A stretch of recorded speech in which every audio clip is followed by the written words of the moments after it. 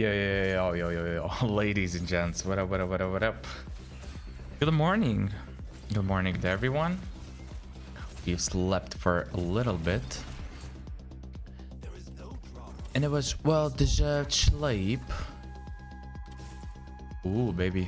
I think we're going actually into the Bilgewater route. We have a strong bruiser. If we can make a damage item early and go all damage on them. So yeah, a good morning, ladies and gents. Yesterday we had a great run, and now we just had a few bad games.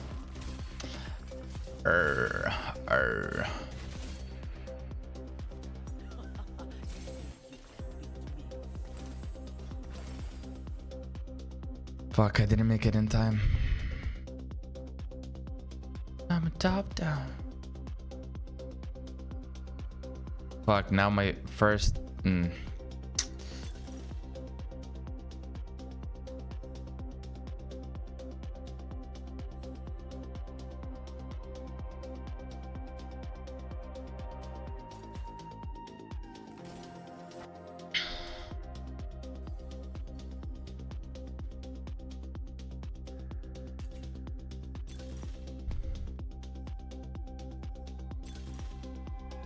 Well, it's okay. Look, no problem with that. I kind of fucked up there.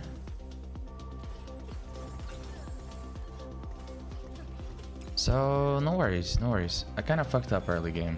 What can we do? I got it up down. Everybody not alone on me. Okay. Making sure that everything works as intended. Okay.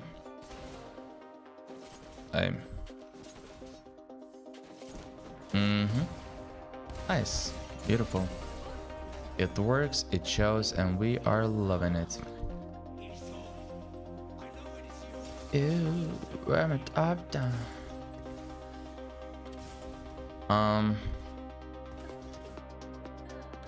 Okay. Yeah, this is hell of a weird game. Bad start. I didn't.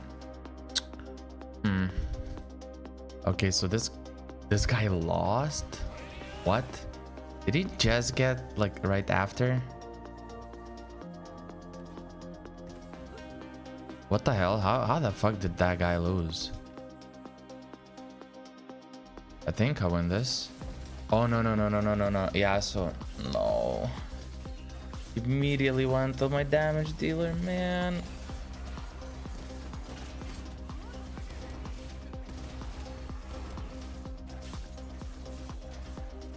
Oh, it's gonna be enough. Okay. Oof. Alright. Bruh, I was scared for a second. Come on, let me hit the upgrades.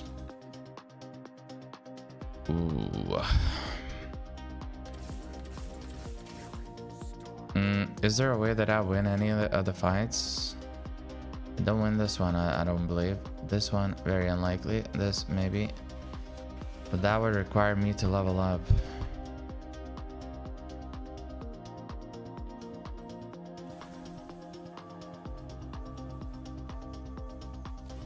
Man, I just have to pray. This is the Bilgewater, dude. Yeah. It's so sad that I went patient study from the beginning. I wasn't even building a strong board. I was level 3 and I won first 2 fights. And now this one, which I'd like to win at that stage, you know, since I, you know, won the first 2. Now I'm losing this one. And now like I'm not gonna be at level 5. So it's like we're just going back and forth.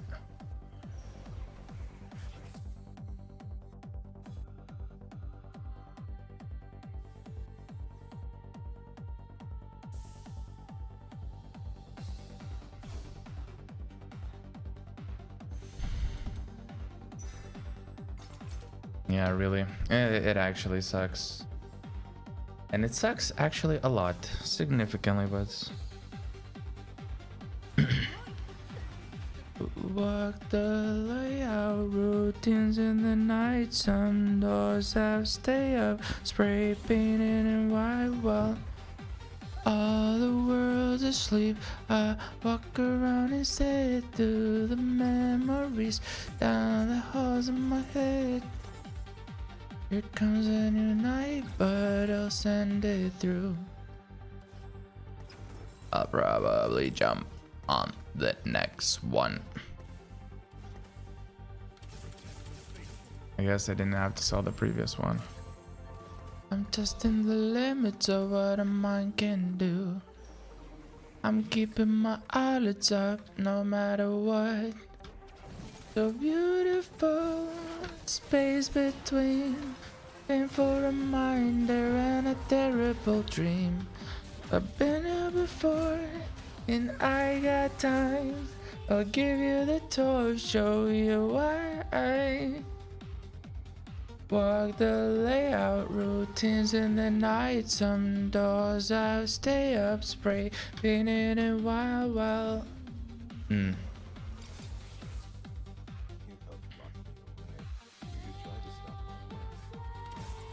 I'm just not finding the stuff that I need. I want Ionias.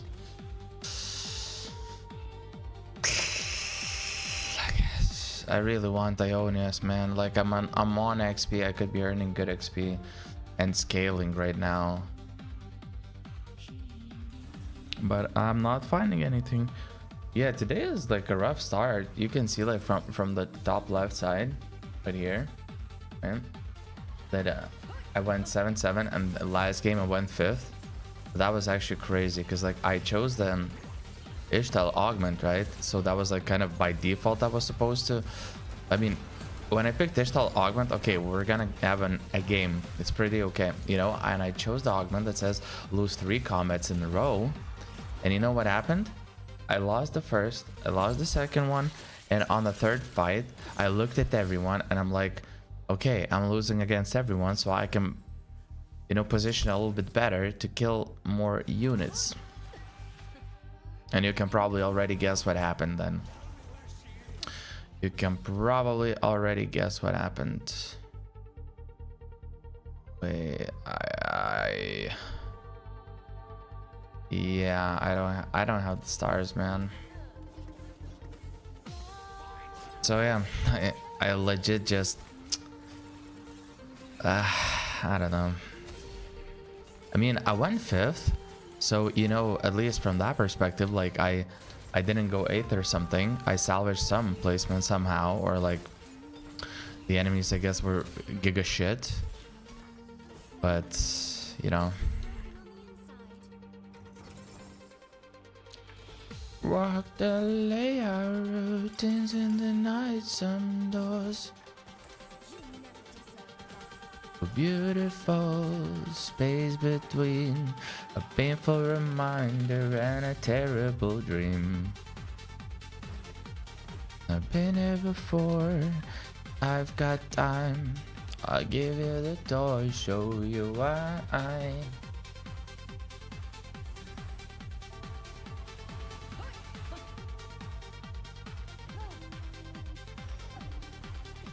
Okay, I really need to warm my brain to scouting and everything. Bruh, that's cool.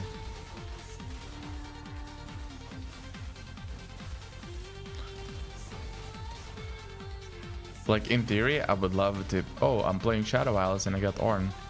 At the same time, when I play Shadow Isles, I don't think you can really afford to play without an augment. Like, there's a very decent chance that as a Shadow Isler, you're gonna lose so much. To the point where it's like, it's not worth it. Yeah, it's... Okay.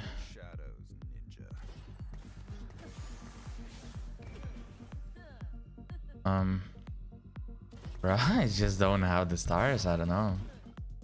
Like, I could make more XP, But look at this, look at this, look at this. So I need two more stars. Just putting this in not help. Like, my board is insanely weak. I need to like lose the next 2 fights, hopefully. I'm gonna lose a lot of HP because of that, but I really hope that my my board is weak enough to lose the next 2 fights. Ooh, he really wants to scale. Alright, that's fair. Okay, can we kill 1 unit? That's nice. Alright, thanks. Thank you, thank you. We're gonna have so little HP. So little HP. I really don't like this spot, honestly. And I think...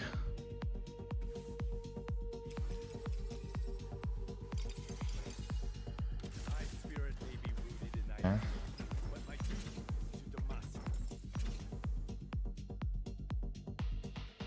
So we get 6 HP. If we lose again, we get 6 HP. We're at a very good interval. The only problem is that we're most likely losing the next 2 fights, which is gonna put us very low. So on level 7, as soon as we get to level 7 post Callista unlock, we'll have to roll. We'll have to roll a lot. I don't understand. Wait. How much gold does this guy have? I don't understand. These two are not working. So does he have like all of them? None of how does it work? Because for me, this one is clear. What is this design though? What? This you can understand easily, but this I'm not sure what I'm looking at. What? Bruh, honestly, what am I looking at? Really?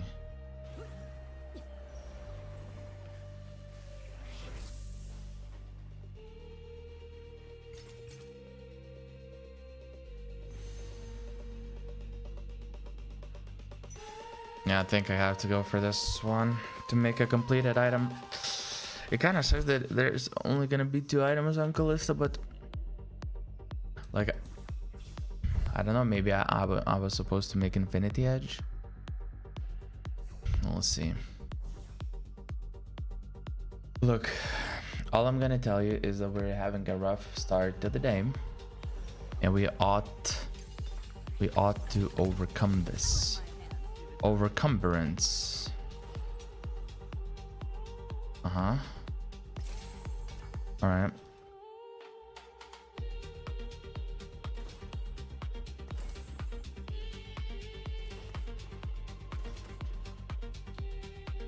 Is there a way that I can make us win right now? Not without rolling, right? So I don't mind losing 1 more, but only one more. Next, we're gonna have to go all in.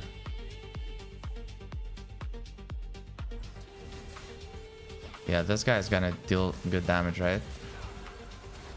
It's interesting, actually, having Gwen right now. This stage.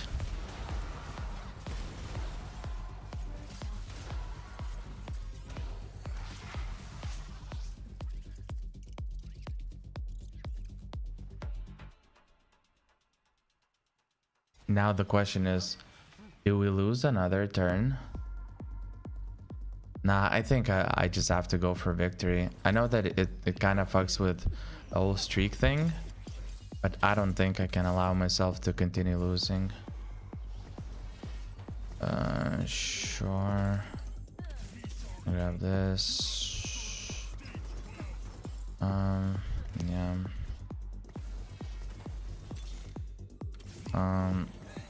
I prefer probably something like this. Or no, actually. Wait. What am I even doing?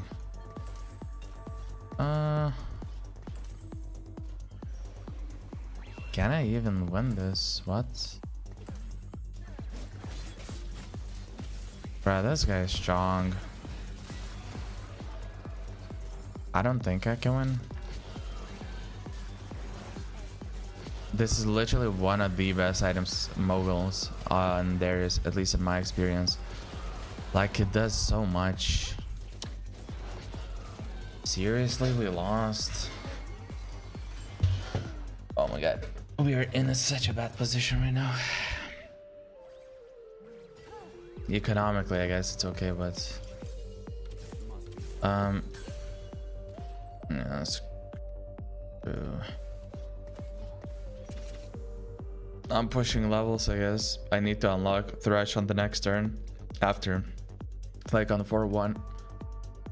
I just have to turn this around ASAP. I cannot any other way. Thresh is gonna be, I guess, my main win con for the second, for the brief second. Man, what are these fucking items? I really don't want to have these items. Okay. Dorna.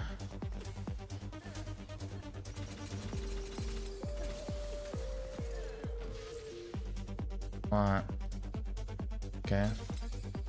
Have to upgrade a bunch. Okay.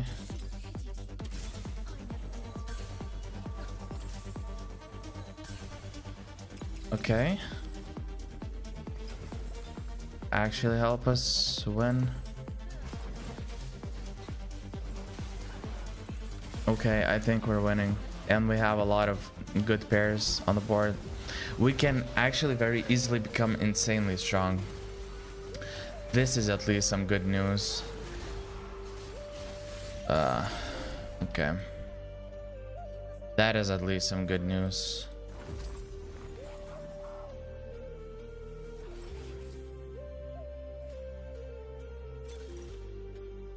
I cannot take XP. I really need all the strength that I can get right now. Double thresh, boom. Oh, mamma mia. Okay. So we are this, this,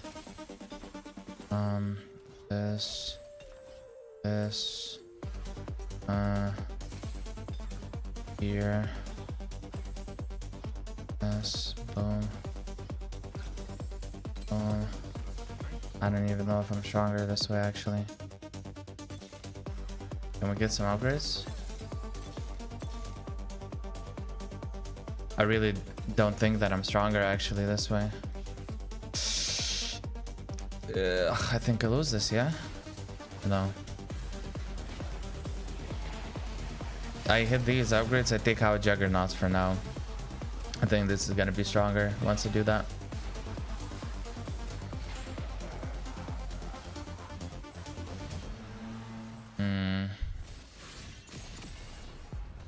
So, okay. I'm going for HP item, I guess. A carousel. And then see, like, if I make natures, if I make something else. If I hit these two upgrades, actually all these three upgrades. Boom. Yeah, it has to be this.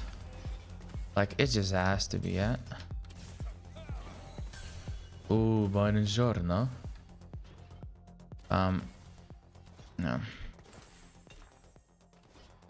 Boom. Boom. Look, I was very low in everything. I think I'm gonna sell this and buy this. Wait, I could get rid of this fella and just put Nautilus plus Shyvana. Isn't that just stronger? I think. Because like I don't need damage from the thingy guy, right? From the from the Gwen. I really don't. Bro, this guy is tanky. Okay, can we find Shyvana on the carousel? Please, if we find Shyvana on carousel. Oh my god. Oh my freaking god. I think we are bailed out. I think we are bailed out. What the fuck? No.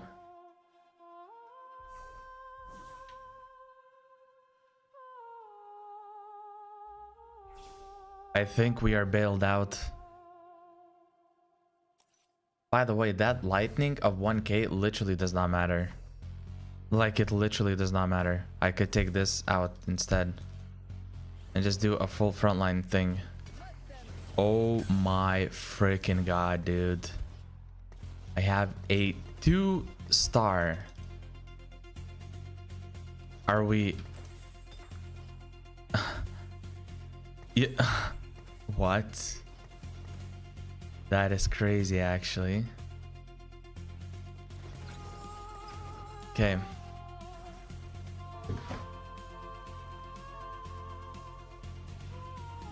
If someone can win this, I am gonna be surprised. I am gonna be surprised. Get the fuck off of me, brother. Brrr.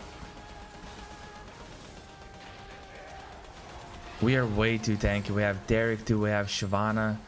That's not dying anytime soon. Oh my god. I just turned in. Ornn, by the way, is gonna print an item, I think either now or after the next fight. Oh my cutie boy. Fuck, I really need to get to level 9 and add like a Vanquisher. No, no, no, no, no, no, no. Are we actually doing this? Okay. Okay, my damage is all... Oh, that's right. I completely forgot about this. Wait, so the guys that we are fighting... I hope that I'm fighting this dude, because I think I can win against this dude. These two, I'm not too convinced. Maybe this one, because this guy has only 1 stars and doesn't look that strong. Okay, but I think I win against this guy, because I cancel the healing, right? And I'm very, very tanky, like to the point that they can only dream of killing me, basically. Yeah, so he's kind of healed, but his healing should not be insane.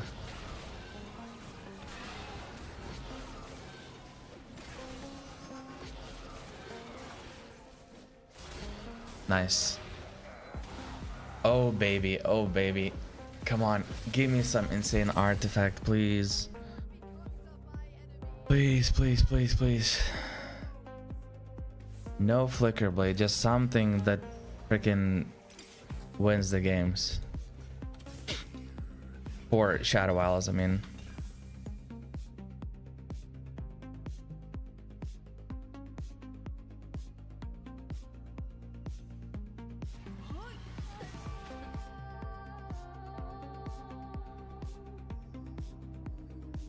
Whom can I give this to go crazy? I think I'll have to give it to this guy, right? I mean, it's actually not bad. I have Shojin build and everything. Okay, I have Shyvana items. Yeah, I think it's actually pretty good. Look, look, look, look. So what we're gonna do is we're gonna do this, this, this, yeah. Shyvana goes boom.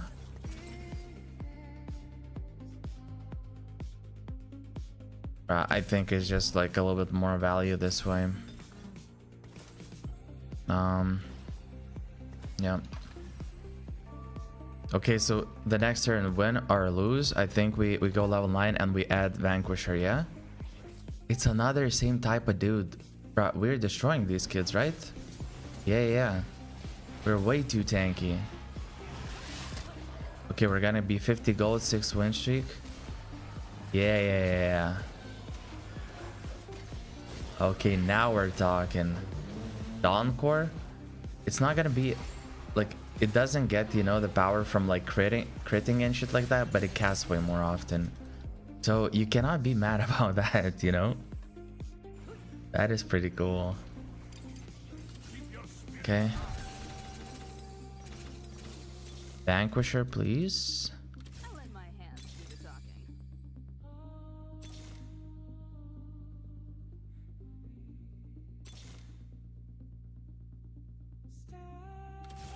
Okay, I'll do this for once. Is it ever give Dawn Core to just Seraphine and she just spam spells? I don't think so, right? Because like, it's not gonna be a damage dealer. Yeah, bro, I'm just way too tanky for this fella. Like, it's not even fair.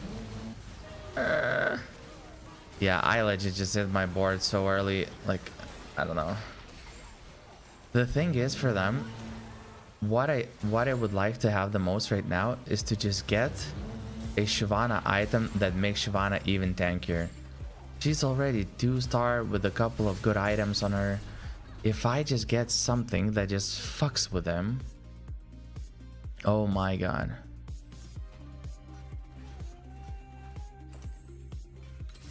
I don't think I can. There's Shadow Algae, there's Piltover, there's Targon. I would have to take one out, but everything just makes me weaker unless I take this out. But for what? Like, I don't really have Rise items, yeah?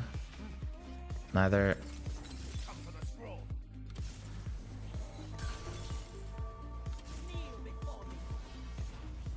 I want to see how the damage is gonna be.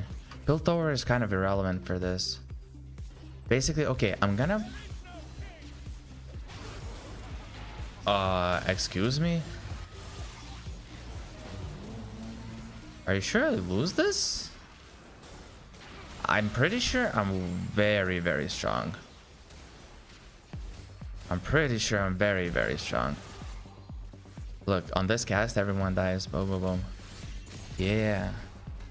I don't know, like, I'm very strong. I understand that, like, because of this thingy, or sorry, because of a Yone, it might seem like this guy's like giga stronger everything, and my comp is like not the strongest into Yone carries.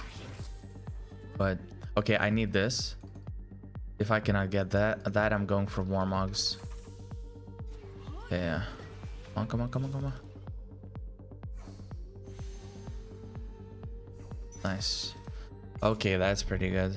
I'm gonna give it to Shyvana. I just want my Shyvana to survive this the longest. Obviously, I want to get Fiddle and Fresh to 2-star. These are like my priorities. Fiddle.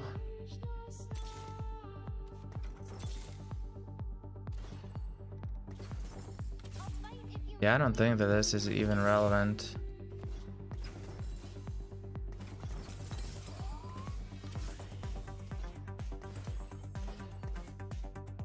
Are there positioning hacks that we can do? I really don't know in this case. Maybe I should have... Ooh, this guy's strong now. I mean, I still have Shyvana, so... Like, I might be able to beat this guy.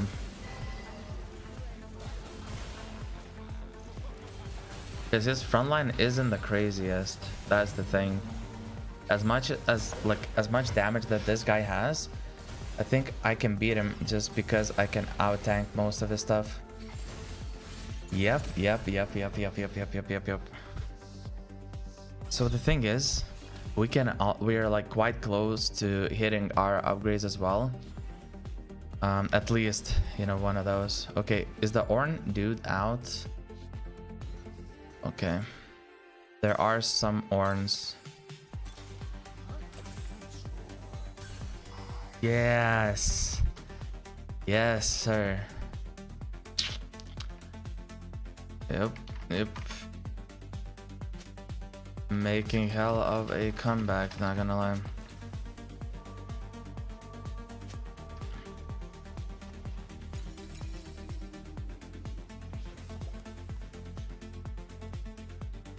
Wait, that is mine? Huh. Yeah, if I can... Wait, I completely missed the part that I have artifact. Yeah, GG's. Wow, I'm so strong. If I can get Ornn to 2, I think this is a first place comp. If I can get Ornn to 2 and get a defensive item that works on Ornn, I win this game, I think. Legit. Unless...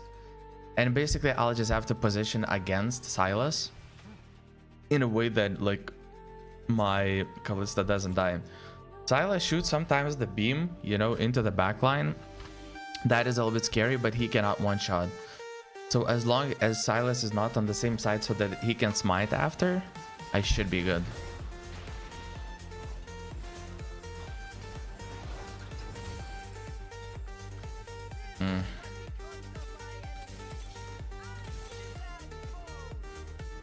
Volley bears? I should collect volley bears, right? Oh, rises as well, yeah.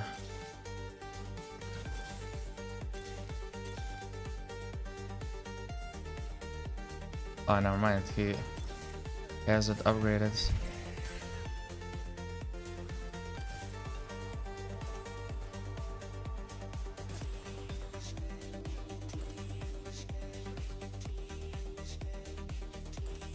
Yeah.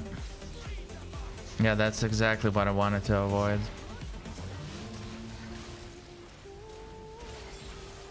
Yeah, I probably shouldn't have transferred my thieves gloves like that, like the way that I did. I win this one. Yeah, I don't think there's a way that I can lose this fight particularly. All I need is to hit this. Like literally, all I'm doing is just rolling for Ornn to give that much more tankiness. That's it. So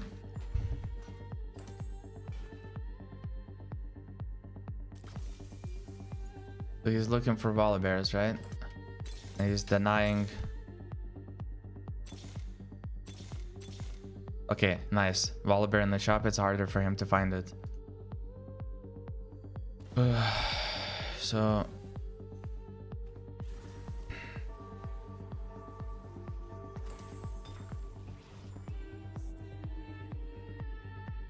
yeah, it's pretty good on this. It's gonna attack more.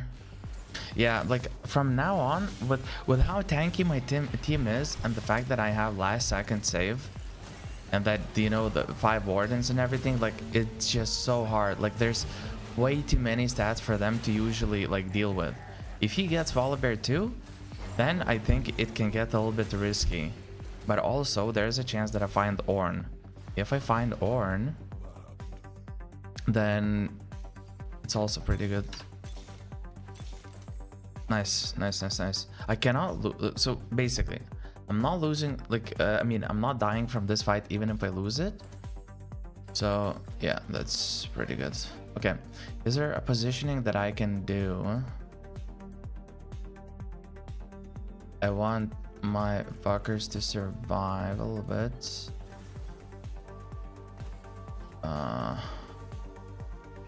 Yeah, it's okay. Maybe this should have been positioned on the right side. That's the only, because like I can cut through these faster. Yeah, maybe my positioning into the tanks for this unit wasn't the best. But dude, there's just so much value from my whole board. No way I lose this, right? There's just too much of everything.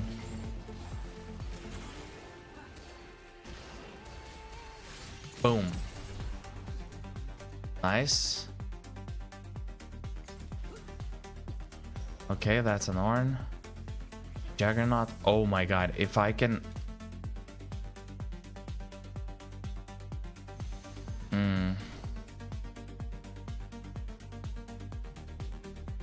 Yeah, I think this is good.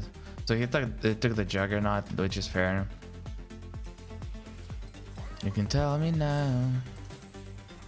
3 artifact items in total. Hyper focus.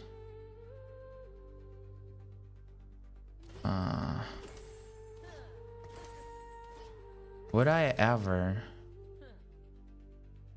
But like, whom do I give this to? Fuck it, I guess.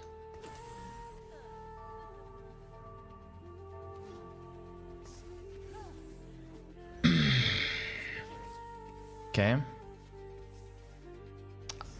There is a chance that Yone makes to Callista. This is the only scary thing about this. That Yone could potentially make to Callista. I should position Ornn probably on the side so he cannot go past, like, from my side to, you know, and kill everyone easily.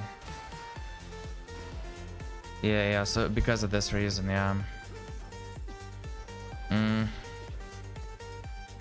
Yeah, this should be like a side tank.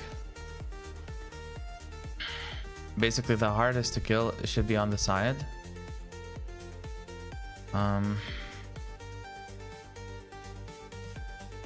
I want to trigger this later into... I really don't care about this tanking. Okay.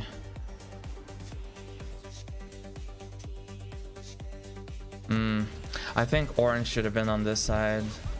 Basically, where there is most damage and where there's Yone, that's where I want my Ornn to be usually.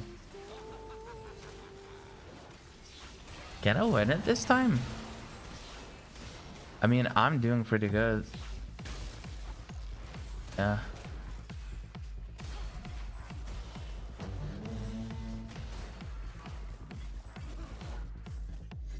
Okay, it's pretty close. It's literally a last fight next for the first place. Ooh. Bill. Oh fuck, I didn't grab the Piltover. Ouch. It's gonna be 24, so I'll have the money. I just hope... Bruh, I should have held the Piltover unit. Anything for the fiddlesticks. Anything for the fiddlesticks. Anything for the fiddlesticks. And Warden, Shadow Owls, Vanquishers. Vanquishers wouldn't be too bad actually as well. The Piltover is probably, like, at this stage is pretty big. Okay. Oh wait, Senna actually.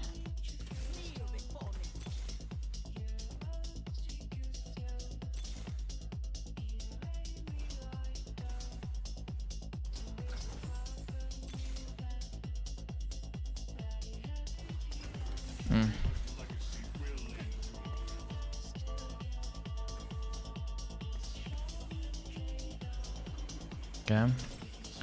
This is actually really bad, not gonna lie. I think I lose this one. Unless... Okay, so it didn't go towards Callista, it went a little bit to the side. Okay, never mind. Actually, I might win this. Or?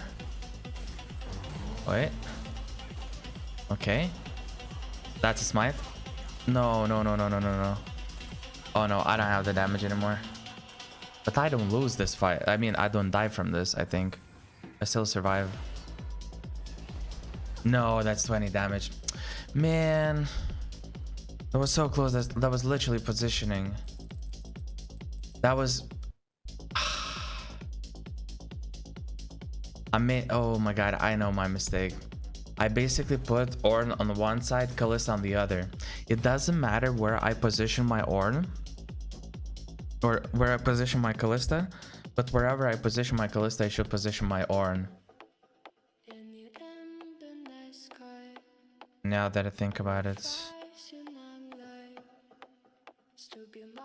Yeah, because even if he swaps, it doesn't matter. But as long as on the same side, there is a tank that, you know, even if he positions Silas on the same side, as long as there's a tank on that side that has to constantly be trying to deal with it, then it's completely fine. Yeah. Oh my god, that was that exactly mistake. That literally cost me a placement. I could have won this. Ouch. Ouch. Otherwise, it would have been pretty good.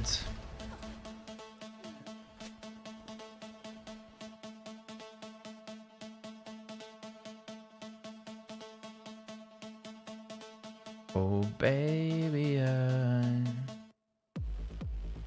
oh baby,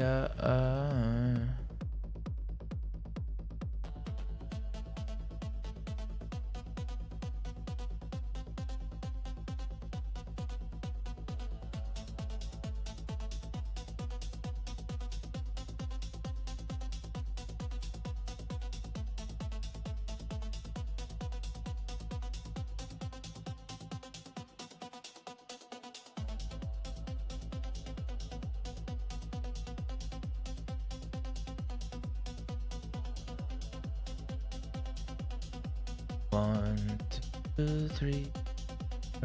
I don't really know if I want to be alone. Okay, no worries though. We're making it back. We're making it back. But dude, I got bailed out so hard.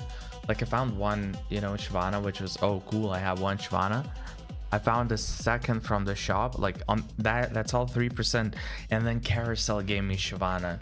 So we got 2-star Shyvana from the, like, on the stage 4, you know, 4 something.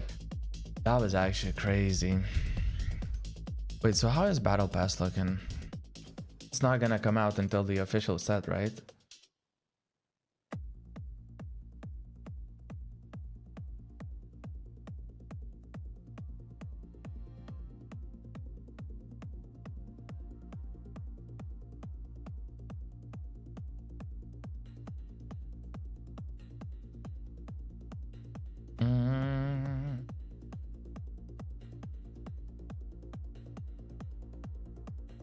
Yeah.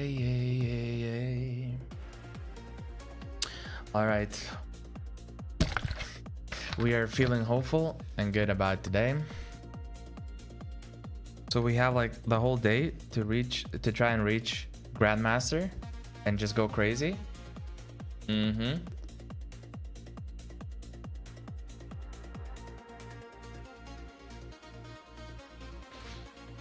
Yes, sir. We're gonna basically go crazy on this. And then only God knows what was gonna happen afterwards. If you know, you know. If you don't, you don't.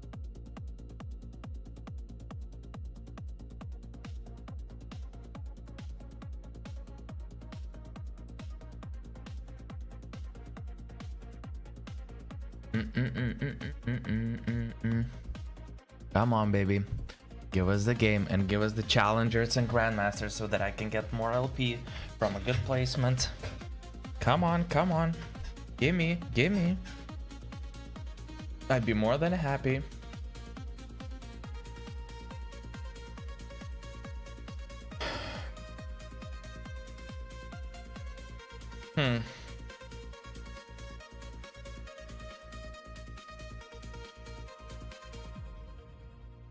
So tomorrow, fellas, you know what? Tomorrow the PBE starts.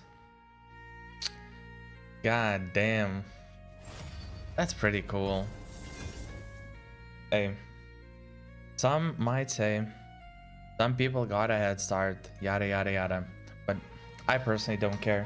We take what we get and we're gonna go crazy. Okay?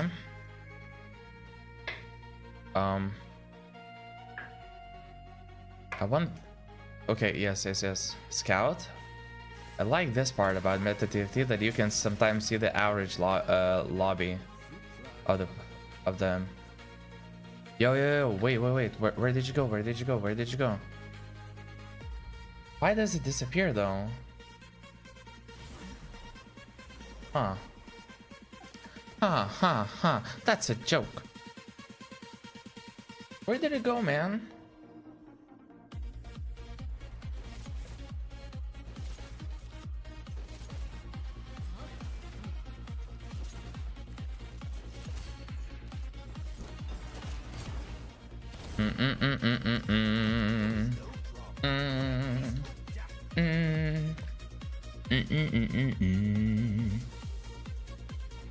Okay, we have a couple of copies. That's fair. Okay, what do other people have?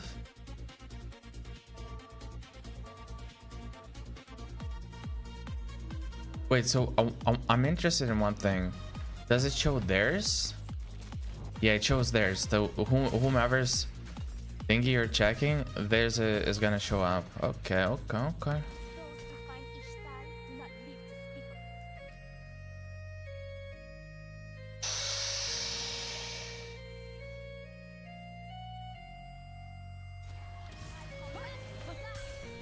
I really don't know in this case what is better. I mean, I'll probably want to try and go for the win. That's... I would have wanted to put the Scion in so that I could see if I can make Noxai. Alright. Alright.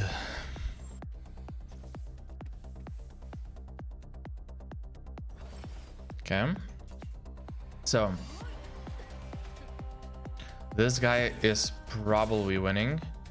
This guy wants to go for a win, it looks like. This guy might go weak. This guy might go weak. This guy is... who already has this. This guy might go for a win. This guy has a solid front line. God damn it. Yeah. Arcanist. I like that.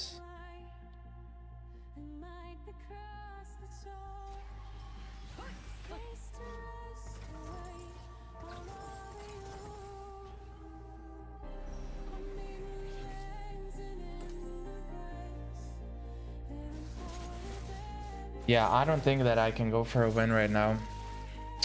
That's why I gave it up. But the thing is, I can put Arcanist, and then I can get Crit and Nasher. So basically, these are going to be my offensive items. So if there's a single carry that I want to itemize and go crazy, who would it be? It could be Zoe, right? I can't really make enough. We're gonna fall in love. What if we go for like dual carry, that kind of stuff? Like maybe this? I would love to check what is my build over to know like if it's mana regen or something. But this could literally be our board. Wait. Where's... hello there, Nico? Yeah. So 1, 2, 3. Let's say in an ideal world, this would be 4 Arcanists.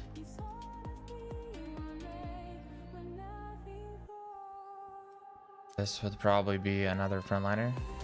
3, 4, 5, 6. And I mean, you know, before we get...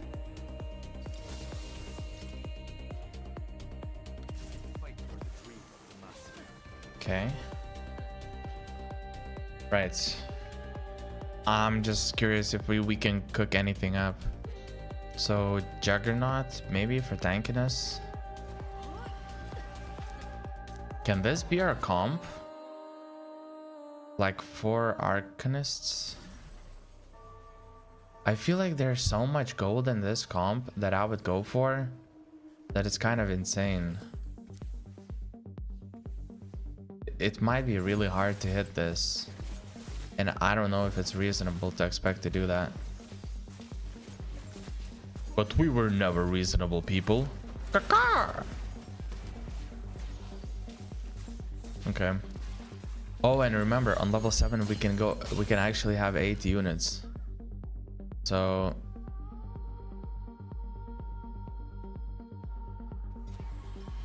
actually just go.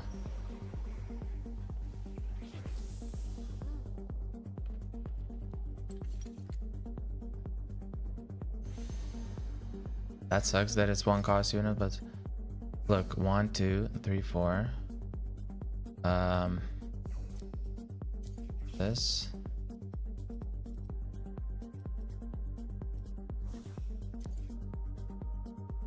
Yeah, like this could be our comp actually, and whatever, you know, whatever 8th unit that we can get, that we take. If it's Poppy or something, you know, whatever it is.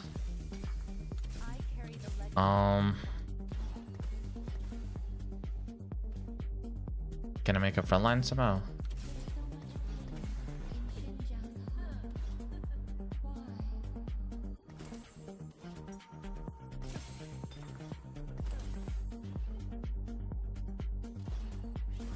One chance to drop.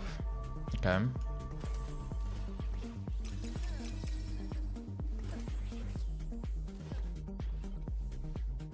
I think I win this.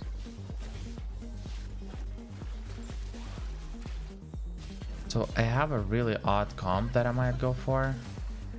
This guy goes 9 lives. He wants to reroll.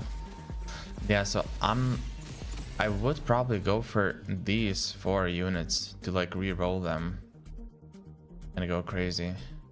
But also, wouldn't it make sense to have a, what do you call it?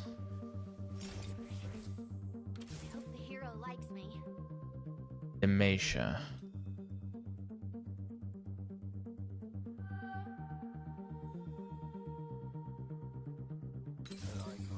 It's kind of a weird economic decision, but I think this is actually good. Okay, bruh, I actually don't know. Wait. I'm struggling a little bit. So this can be anything. Yeah. This can be Braum. This can be... But what if I would... Okay, Zoe reroll. Kind of. Semi-Zoe reroll. So this guy goes for Zoe. So if I don't go Zoe... Is there a 3 cost that I can reroll that would like Invoker's Arcanist Path? Not really, right? Unless I go Milio.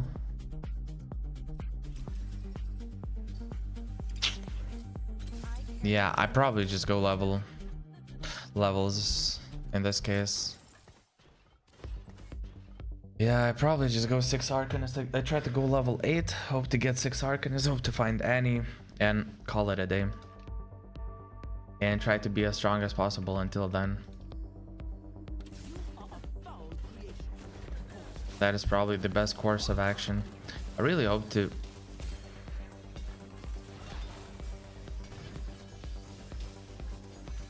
Okay.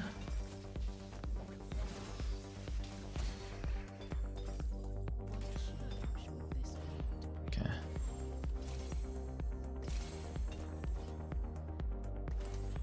That's pretty good. I wanna fall in love. Ooh, I wanna be like our. Ooh, ooh.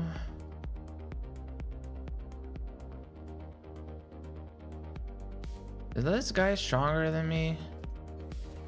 This guy, I think I might win this way.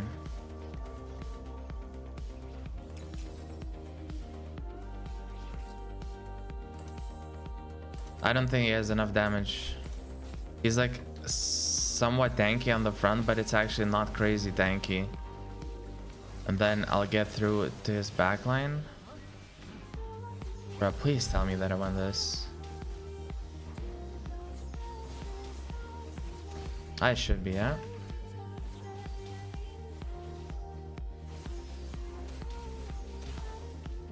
Okay, best decisions you. Oh my freaking god. That was actually so good.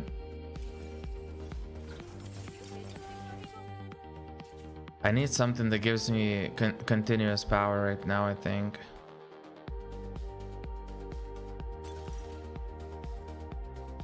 This, weirdly enough, kind of works. But this also works. This will give to everyone. Yeah.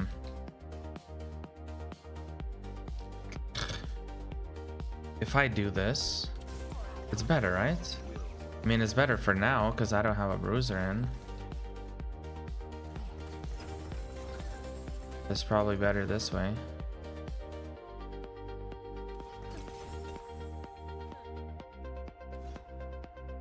Oh yeah, and we just make this swap. Yeah, this should be way stronger. Okay. Yeah, we're good, we're good. I think we win easy peasy.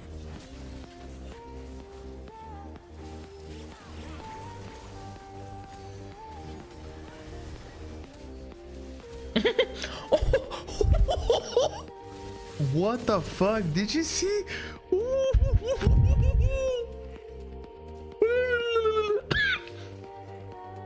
Yo, if I can make this into... If I can get Zillion or Lysandra too here as the Arcanist. What the fuck was that, man?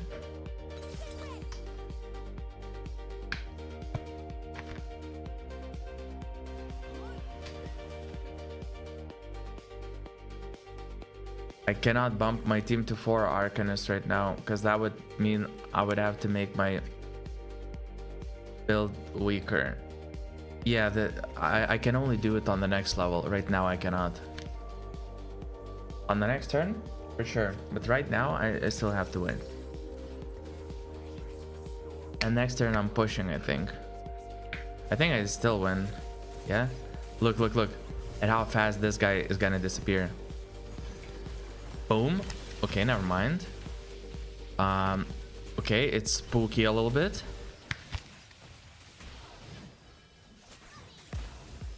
He killed my unit in the background. Are you killing me, man? Milio walked up and got killed by the... Ouch. Well, that hurts, actually.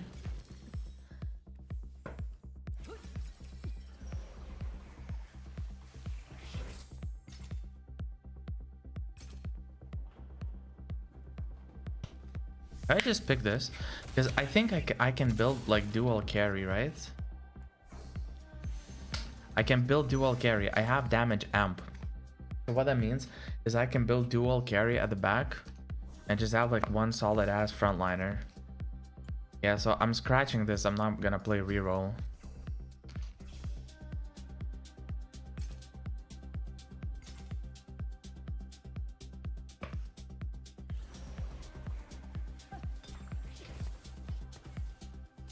Okay, hitting any of these 2 upgrades would be crazy good.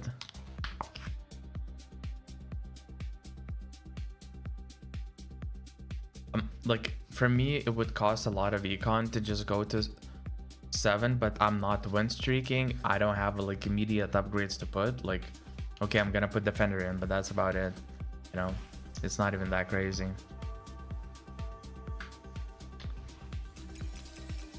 At any point, by the way, I can get rid of Ionia. Like, I don't have to stick to it. Okay. Bonk.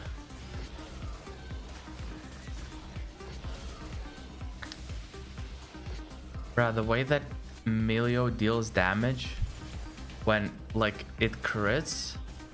Oh my fucking god, dude. Bruh, this shit is actually insane. Do you see how much damage it does? It's freaking insane, man.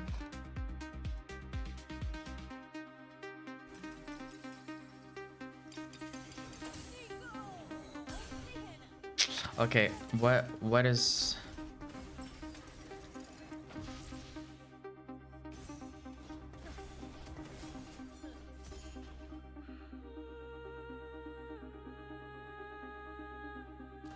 I'm sacking Demacia for this.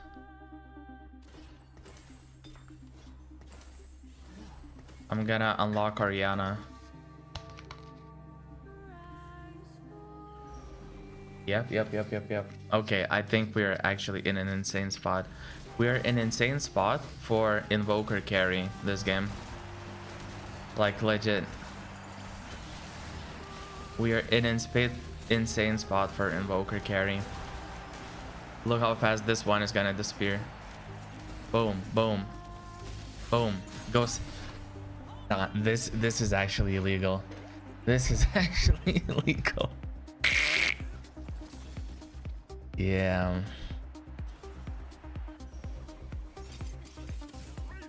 Okay. So there's... I don't even have to go like 4 Arcanists or anything, right? Like, not really.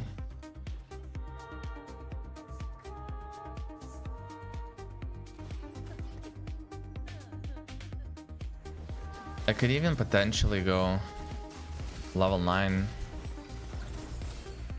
Yeah, because Arcanist like is good already.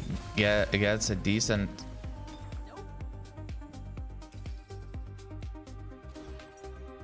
Do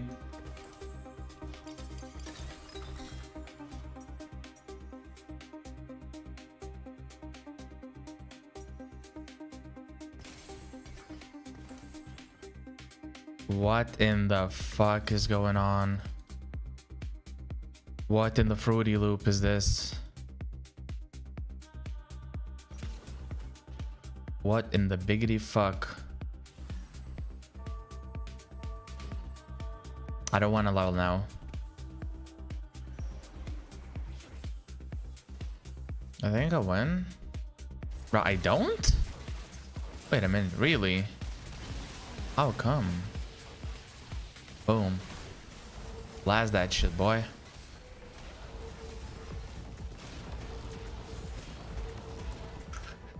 Bro, what? That just annihilated my front line.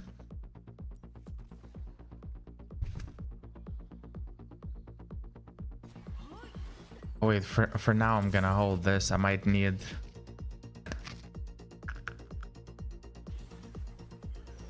I don't wanna feel the lights off.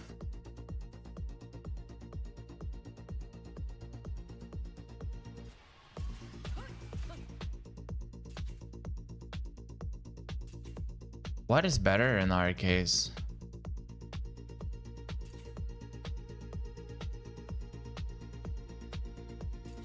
What is better? We have so much damage, right? I think I would just go for this. I don't know if it's the right decision, actually. I'm gonna play greedy a little bit. Wait, Demasia's on. Yeah. I don't know if I necessarily like what I did. I mean, I'm still like pretty strong right now. Look, look, look. Boom, boom, boom. 2 units died. Boom, boom, boom. Recasting. Boom, boom, boom. Recasting. Boom, boom.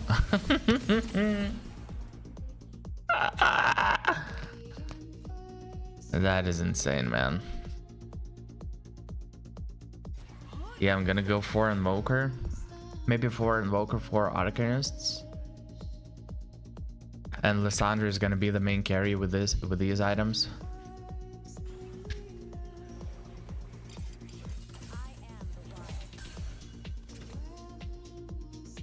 How can like this will have to be Swain, right? This will have to be Nico, so that gives 4 Arcanists. And then we add someone like Kobuko for thingy, for invokers, I guess. And then we replace this with Wukong. Is that a move?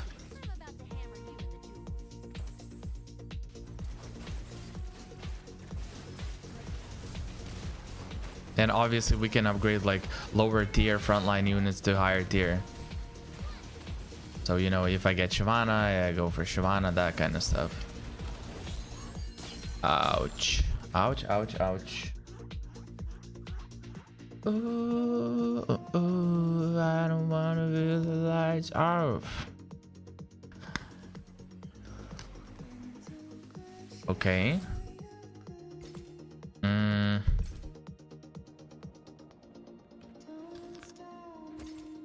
Do I just go for this? I have a P.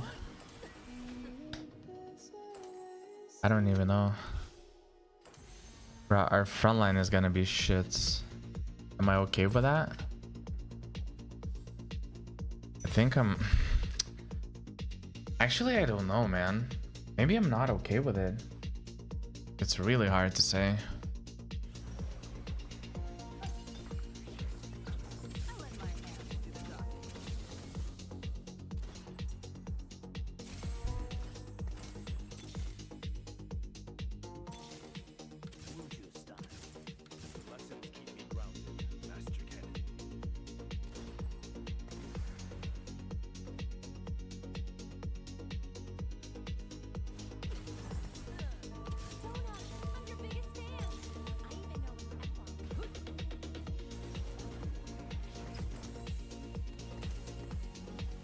I'm keeping these strictly for the unlock of Damacia, of the Galio. Because I really want to get that unlock if possible. Bruh, she just shreds. Yeah, all I need is just better frontline at the moment. My damage is gonna be insane. Nuclear, some might even say. So I really need to find Swain, yeah.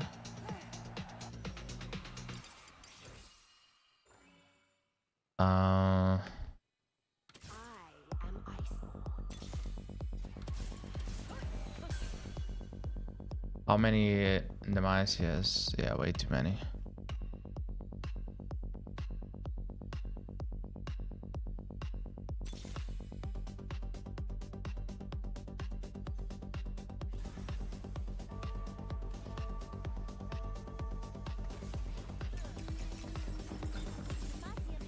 I think I might have to do that. I think I might have to say bye to invokers, or to pill towers, that is, because I'm already like regenning a lot, right? Like it's not, you know, because of the spats and everything and 4 invokers, like regen is not going to be an issue. My bigger issue right now is going to be survivability, I believe. Okay, I have to unlock Galio right now.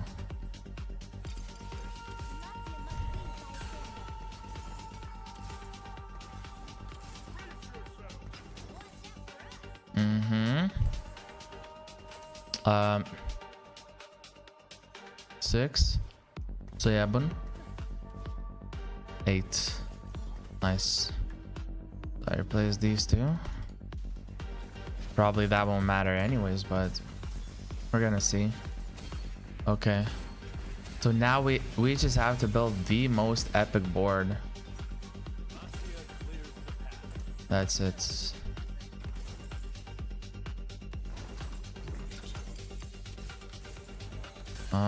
We get rid of this. So Babako. Yeah. Am I missing anything? This.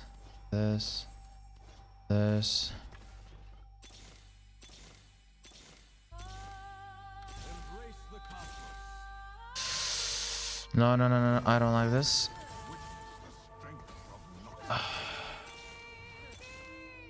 Shit, I'm like really weak right now.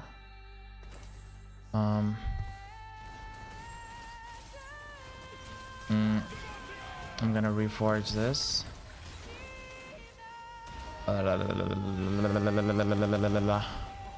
Yeah, I guess I'm gonna. Okay. Oh, wait. We are cooking. We actually didn't. Okay, guys, we are in such a winning spot. Oh my fucking god. 3 Arcanists. I see what happened here. Okay, I see what happened here. 3 Arcanists. Lacking that. This one is better for the brief moment. I just have to find those upgrades.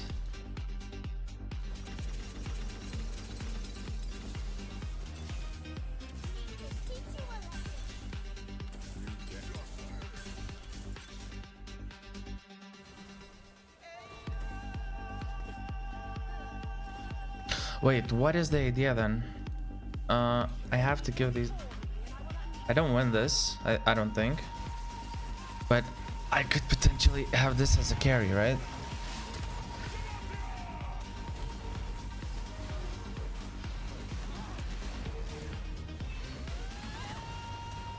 Okay. Come on. Nice. Oh my god, dude, what a blaster of a comp we are building. Okay. And we are just like, you know, 1 upgrade away from here, 1 upgrade away from there. It's like very close. Everything is very close. We don't need this.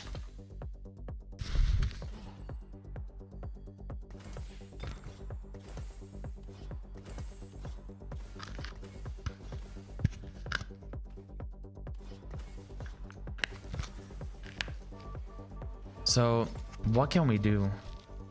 We can get rid of this to make Arcanist. I mean, I kind of like my comp. I don't think I need to overcomplicate it. Unless, I mean, I'll get this to 2 stars. Then sure. But I'm still away from so many upgrades. Oh my god. So many upgrades. Come on. Be winning, brother. Be winning. Ooh, that missed. Ooh, that missed. No, no, no, no. Boom. Bim, bam, boom, boom, boom, bap, bam. Bruh, our comp is actually insane. I wouldn't be surprised if we go first, especially if I hit those upgrades, like on a Lissandra. It's really important that I get that Lissandra upgrade. And some frontline units, for fuck's sakes. Ooh, I'm grab this, I'm grab this. That's an upgrade, that's an upgrade, that's an upgrade, that's an upgrade, that's an upgrade, that's an upgrade, that's an upgrade, that's an upgrade, that's an upgrade. Everything is useless here. I just need to grab Warmogs. Sadly, it's on 1 gold unit, which sucks because I need upgrades.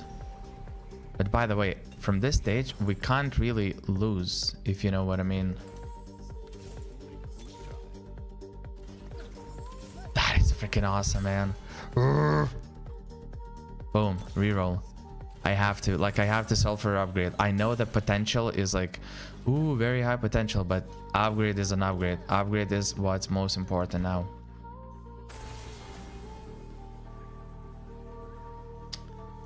Seraphim 3, man.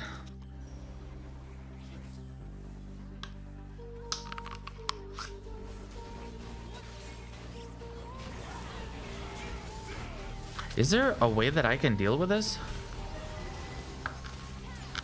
Wait, I think I win. I think I win. Look. I win. Look. Boom.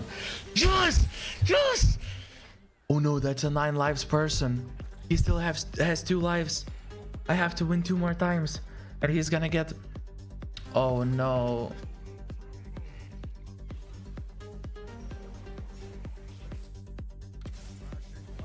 Wait. How do we win? Because in terms of damage and everything, we are like, it's insane what we can do. This can eventually be... This can be Silas, so that's 5th Arcanist. Can we squeeze in a 6-1? Replace this.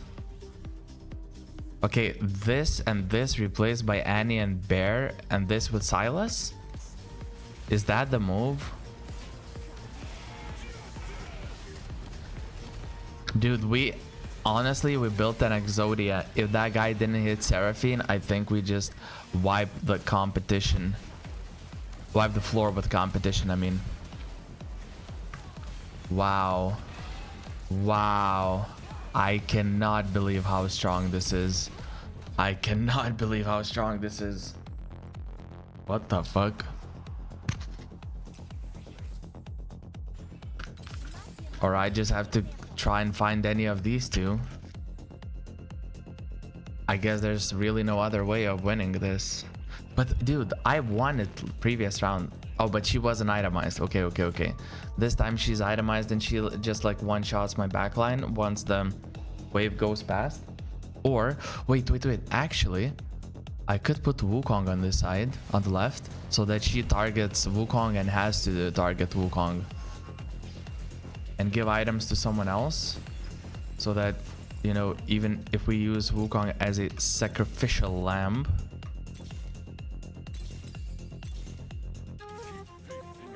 Are we selling this? Not yet, right?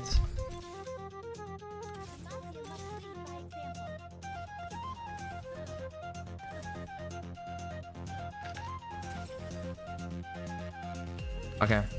I think I kinda know what to do in this case.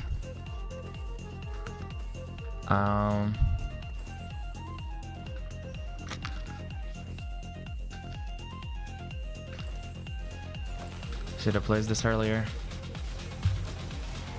I think this is the move, legit. Like against that other guy, because he's gonna be focused on this. He at least I really hope that Wukong is gonna be able to soak up the ult.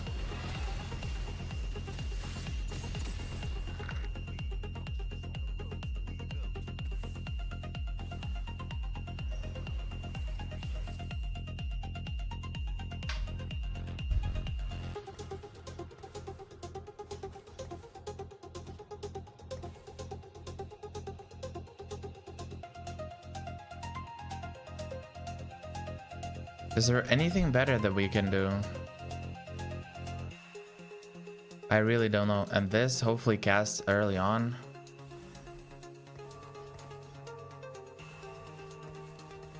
Okay, let's try it. Let's try it. Let's try the tech. Oh no, he swapped to the opposite side. That's not good. That's not good. But that's actually not too bad because there is a chance that he's gonna miss everything. Like, as long as we get past this really fast. Oh no, that literally. Okay, that's a second place, I guess.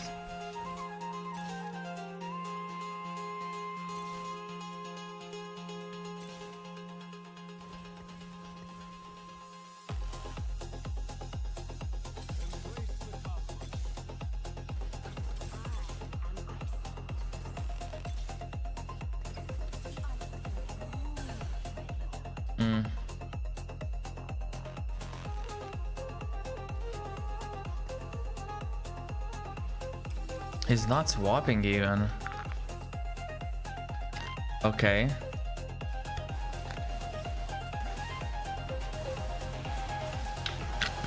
Because I don't really kill him just from shooting stuff, right?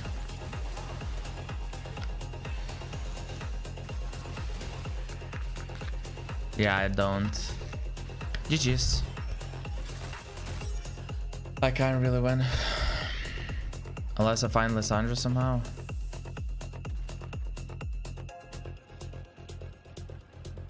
I don't think I can, yeah.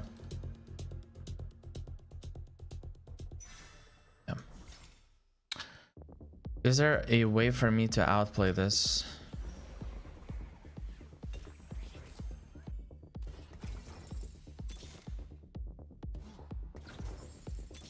Oh fuck.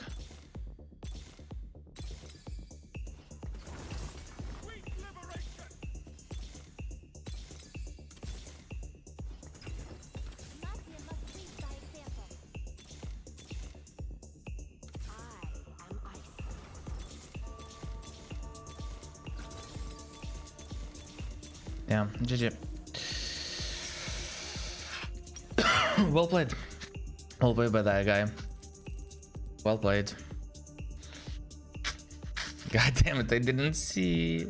I missed that. I don't know if I could have, because the problem is, this whole time while he was collecting Seraphine 3, I was actually like improving my board because I had a lot of pairs, and I'm like, while I'm really strong and my comp is really insane, I'm still kind of like gonna get, you know, can I improve, I have like 3 or 4 pairs, I need this, I need that, blah blah blah. So I couldn't really, you know, go for my stuff but also hold for his, unless I determine that I'm actually this strong. The only way that I'm losing is if someone does that. But I didn't feel that strong enough. I felt like I need to further upgrade my stuff. But I might be wrong in this case. Not because he hit 4 cost 3 star, because obviously if somebody hits 4 cost 3 star then it's GG. But it's more about, yeah. It's more about me understanding which one I can actually. Yeah, which one I can do.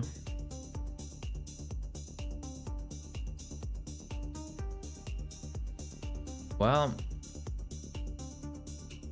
that's pretty good. I mean, that's a second place anyways. And we built actually an insane comp, dude. Dude, if you, okay, if you get Arcanist or Invoker Spat, any of those, okay? If you get any of those, Arcanist or, yeah, Arcanist or Invoker Spats, and you can just go like, and if you're not fucked, if you're not flooded by the mage items, or sorry, by the AD items, broski, that shit is insane. Like, the Arcanist Spat is so nice. Like, basically, I don't know. I had this experience one time playing, I believe it was Mel. I think I was playing Mel, and I had Invoker and Arcanist Spat. I put both things on her, and I believe it was Jeweled Gauntlet or maybe some other item. I don't remember exactly. And it managed to 2-star her. So what would happen was, she's with Invoker, you know, generating mana. That's pretty cool. Bam, bam, bam. And then she casts, explodes, like, you know, a few units. Let's say 3-4 of them die. She's basically at full once again. So she casts, boom, horde explodes. Her bar goes from 0 to basically full. She drops her orbs, boom, explodes again in a second or two. Dude, that was just fucking insane. And I really wonder, so you know what we're gonna do, guys, what do you think? We play 1 or 2 more games and then we're gonna look into set 17. We're gonna do like deeper analysis for like an hour. What do y'all think? Because this way we can familiarize ourselves with what the set is gonna be like and how we can, you know, how we can make the best out of it. Because for sure what we can do is understand the traits, understand the emblems, or at least guess, you know, if the emblems are gonna be there. Okay, scouting other players. Okay. Tell us what you have. Come on. Hello? Is it supposed to happen, like, be scouting for this long, or?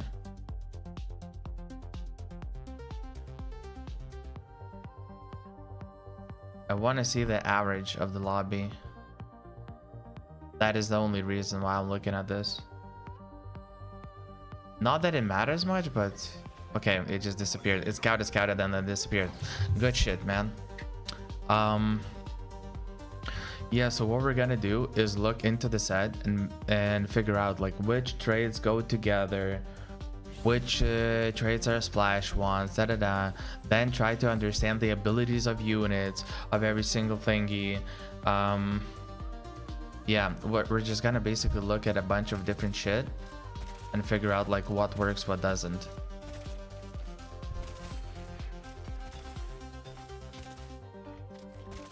That's sad. That's just sad. I think I might go econ. What is this? Path of Spirit? I remember your father. He thought he could censor me.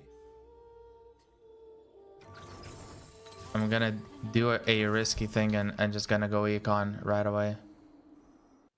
Because the units did not work together. They were like separate, you know, 3 types of separate units. So I was not sure if I can, you know, if I can hold, what if I don't get good items, yada yada yada. So it was like, it felt a little bit risky, so I'd rather just like do this, honestly. Just get more econ. Boom, boom, boom.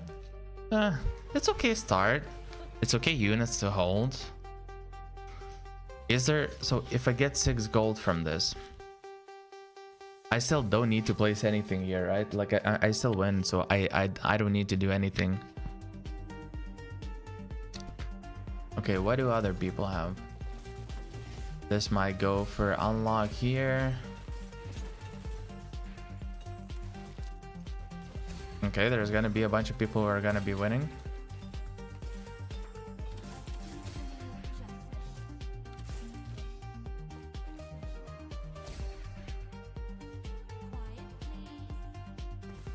Okay. Gain component anvil and 3 gold. I like this.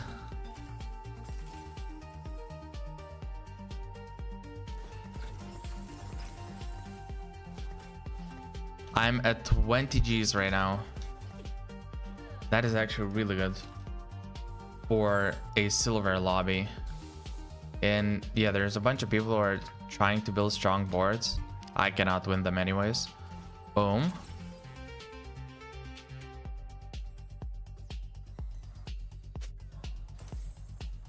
This guy is going Yordle, but like with artillery. Yeah, so I can go Yordle this way, I think. Yeah, alright, alright. It's looking pretty good, actually. Also, I could, if I get another rod, we could just go Ionic Spark. But no, I wonder what's better. I wonder what's better. If it's better to have Ionic Spark on a tank unit and Rabadons on Veigar, or if it's better to already start, you know, collecting the stuff for, what do you even call, for the Shojin, for example. I don't think I have a good answer for that. In theory, you just want Veigar to cast as often as possible, but this is like kind of guaranteed. You immediately get it, you know?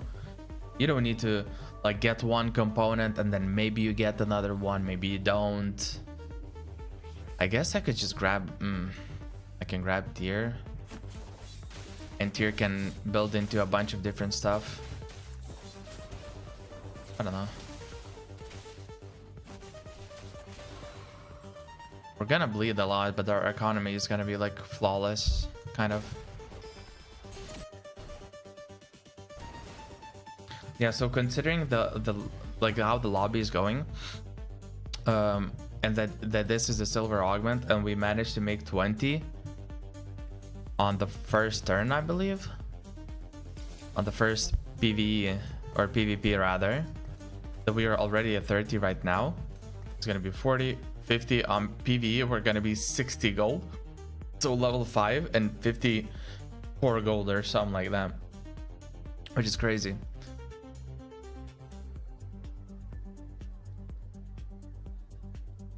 So this guy is building. Nah, there's no way that I'm winning a single fight here. So here's one thing that I don't know. Do I go reroll Ari from my spot? Or I just go for a comp that someone other dude goes? This other dude is going for artillery rumble, right? But if I go for Veigar, all I need is just 2-star other units and that's it. I'm gonna insane economic tempo and everything. And also Veigar like spikes early, right? I mean, on the stage 3, like I won't necessarily need to wait forever to be able to spike.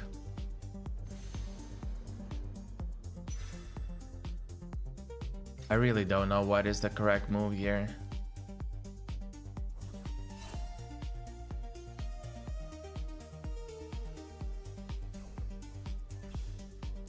Yeah, so this guy might go for our reroll, it looks like.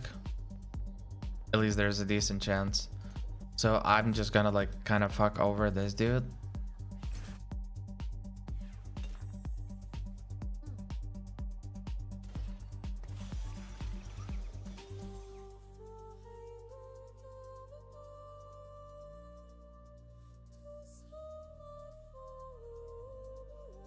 Okay. Yeah, I'm doing this. I want to start killing a bunch of units off. Like, I may not be able to, but if I can, you know, kill 1 or 2 units from time to time, gonna save me, you know, an HP here and there. Or even if I randomly win at some point, it's not too bad.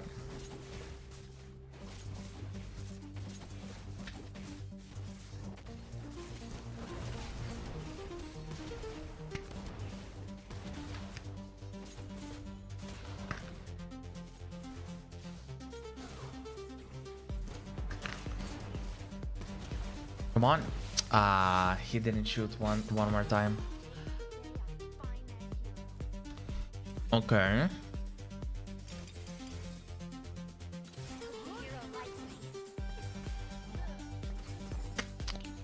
Yep. Oh. Basically, as long as we get to build out our units and just collect as many Yordles as we can on our way. By the way, what the fuck is this guy so strong right now? Well played by him, but well played. But if we get to make a very strong arsenal right now, we're in a very good spot, and I love that. Okay. Oh, he cast. Okay. Maybe we can kill one. Okay. Not even one. Ay, ay, ay.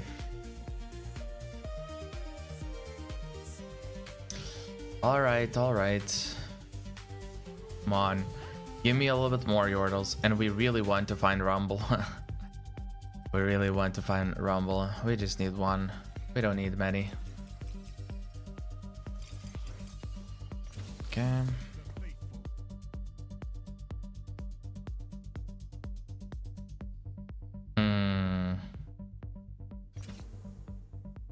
Yeah, I think I win this.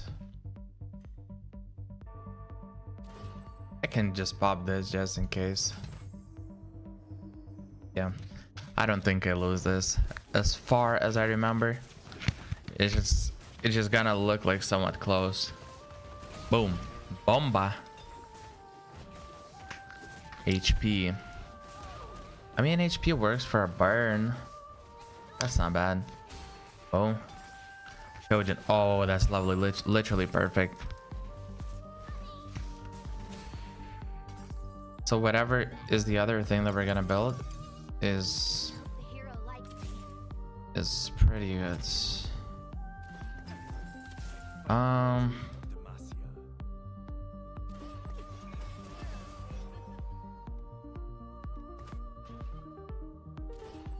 Kind of want to save a little bit of HP if possible, or even win. If I randomly win, I don't mind.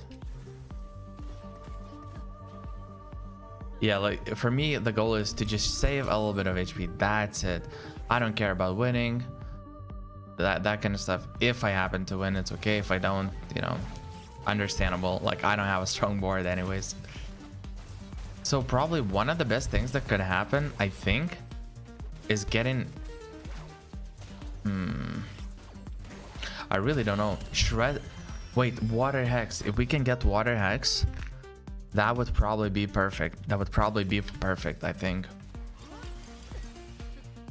Roll down. I don't think we this is actually not bad. One way we get to make Yordle, the other way we get to make Juggernaut.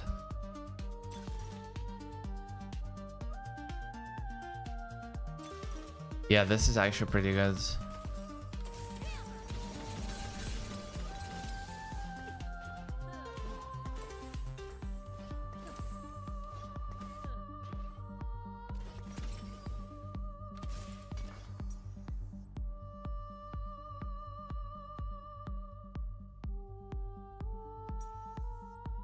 Okay, whichever is gonna happen is gonna happen. I don't mind.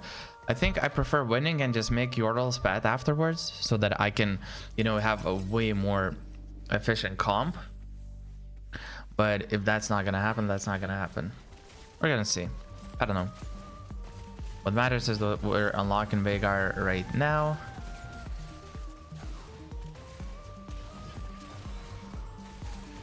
Bonk.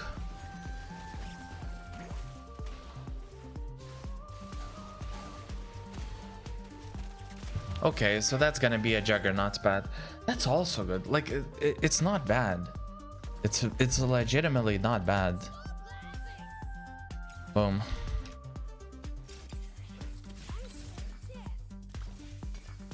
Or wait. Invoker on this fella. Do you understand what I'm saying? Do you even have the brain capacity to understand? Because I do.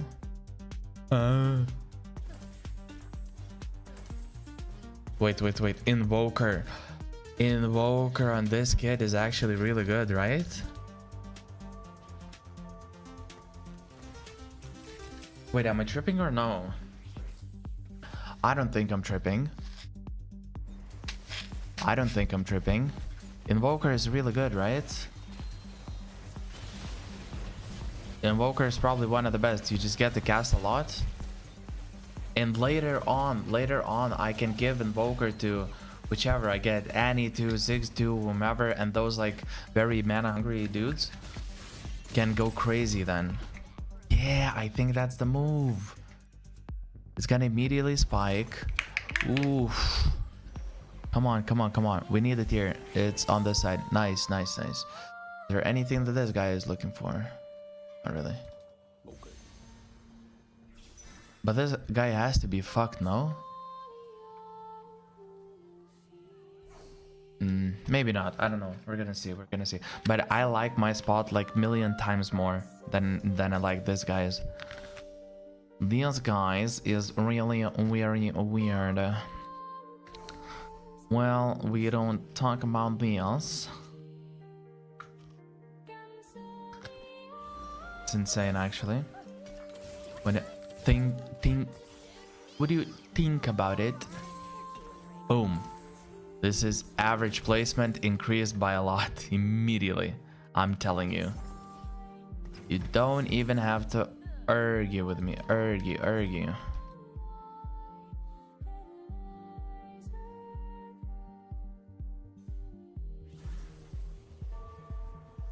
Yeah. I'm really happy about my placement. From now on, I think we are cooking everyone. Like there's like who is realistically gonna win, you know? Boom. Cast again. Boom. Cast again. Every couple of hits. Dude, every couple of hits we are casting. That is crazy. I'm gonna sell because this I don't think it's as important to upgrade as getting to levels ASAP.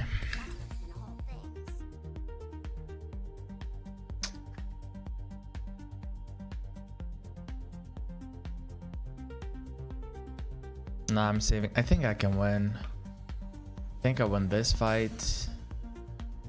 Oh, he's rolling to look for Yasuo. Oh, fuck you. Get fucked, bitch boy. You went level 7.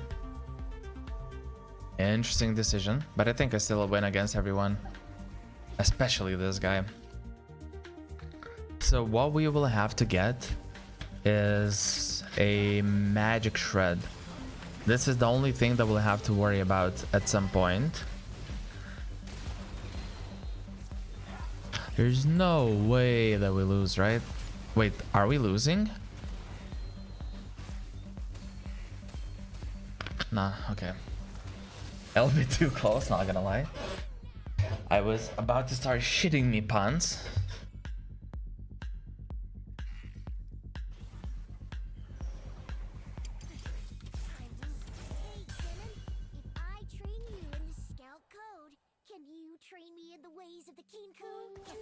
The problem is that I haven't found a single rumble yet. Yeah, this is gonna make my team less tanky. That I do not like, you know what I mean? I do not like. So Shaleth? Ooh. Are we getting a shred here? Are we getting a shred here? I'm down to do Leos. And okay, I'm rolling on. I'm using the free rerolls right now.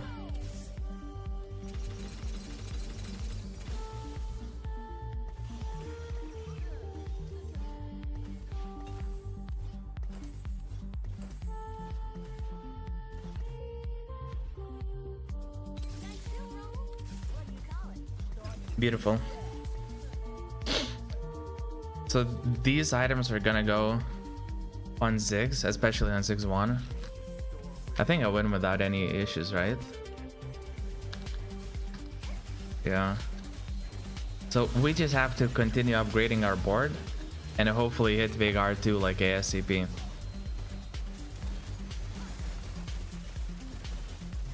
This guy went level 8.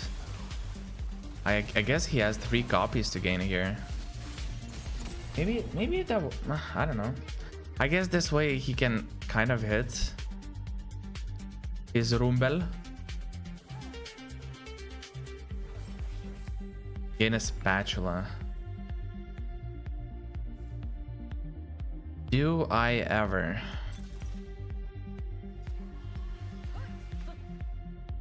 Because this basically makes...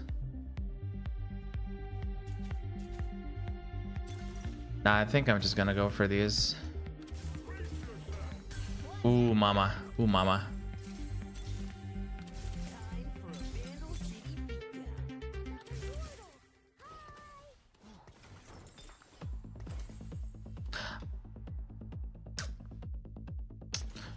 Okay. Wait, actually. Maybe it's okay. I don't want to unlock it for now. Later on, you know, it's gonna get unlocked automatically once we gear up the... what do you even call that?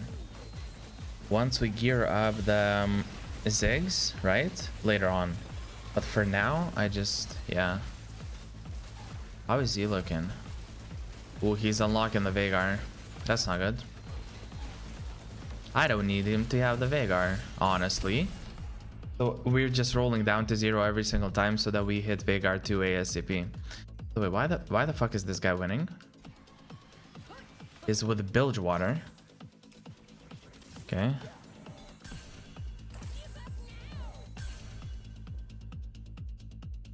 Now we are saving up and going Giga 9 right away. Yeah. I don't mind using free rerolls because we might still hit, you know, like these 3 things, which is not bad.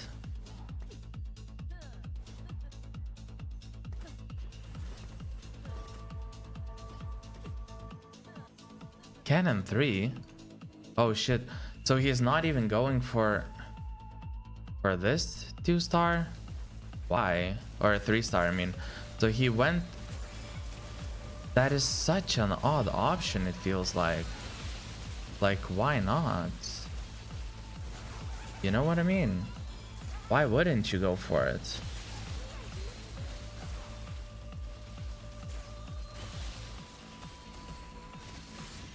Easy.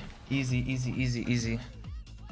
Yeah, he's never making it to level 9, and I'm just flying to level 9 right now. So... do I ever?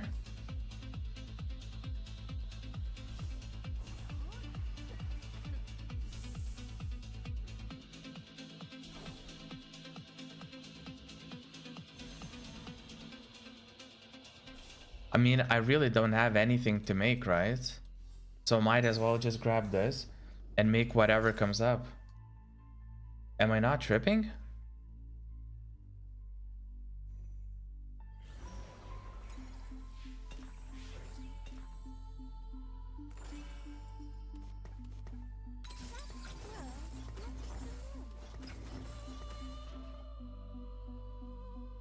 Okay, so there is a defender potential.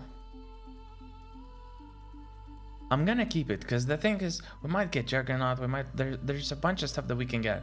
Defender committing right now doesn't really give us anything, at least at this very second.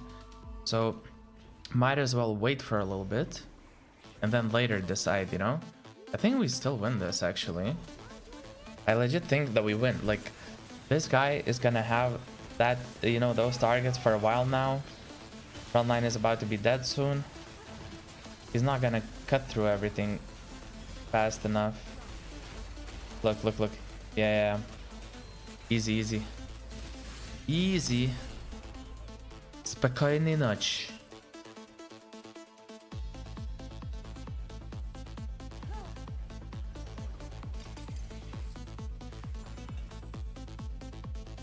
Boom.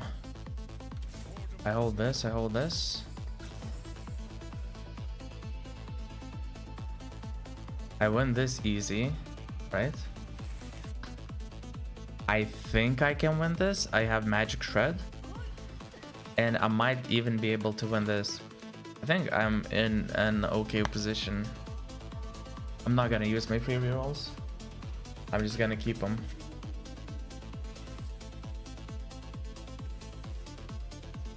Ooh. Okay, so you think that Zoe is about to blast me? I mean, fair enough. I don't know, like, I'm guessing I cannot win, but, you know. What if we just call? Oh no, she's gonna kill. No, she hit Veigar. If it hit not Veigar, I won this fight. If it hit not Veigar, I won this fight. Veigar was the closest. Ouch, man. Scheiße. Okay, okay. That was crazy a little bit. So let's see what we can make out of the frying pan and then decide. I wouldn't mind making Arcanist emblem so that I can give Izix the Arcanist. Defender not so much.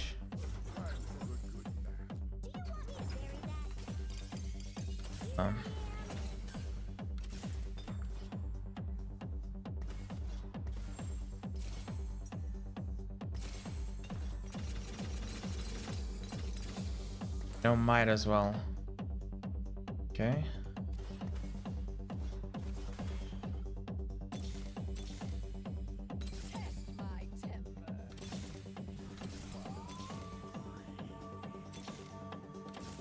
Okay.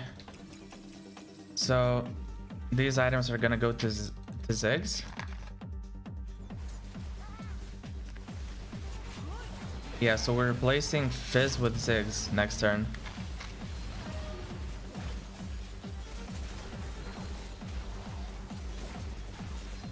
Okay. We are slamming them. Holy shit, we are actually going crazy on them. Duke Nukem. Okay, and we're very close to unlocking Silas, which with our Arcanist emblem like works out really, really well. So we have 2 Bobcat carries. Oh mamma mia, oh mamma mia. I'm not gonna use remover. I'm gonna save it just in case I'm gonna do a bunch of shenanigans later. Okay. I'm gonna make the change later. Basically, you know what the goal is, guys? I should have replaced items, by the way. You know what the goal is? The goal is to...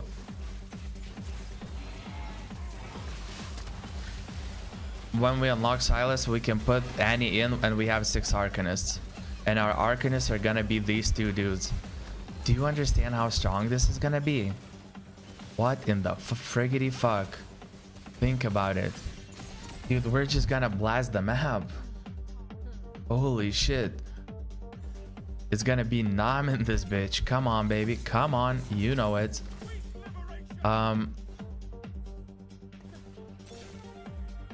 Okay.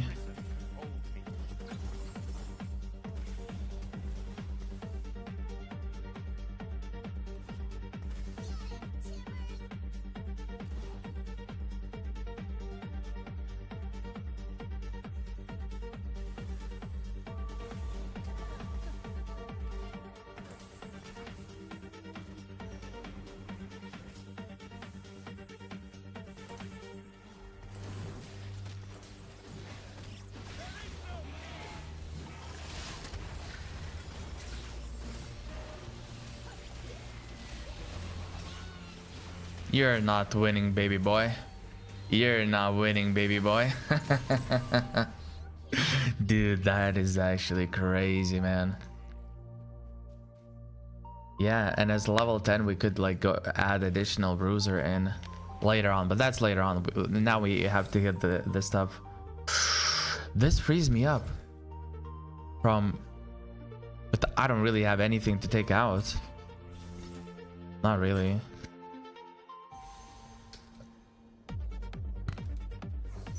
Weirdly enough, like as good as this spatula is, I guess I could take this out. Fair, but one Annie is 2-star. I guess in the short term it would be stronger, but it's okay, it's okay, it's okay. Not a big problem. Okay, so there's a lot of stuff that we can... Okay, let's see how the next fight is gonna look like. Can we win this one? We can win this one for sure.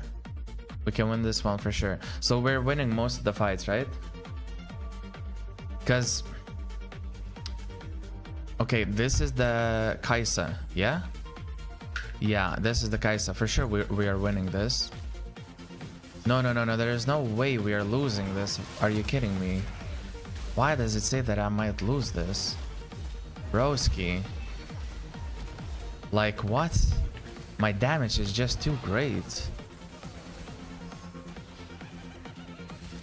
Look, easy peasy. Like, it's not even close.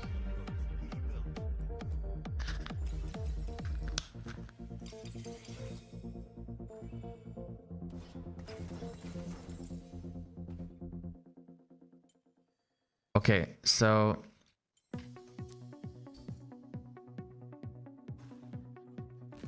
all we need, really, is...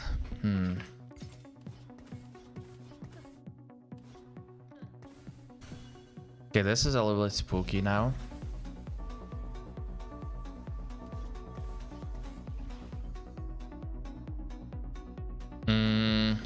I think I still win.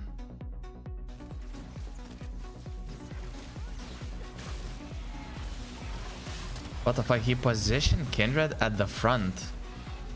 What the fuck is this? Boom? Oh, no. Holy fuck. This was... ouch.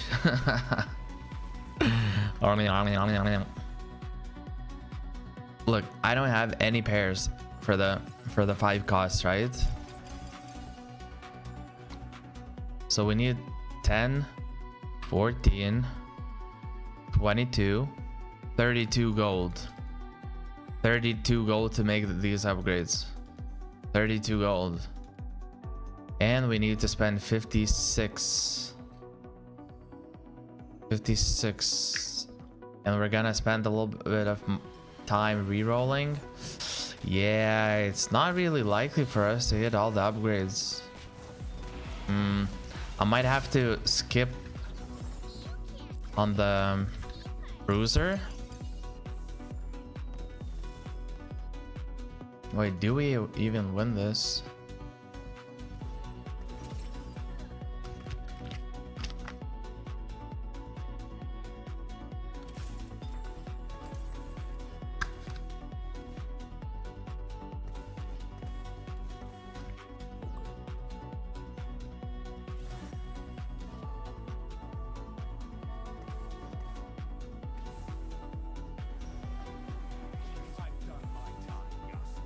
I think I lose because like everything is very weak for me, but I stunned. Okay, maybe that stun helps. The thing is, he's not really strong as well. So he's like kind of, you know, he's kind of weak in the front line. So I think I might win this actually.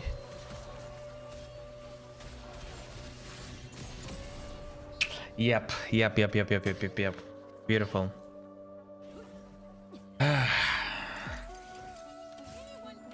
So 52. We need to spend 52 golds.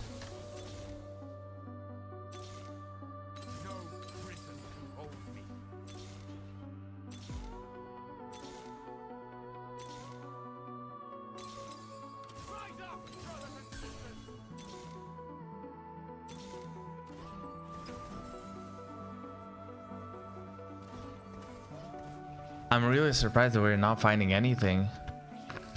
Like, what? Are you kidding me? Oh, what a perfect stun. What the fuck? Restun? Holy shit, the CC? Are you kidding me? That is freaking insane.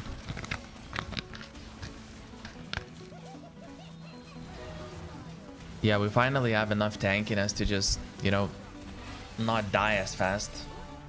Beautiful, man. Beautiful. Now, I don't freaking know how to deal with this shit. Okay. That is awesome. So I'll have to give...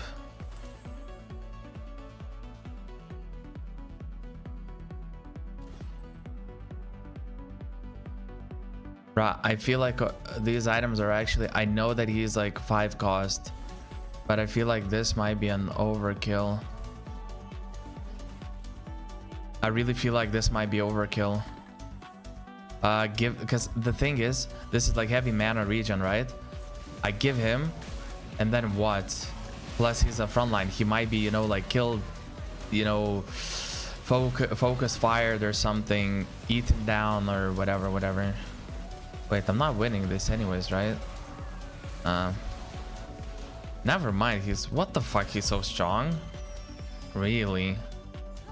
Okay, I guess.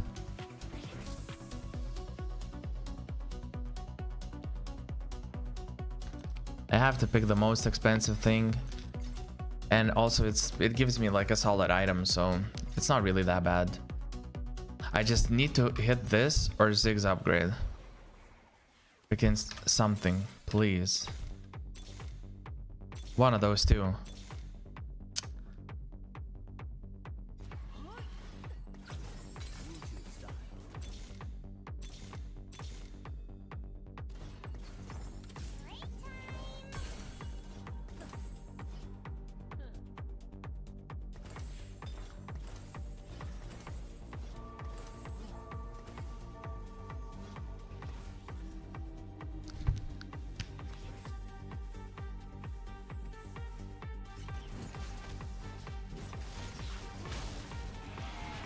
Yeah, so we're not gonna be alive for as long, right? Really good stun, really good stun. Okay, we applied magic shred to a lot of this shit. Okay, okay. Nah, GG's, well played. GG's, well played. GG's, well played. Good shit, man. Not gonna lie. Wait, did I just hit? Wait, is it 2 top 2s or 3 top 2s in a row? I forgot. This might even be 3. I kid you not. Because I was at 30 something LP, 380, and now I'm like 480. Yeah, so that's 3 top 2s in a row. Ay. Okay. But dude, this is actually pretty, you know, like, this is an interesting moment of at least playing TFT. It's like when you go from sorry, when you go from like, oh, trying to figure out like how does this work, how does that work, blah blah blah, into, okay, I have this line, boom, the game started, there's this line, this opening is possible, people are not going for this comp, so I recognize that this comp is open. It doesn't look like, you know, anyone will go in the near future because like items or whatever, or they're already solid in their direction. My items fit this, and then like a lot of things start clicking, and then in your mind you're like, you scout a little bit on like stage 2-1, you look around, you look at your items, you look at your augments, look at their augments, you kind of predict their intention. Oh, they want to win streak, okay, I'm not gonna win, okay, I'm gonna lose streak. Oh, there's a lot of win streakers, they're gonna fight, okay, they have like X, Y, and Z items, you know, okay, so they're probably gonna go in that direction because they have, you know, 3 different zones, including Jinx, and they have a bow, magic resist, and like crit, for example, right? Okay, so it looks like a Jinx direction, and they might go for a win streak early. And you start looking, and then you scout, gather all this information, and just from 2-1, a lot of the times, obviously not always, and a lot of things can change, you know, as the game goes, so you have to reassess constantly. But at the beginning, you can already tell a lot about the lobby and like, you know, what the intentions are, what are the openers, what do they want, you know, what are they gonna go for, which is pretty cool. I don't know, I think it's pretty cool.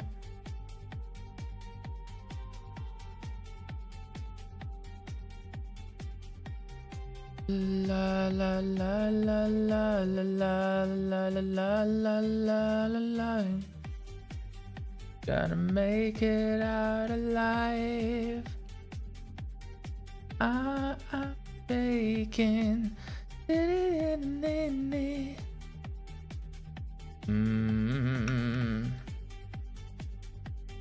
Mm, mm, mm, mm.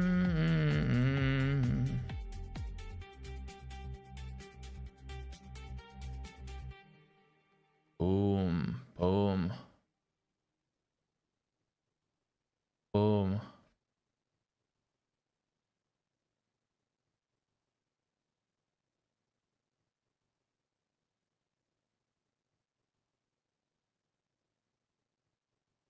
La la la la la la la la. Okay, is there? Can we play a set? Ooh. Ah, this is not a bad one.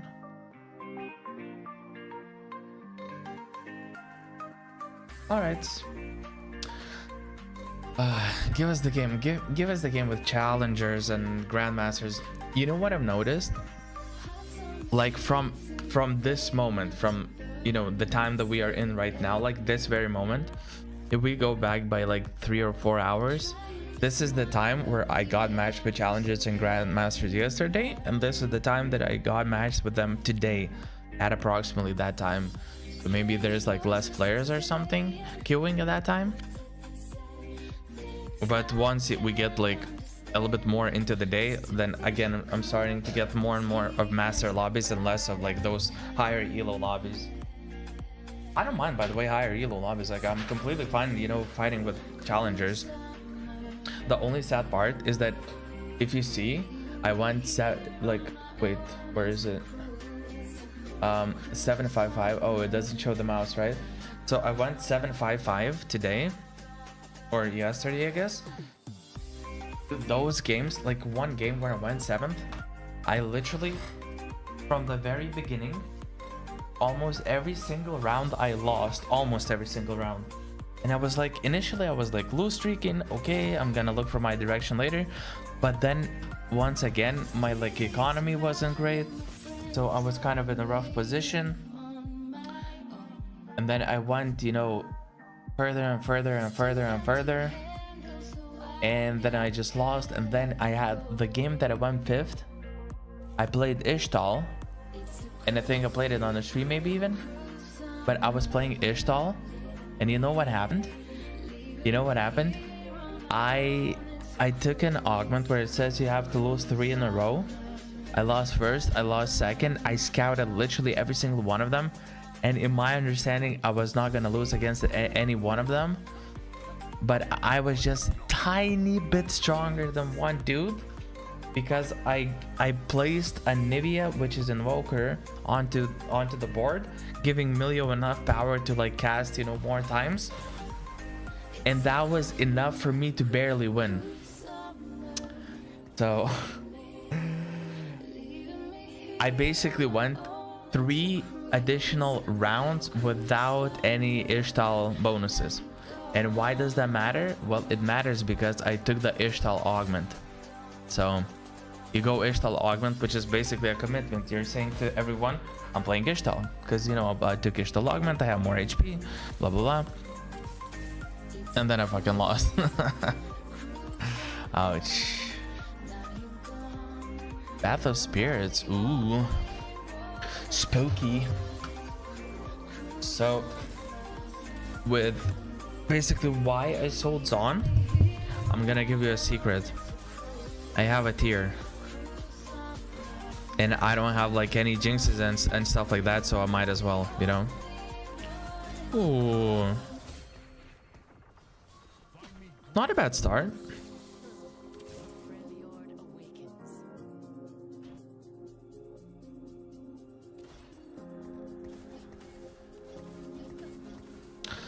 Okay, depending on the item, I'm gonna decide.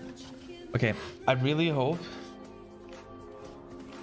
that it's gonna give me the item quickly, so that I can decide which to unlock, Oriana or Gangplank. Nah, it's gonna have to be Oriana. I'm not gonna go for. Yeah, Oriana is okay. Ouch, I just made the item that makes it basically useless. Recurve bow. Nah, I have to go for this.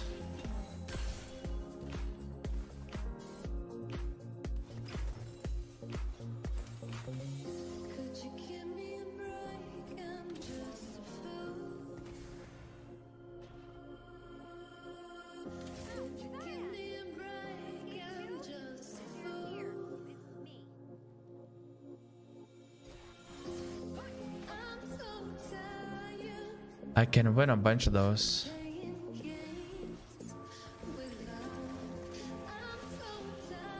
Okay, I'm gonna rely on the luck then, I guess.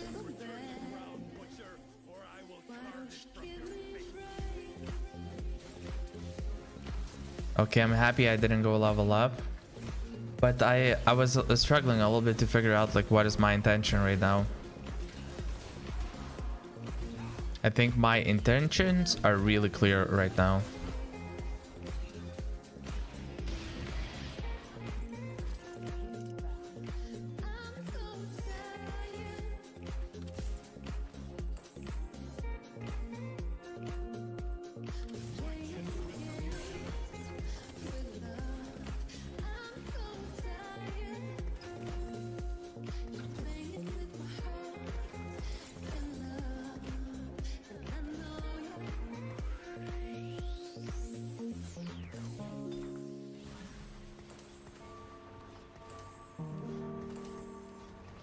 I'm so tired. Oh, if you wanna be alone. Yeah, so my spot is a little bit worse, but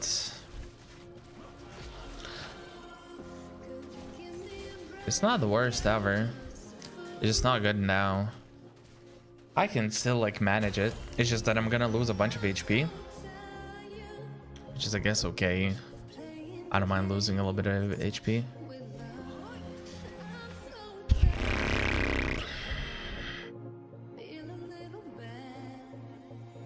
I think I just have to kind of make sure that I don't randomly win at any point.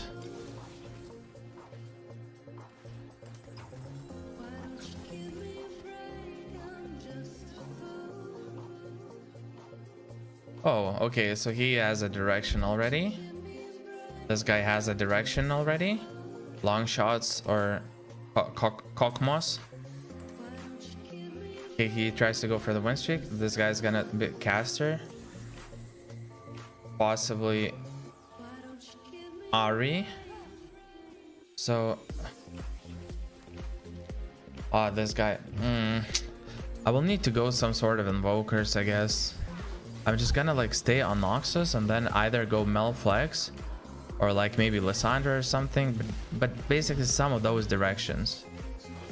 I just need to kill one. Can I? Okay, nice. Yeah, I'm just gonna go one of those directions, so that's why I'm gonna go for an adaptive helm right now. It's gonna give me a little bit of short-term strength. I'll bleed less. Yeah, and it's on a 3-cost unit. That's pretty good. I like that. He's not gonna go for magic resist. Yeah, that makes sense. It's a bow and also a copy of a unit that he wants. Beautiful. I really want to go to the toilet randomly. Dude, the toilet just ganked me out of nowhere. I did not want to go there whatsoever before the game started. And now I want.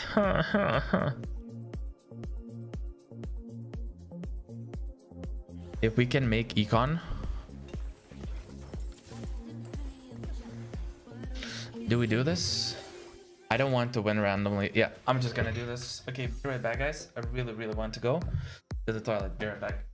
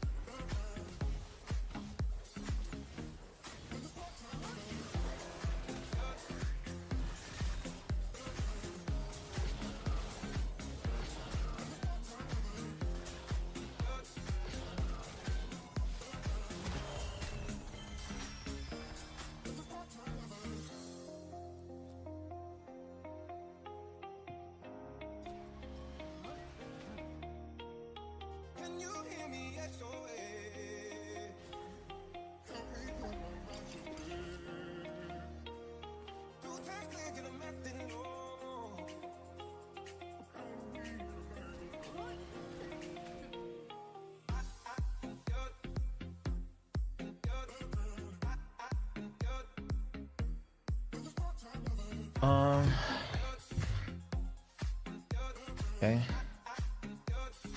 Is there a way that I win this? I don't think so. No, I'm just not strong.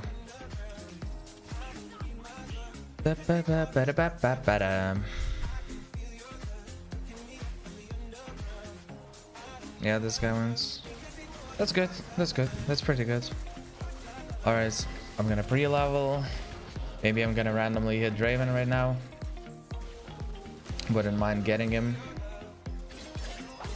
Okay, we bled a lot. We have to stabilize. That guy already level 5.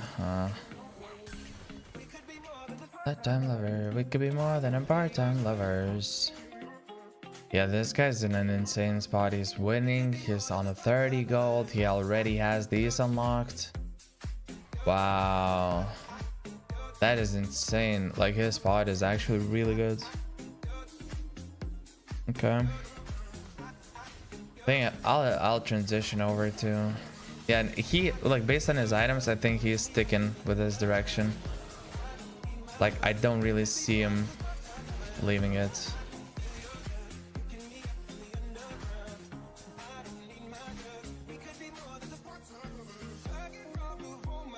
Wait.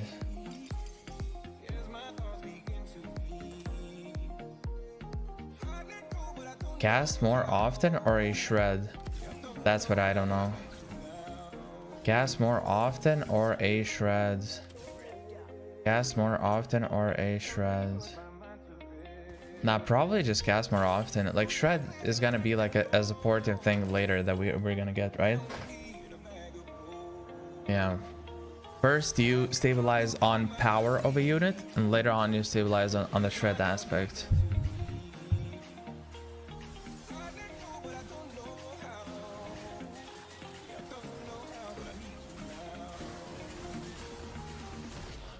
Oh, damn. Are we actually strong? Okay. I don't mind, actually. If we start winning from now on, that is not too bad. I just need a touch.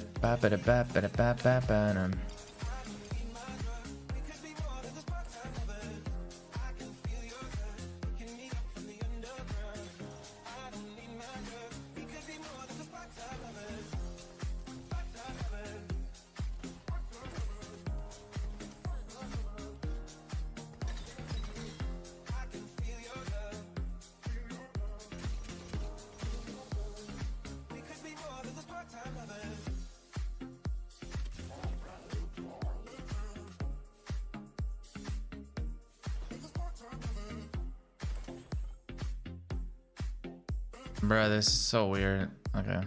Whatever. I can feel your touch. Do we ever give Slayer to someone that matters? I don't think there are units that would matter, right? Bro, my emblems suck. It's okay for now. You're not necessarily the worst of the worst, but... Bruh, but what the fuck, man? Really? Sheesh. Okay. Okay. Okay. We do hold some power, no? Okay, so we're gonna put this in. That's good. This is gonna be instead of this fella. Boom. Now my board became way stronger.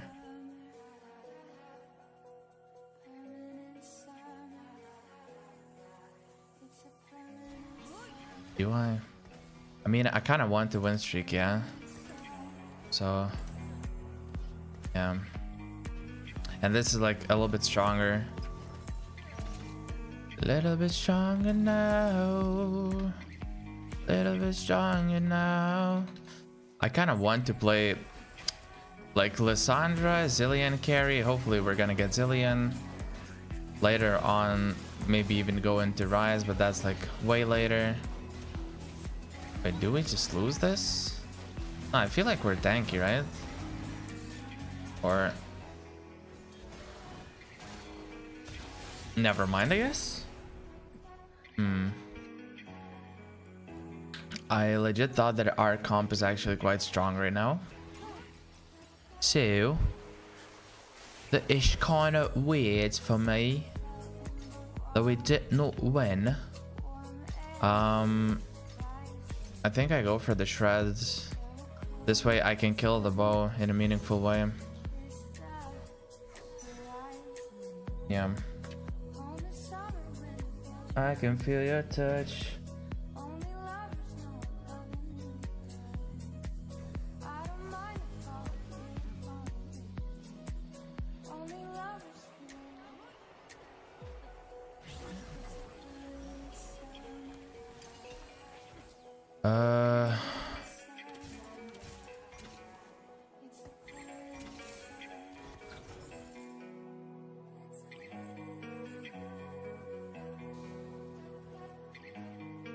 How strong is this guy? Bruh, they spiked so hard. Nah, I'm not even gonna go for this.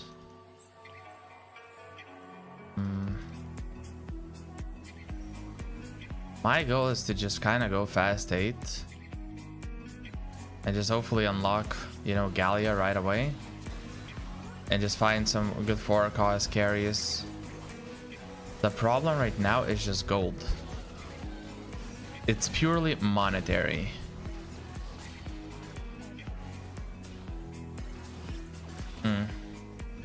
Yeah, if I would have LeBlanc too, that would be nice, but I'll have to stabilize on 7 because I think I'm way too low to do anything else. People are pushing, people are going, you know, for power and shit like that. And that just does not leave me with much.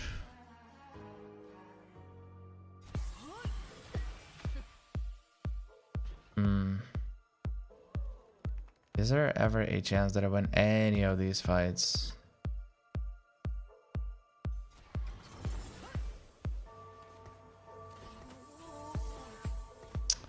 I was not sure if I should ever like place anything to just like stop the bleeding just a little bit. Right, everything is 1 star on my board. I can feel your love. Down, down, down. Da da da da da da da da down, down, down, down. Da da da da da da. Down, down, down, down. Okay.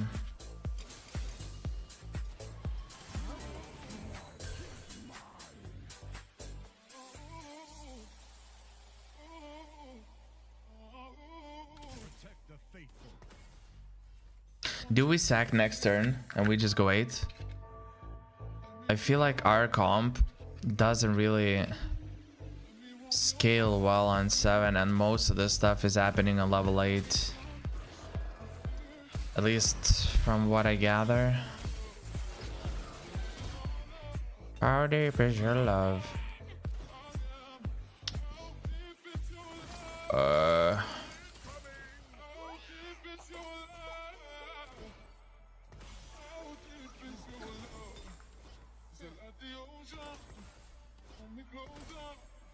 Oh yeah. We just do the gamba. Not much really to say about this. Whatever. How deep is your love? Can he tank enough? Probably not. Okay. Okay, Darius didn't really get to do much. No cast from Swain. Wait, he might do an okayish job. Maybe not even lose.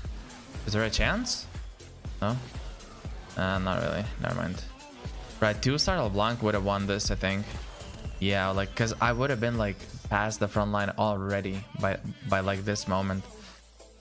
And focusing on the back line. Okay, we need to hit the comp, right?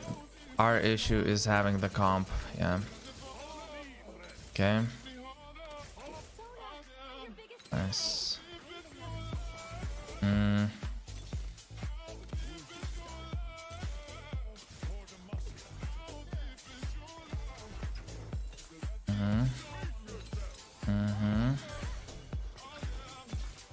How deep is your love? Yeah. Okay. This actually works pretty okay-ish. Can we hit anything else? Wait. Can I?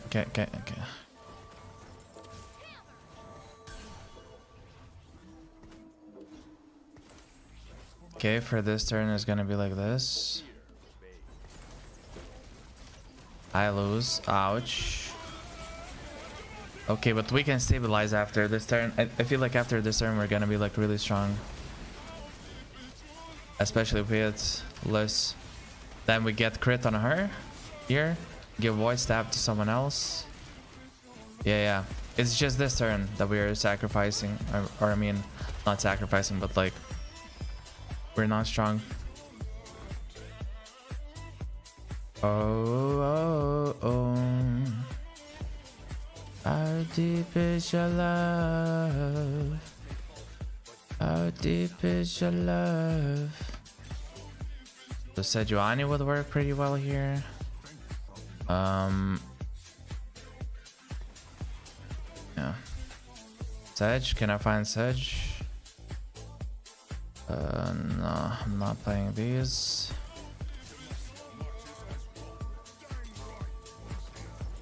Ouch, that hurts. It's bad. We lose this. I repeat. I mean, I hope that we don't lose, but you know, I don't think we actually don't lose. Less? Wait. No? Please? Bruh. No. Okay. And to think that it's mainly an issue of Lissandra being 1-star. Yeah, man. It's literally an issue of Lissandra being 1-star. I need this. I think I need this more than this. Or no. No. I think I go for upgrades. Ooh, I think I actually made a correct decision. I'm okay with staying with these Lissandra items. If it means I get this and I get Thieves' Gloves. Yeah, I think actually this was the correct decision now that I think about it. Oh. How deep is your love? How deep is your love? That's pretty good. Sejuani, right? That's who we are still looking for.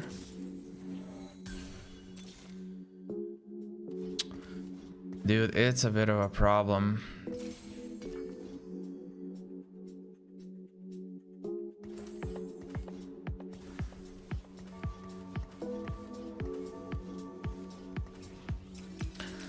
I really need to hit Lissandra, man. And preferably find Sejuani. This would allow me to tank way more. And by the way, I think actually that I shouldn't give Braum Thieves' Gloves, because there's a lot of items that he is like useless with Thieves' Gloves.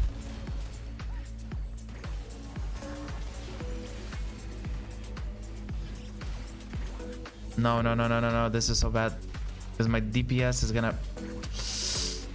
No, man. Do I lose? I mean, I die? Yeah, I think I die. Or 10. Oh, actually, 1 HP left. Okay. This is beautiful. Yeah, you see, like, what the fuck is this? Sedge. Can we find Sedge? Or Swain? I think this has to be like stronger. Just stronger units all together.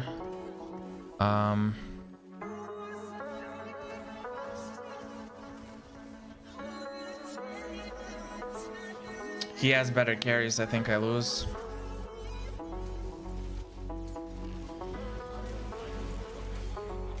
Like, it looks tricky, but the problem is he has Zillion.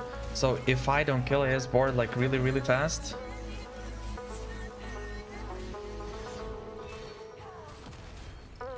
I really want some AP crit item or something so that I could give Void Staff to someone else, like to Swain for example, and I get all the damage on this guy.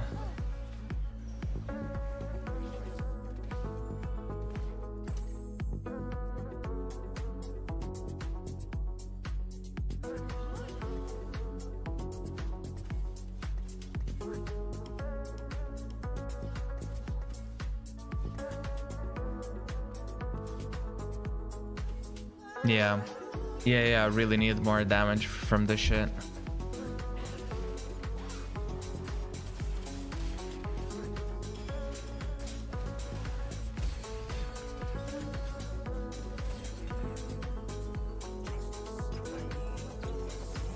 Okay.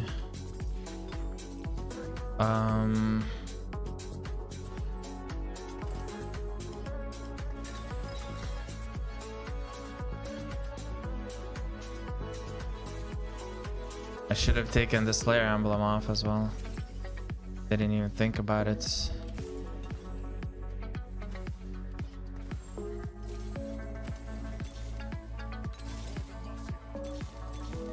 No one's Swain here. Yeah, we just go for level 9 at this point. Cause like our board, like literally, oh no.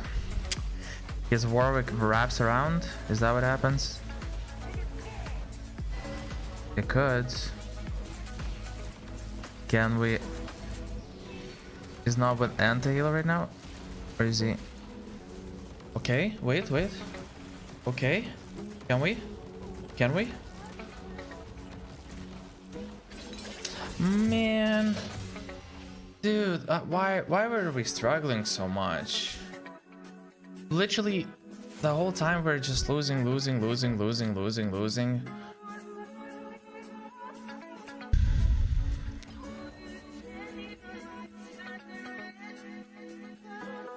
I thought I chose like a good direction. I mean, okay, to be fair, dude, I'll be honest. We did not have good AP damage item. We had like mana gen, and we had like shred, but I just did not have a single. Wait, legit, I did not have a single rod this game. And I started from the mana region because like I had Invoker, I had what do you call? I had LeBlanc. So for me, I was in no rush to start from picking up the rod. But then I didn't find any later on, you know? And by going by going adaptive helm, I could immediately slam it, save a little bit of HP, hopefully, that kind of stuff. And it just works well with that whole combo. But I legit the whole game I did not find a single rod. And also my mistake on not reforging the Slayer emblem. Maybe that could have helped a bunch. Like, who knows, you know?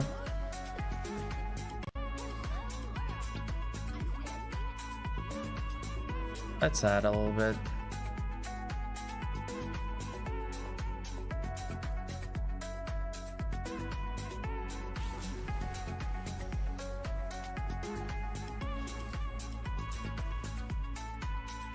So what is the lobby like? So Meta TFT app scouts for God knows how many times already, right? And still it doesn't find anything. It still doesn't find shit. We're scouting, but like HP, maybe Warwick direction. Path of Transcendent. I see, there's a potential cookery going on here.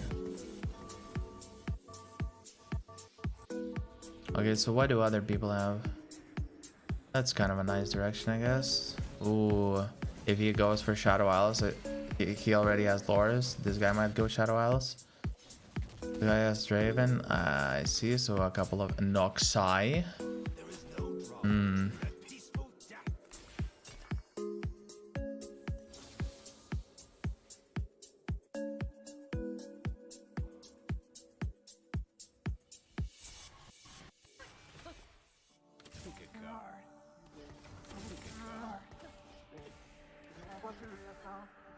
Now the question is if we're actually gonna make the item. I'm gonna pop it just in case, so that I can immediately like slam something when the time comes.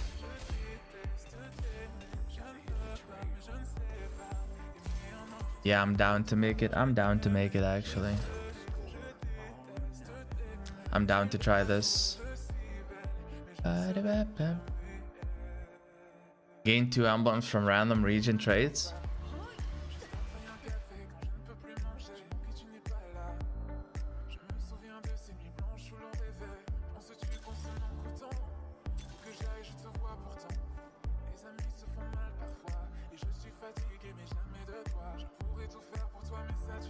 Okay.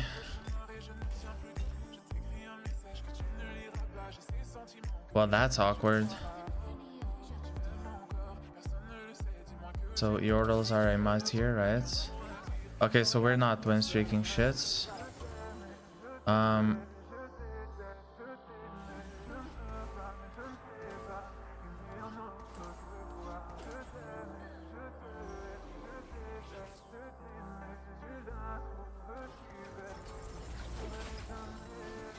might win this, yeah. Okay. I wouldn't mind actually. Like, it's not great for me, but what is the easiest way to make this work? Bruh. Come on. Hey. Sure, broski. Okay, so this will make Yordle da da da da da da da da da. Okay. This part is easy. Demacia.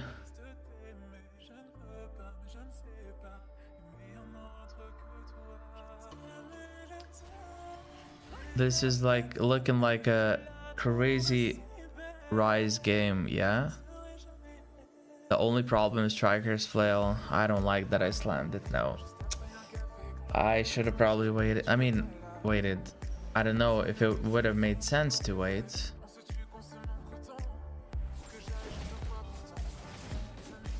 Okay, this can be replaced because this is a dead unit. So if we find Piltover... Wait, we find Piltover. Yordle Invoker, Yordle Invoker, Piltover. There's a decent chance actually that we can get it like kind of early. Invoker here, Invoker there.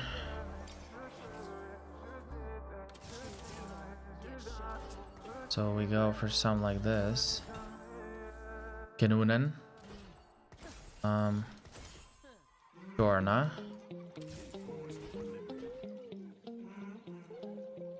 Okay. Wait. I'm solving something, guys. I'm solving. So, which Yordle do I prefer using? Probably Kobuko. Or it could be Cannon for Ionia.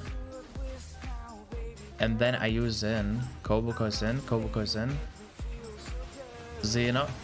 Or, sorry, Cannon this, maybe. Bruh, this is like hella confusing what we're doing right now. Even for a maestro like me. That sucks.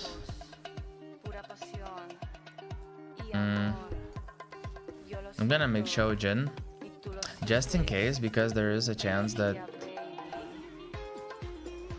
it's...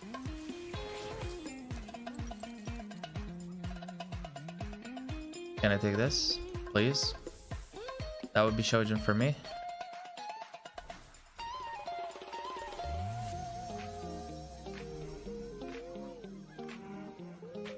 I have to take the blue buff then. Okay. Okay, J.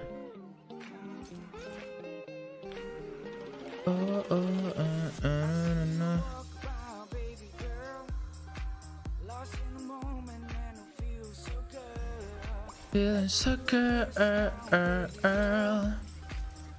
Blast shield. Oh, mamma mia, this is so good.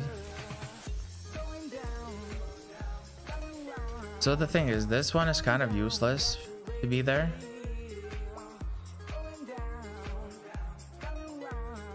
Wait, can I unlock? How fast can I unlock this? Not this turn.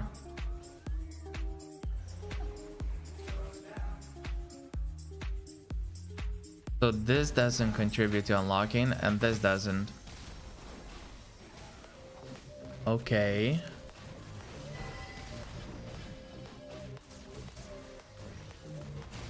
So look, we have this built over. We have Ionia, like whichever Ionia, I guess.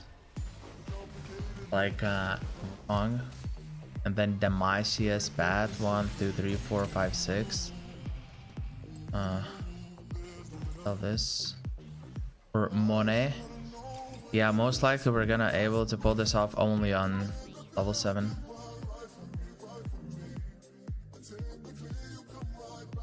Because our first goal right now is to make to 4 trades so that we are generating a lot of gold. A lot of XP, that is. And then later on we just build something crazy. So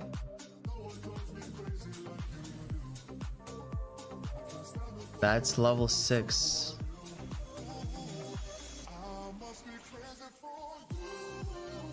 Am I missing something? Demasha. Okay.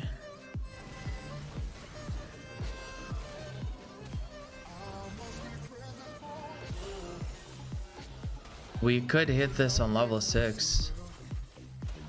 We could hit this on level 6. Yo, Maloki, what up? You were at Emerald 92 LP. Hey man, it happens. What can you do? All good, no problem. You know, dust it off, move. Easy peasy, you got this.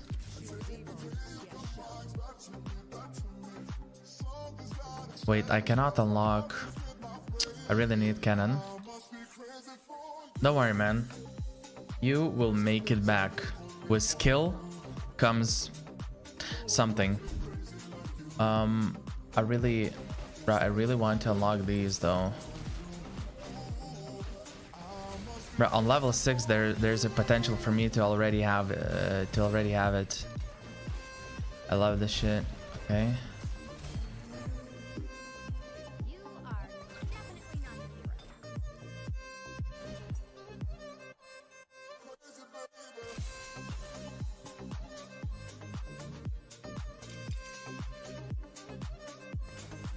Wait, so if I go like this, yeah? And I go this. Yeah, I'm gonna unlock. Okay. So I'm unlocking this. Fair enough. Dude, we're just... I don't know what the fuck we're doing. We're just playing some sort of a builder or something. I mean, it's pretty cool. I don't mind.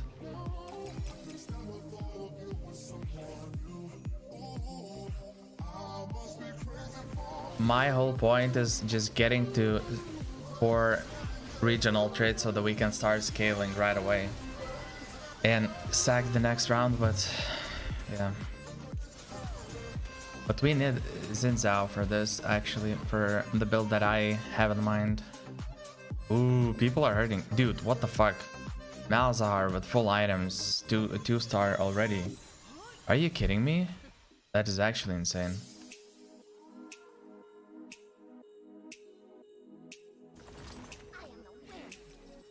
Emblems?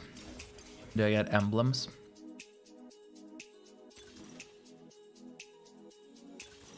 Okay. Boom. Boom. I don't need this anymore, right? Wait, how is this looking? I need 2-star.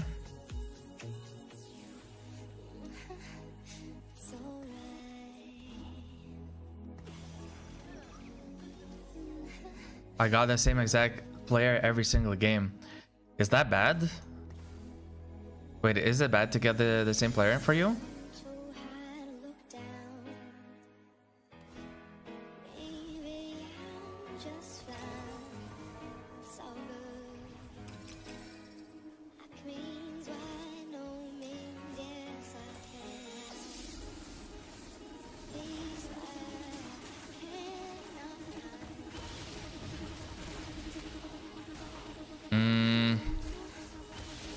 They were tough, not gonna lie. Hey, that's fair, that's fair. A little bit of competition coming your way. You know, what can I do?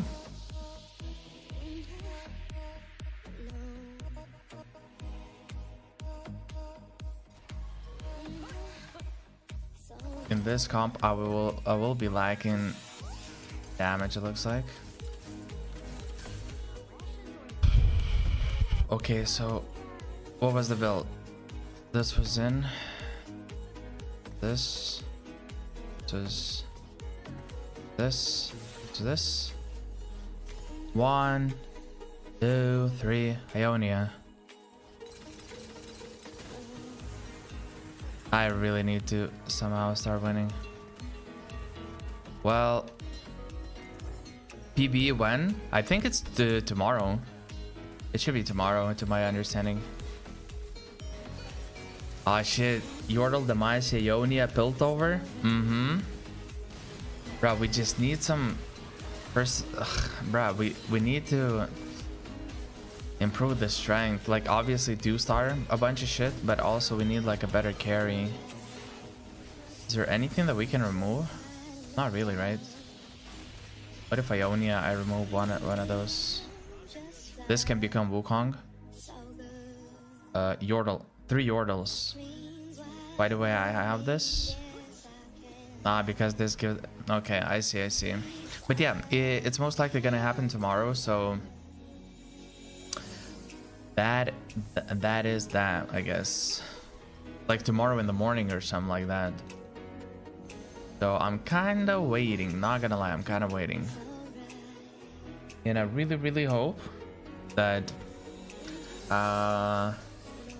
it's gonna come as soon as possible and we're gonna be able to slap a bunch of games. I really want to play PB. I really do. I really do. Is it Invoker better? I feel like I have to roll right now to like strengthen my board because my board is like insanely weak. Who was it fighting? Sasuke? I mean, this guy's on loose streak. Tarragon. Okay, Tarragon allows me to remove something.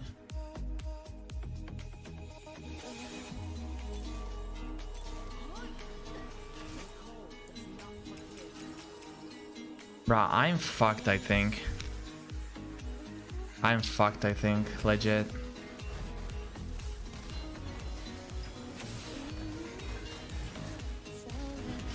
Like, I desperately need to hit something so that I can, you know... My man. I'm like severely lacking in DPS. Like, yeah, my frontline is cool. I like that. But like I have no DPS and I didn't hit any upgrades. Oh? I win this? Wow. Okay.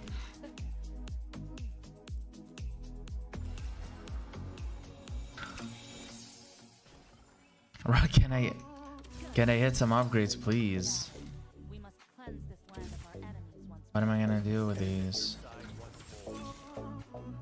Okay. That in. Get Warden. Yes.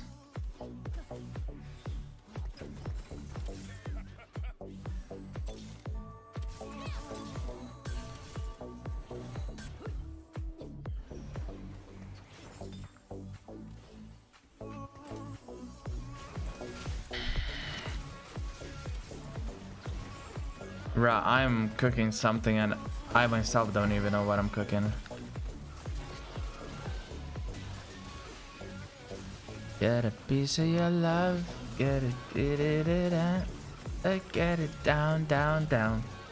Da da da da da da da da da down, down, down, down. Dude, I think I'm gonna lose this game. Like soon, very soon. Like, please tell me that it also gives XP. Player combat. No, man. Fuck. Okay.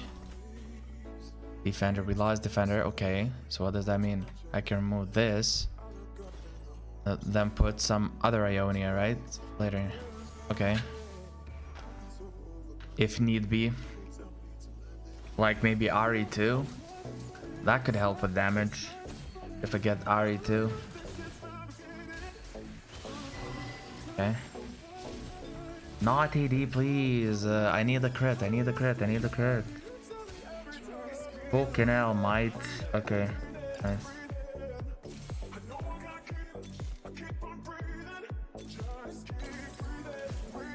Can we hit more upgrades, please?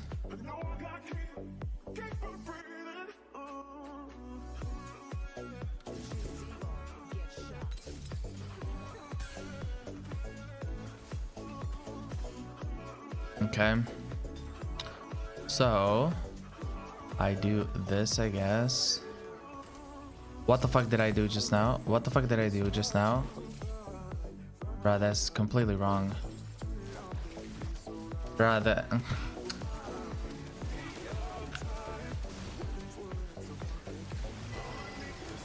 But it's so sad that I'm just rolling to find those upgrades and I'm just not finding those upgrades, man. Like, it really hurts me. It's so bad for me. Like, I'm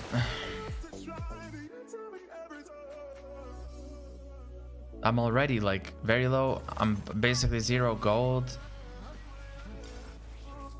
Sure, at this point.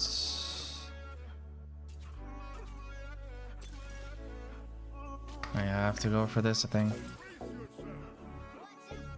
I don't know if I can.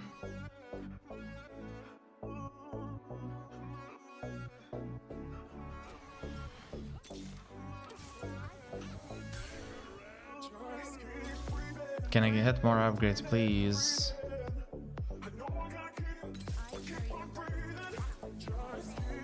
Okay.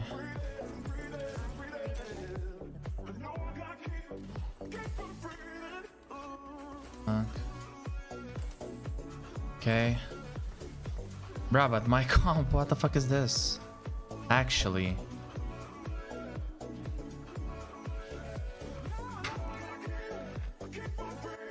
Bruh, I need to lose right away. It's gonna be 8 for me. I'm almost 100% certain I cannot do shit. I legit cannot. Like, I'm not finding units.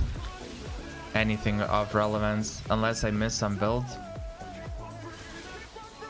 But I didn't even see, like, Lysandra, for example.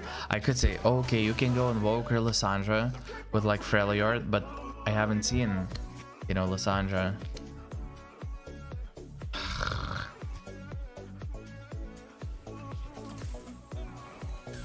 I just probably went about it in the wrong way, and that's it.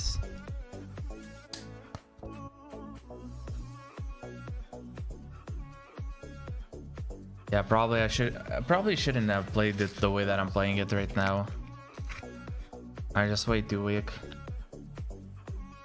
So this can become Garen, for example.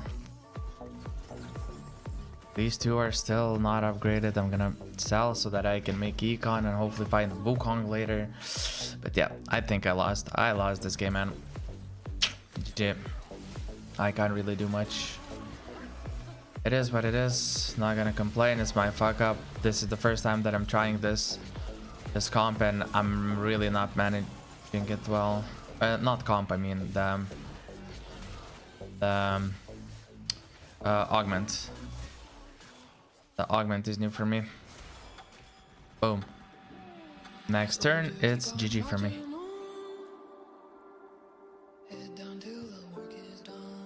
And into the bed and bam.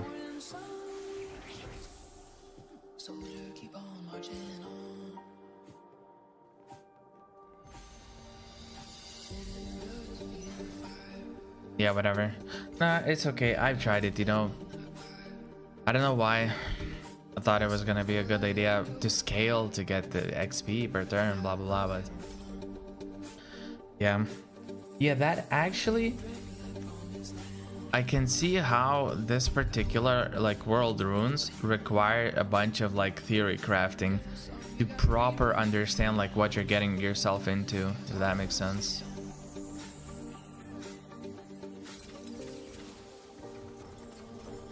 Okay. Please, random Zin upgrade.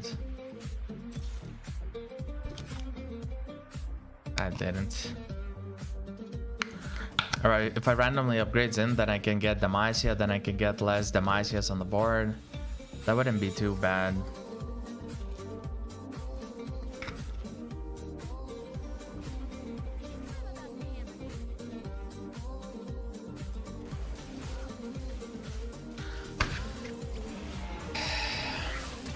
And she already...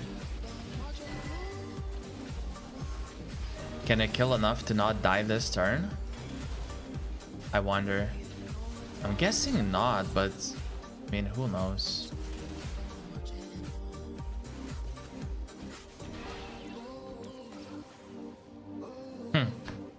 What the fuck, man? I just went for a trip. I just went for a trip. Minus 48. Ouch.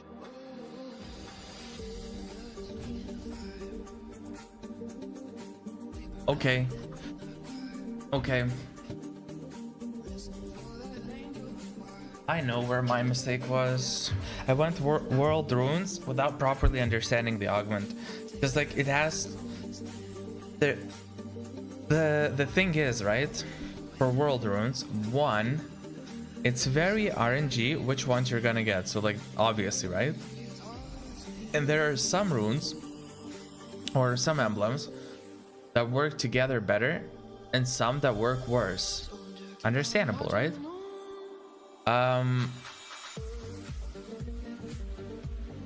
So you get a couple of emblems, and the problem is that I don't think you can force like, oh, I'm gonna get 4 traits active ASAP. No, you just have to play the strongest board, go into the late game, like build your economy, build board, everything, just gain 2 XP per turn, and then at some point when you're strong enough and you can like make things connect, then you go for it, but not like earlier. Because yeah, like if you go earlier and you just force like I do, you'll probably force yourself in a bad position unless you get 2 region traits, 2 emblems that actually connect really well, you know. So like you'll get Yordle, Piltover, and you just need to splash those 2 like somewhere randomly, like boom boom, and then build like Demacia Freljord or something. So there's Demacia, you can build a strong line with Demacia Freljord. You just have like a giga insane front line with some Piltover and Yordle splashed in here and there, and that's it. And yeah, and you have also solid carries on those lines, so a good front line and that kind of stuff. That would make sense to me. Okay. Scouting.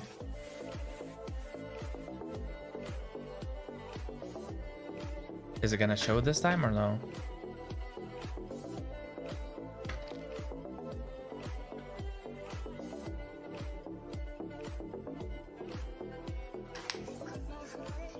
to die to my lover, I never lie. It's him and I. Okay. Alright. No problem. No problem. It is what it is. It happens. What matters is that we do not till we stay in our chill, you know, thought process and everything, and we continue playing as if nothing has happened. Because yes, sir.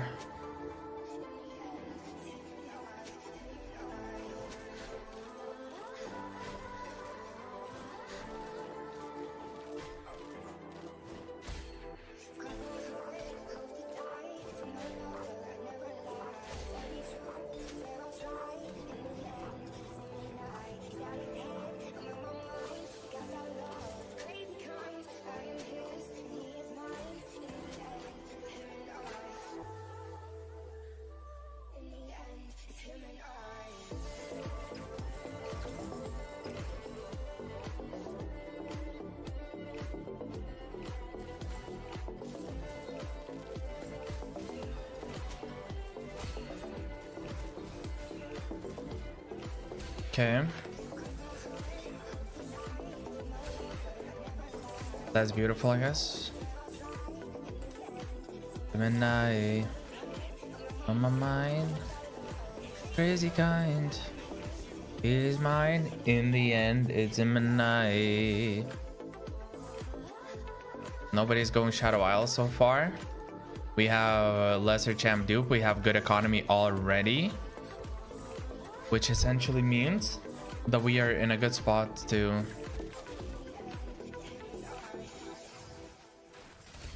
nobody's unlocking anything. It should win, yeah. Like, I don't see the, you know, 3 cost units not winning.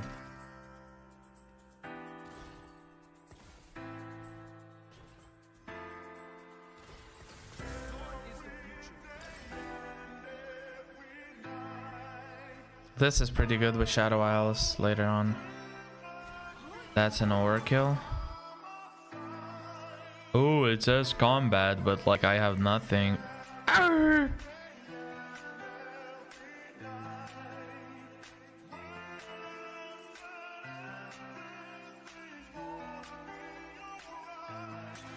Okay, we're gonna work more on economy.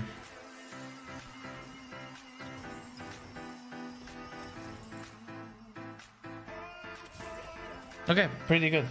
I really like our start for one reason, which is it's gonna allow us to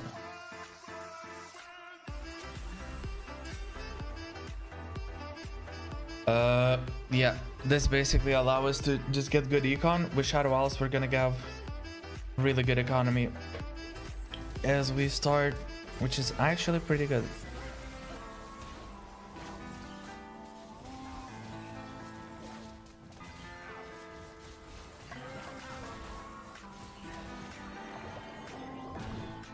I don't remember what.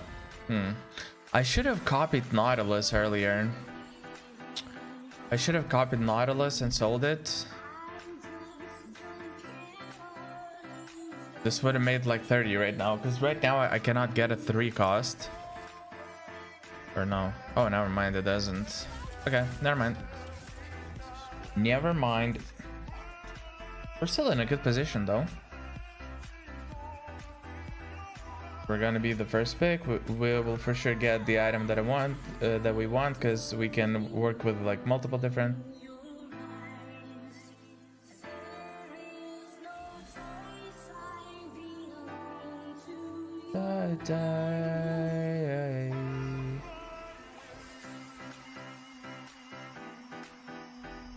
Bum bum bum ba da dum bum bum bum ba da dum.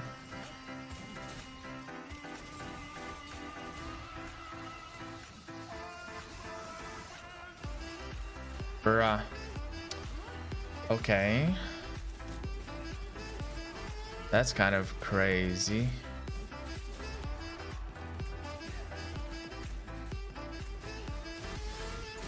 Why did I win?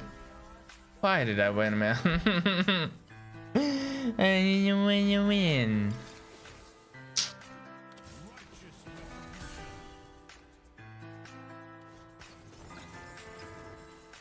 Okay. I mean, for me, it doesn't matter, honestly. We're still making economy thresholds, right? So at least from this income, we're getting the most that we can. And honestly, not losing so that we preserve a bunch of HP is also really, really good on Shadow Isles. So that we, you know, don't lose loads and loads and loads and loads and loads. This is also like pretty good. Oh yeah, we win this. It's actually pretty good right now. Like, I didn't plan on winning, and that wasn't the goal necessarily, but it's pretty good.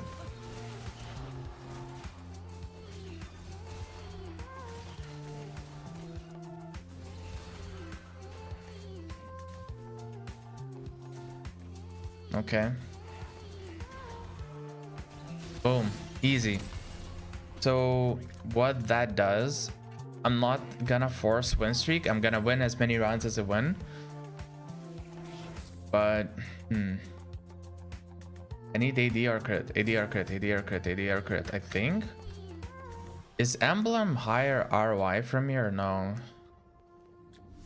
This would give Vanquisher. Do we like Vanquisher?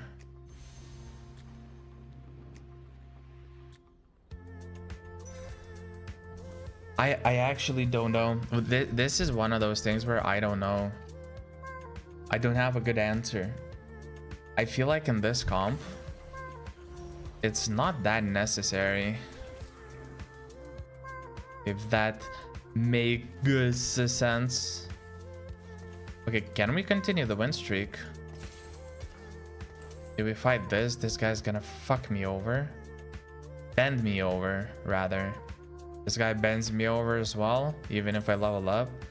Yeah, I just pray that I hit one of those two dudes and that's it. There's not much for me to do. I cannot, like, I just can't. Because I can level up and still fight those guys and still lose. So, like, you know, what do I achieve really, you know?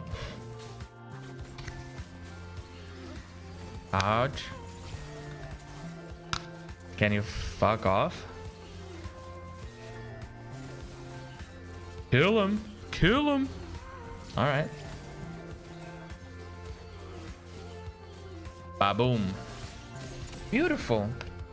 We're on Shadow Isles. We are on insanely high economy for silver lobby. And we are not really losing HP. This is kind of a dream scenario. Like, this is actually a dream scenario. Let's look. This I win regardless without leveling up. And here, if I level up, I still lose. This guy is too strong. The 3 cost unit with good item and a hex supporting it. This guy we might win, but he has 2 invokers 2-star. I think I just lose. Yeah, I just let go of my win streak unless I hit this dude. That's it. Yeah, legit, that's it. If I'm lucky, then I'm lucky. If I'm not, then it is what it is. All right. Yeah, I'm fairly certain I made a good decision, like good average placement decision. Leveling up will just make me, you know, 1 income less, and versus the guys that I would lose on level 4, I don't win on level 5. So yeah, it's just correct move. Like, I don't see it any other way, unless I was missing an angle of how I could potentially win the fight. Maybe that was, you know, one angle, but potentially.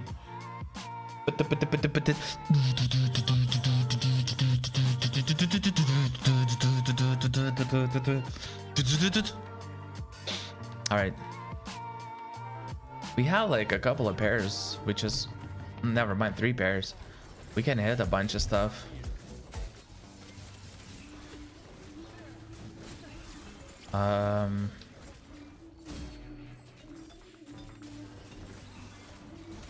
Perfect items so far.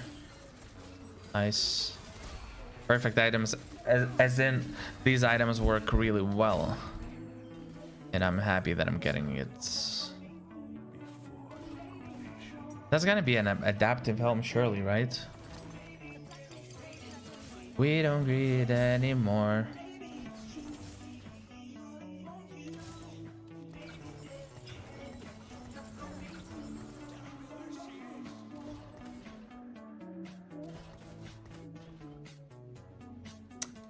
This is still a one cost carry.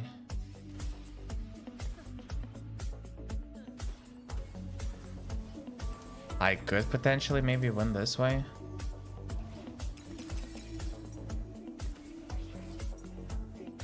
Let's see.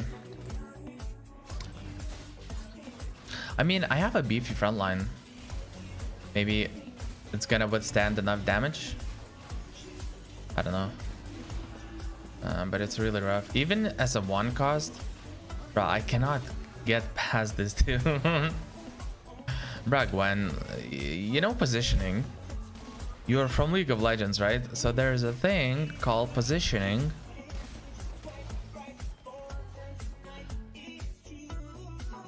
That's all I'm trying to say.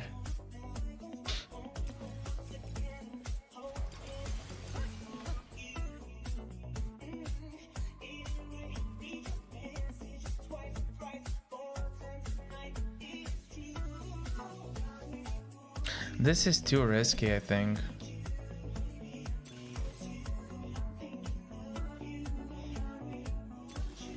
This is not bad, but if we're gonna have a front line, crazy front line, I think this later into the game should be actually poggies. Should legit be poggies.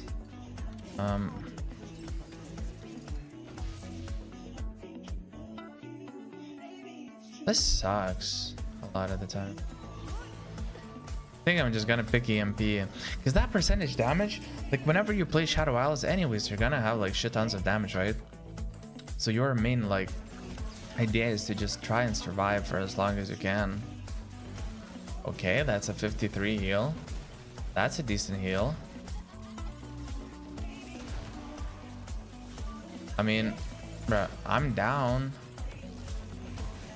Gwen, you know better than to jump like next to them. Are you mentally distraught or something? I don't know. I'm okay actually losing these fights because of the augment, right? We don't need it.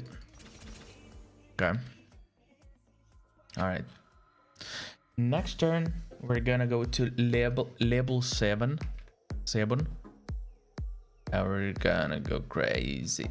And we're gonna go crazy. And we're gonna go crazy.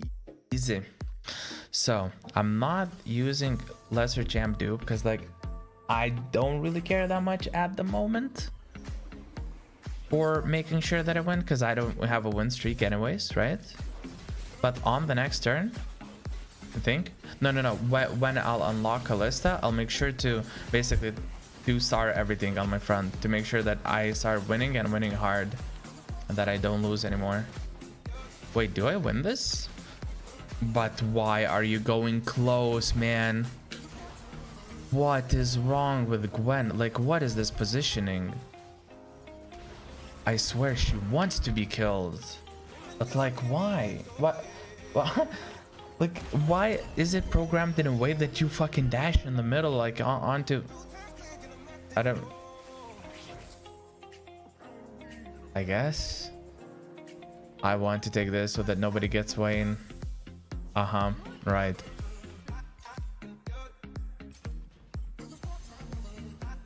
There's a part-time, but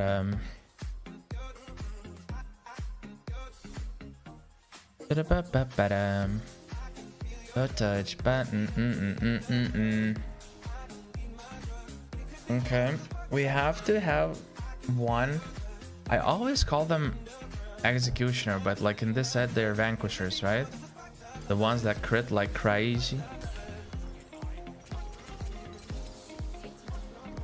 You know what?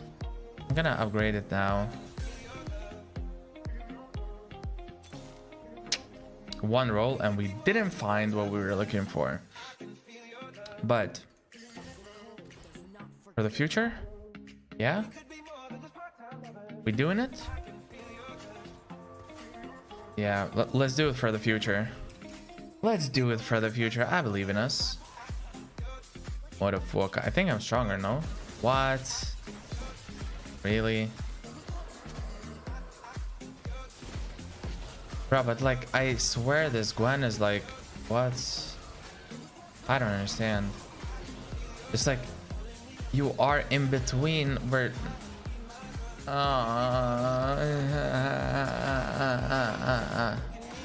Okay.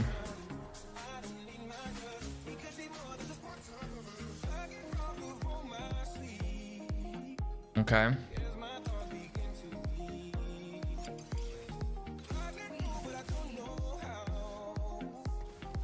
Fuck you and your nonsense, honestly. So, preferably... What do we have here?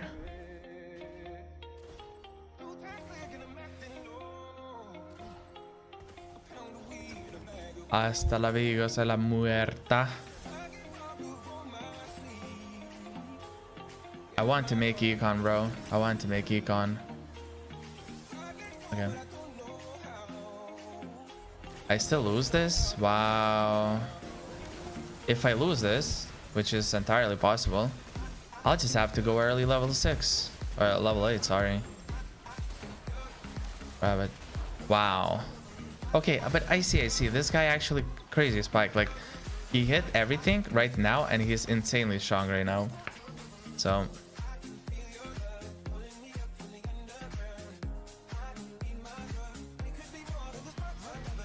I think I might even have to push right now. Like, it's gonna cost me a lot. But I cannot afford losing later. Yeah, I just can't. Like, it sucks. But... And we're losing on a bunch of gold. But, like, I'm not okay to start losing, like, you know, to continue losing right now. I'd rather just... you know, solidify my board. Okay. That I like. That I like. Okay. That is fair.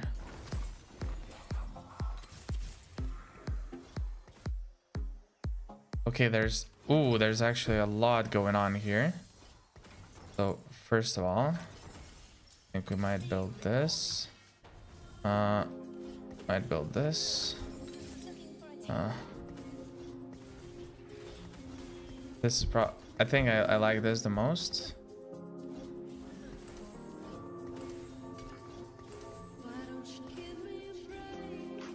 Oh wait. Actually, this is kind of useless. Yeah, I'm insanely strong right now. I just have to hit everything. Well, I mean, like Callista, right? And hopefully I'll also hit Ambessa too, because that weirdly enough helps me a lot.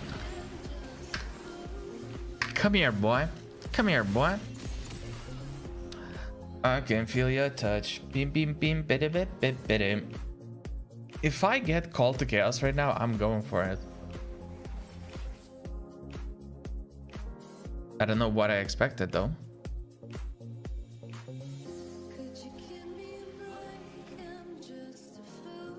I don't go for the Darkin, yeah? I have healing.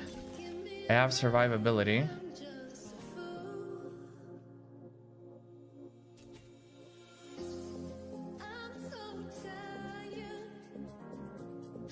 My issue right now is hitting the board, right? I'm not tripping.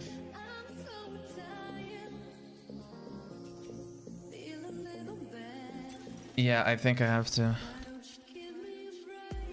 Sure. Yeah, for now this is gonna be stronger.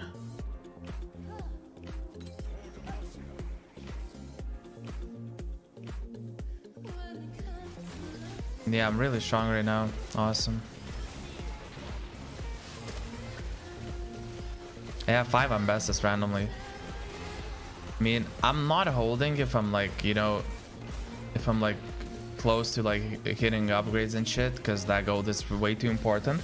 But if I randomly like find 2 more and I'm like at 7 Ambassadors for no reason, then sure, I can hold them.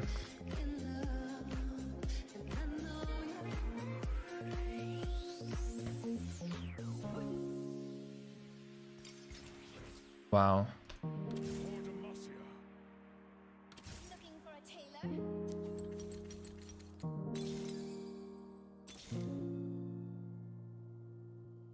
Tonight set 17. Is it like tonight? Isn't it like tomorrow? Like in the morning or something for us? I cannot hold these. I'd rather just have tankiness. 6 p.m. for what? For whom?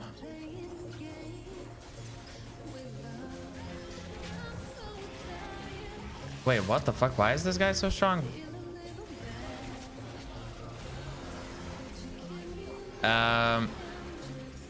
Forgot to deal damage a little bit, sir? Kind sir? I think it legit was a Kalista 2 diff. Ouch. Really sucks that I don't have it. But then, like, if it's... Grabbing this, I guess. Because that's what gives me most power for this fella. But yeah, like if it's 6 p.m. then it's not tonight, it's in the evening then. That is, yeah, wait. Set 17 PB release date.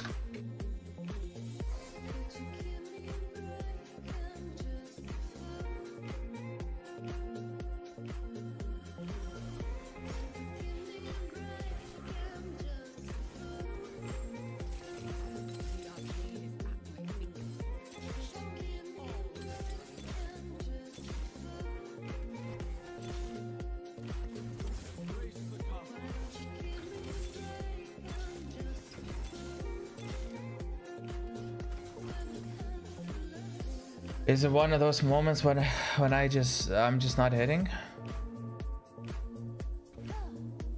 The problem is that, wait, where did it say the time? Can you find where it says the time when it's gonna be released?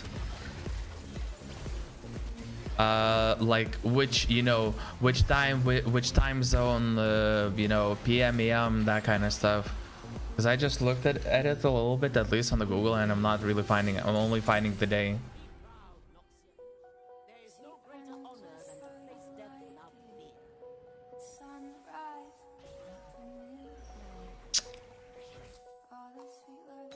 Can I please find Kalista?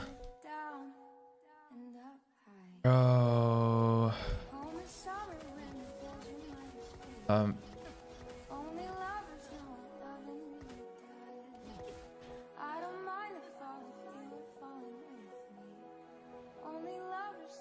Yeah, the right side is one of the best ones right now to just...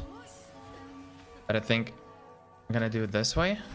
Probably a little bit better. I'm just guessing. I don't know. Bruh, other people are so healthy and economically in a good place. And for me, I'm just struggling to find Kalista 2 literally on the unit on which my comp like relies the most. Holy shit, that healing from Spirit Link?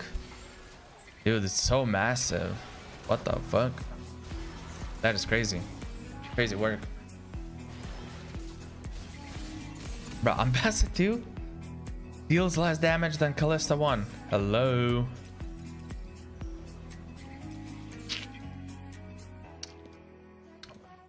I have 3 pairs for cost. Bruh, I really need to hit them somehow. Otherwise, I'm not going anywhere.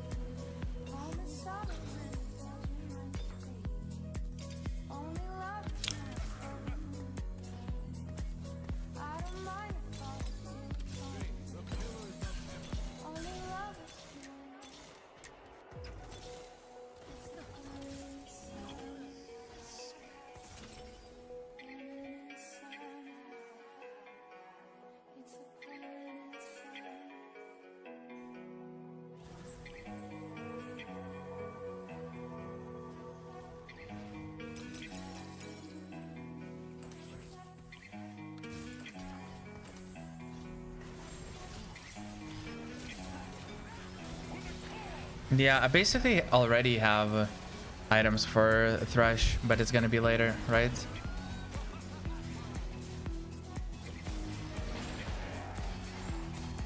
Yeah. I just need to go to level 9 somehow, I think. Wait, so VFL favor temperamental. Oh, sorry. In a vast intergalactic part of the convergence, almighty celestial beings that 17 will be able to play on PBE Tuesday, March. What the fuck? I just did this for no reason. Wow. Okay. Huh. What?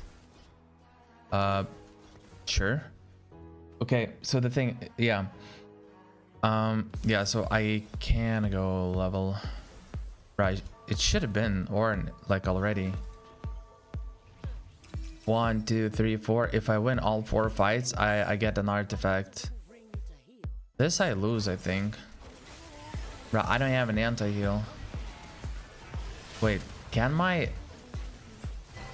clutch it up somehow? I don't think. Bro, why does the, oh my god. Yeah, I can't really do much. I mean, I guess I could find Braum.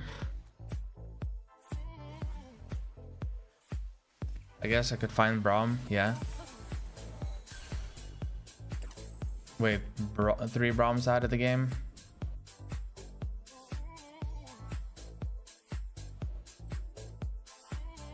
It's not even likely for me to find it. That's the problem. Like, there's a decent chance that I'm not gonna find a single shingle. So like, what the fuck am I gonna do then? Estimated late afternoon PT. Wait. PT time. Late afternoon. So it's 2 a.m. right now, no? For PT. Oh yeah, it's Pacific time, so it's like US time.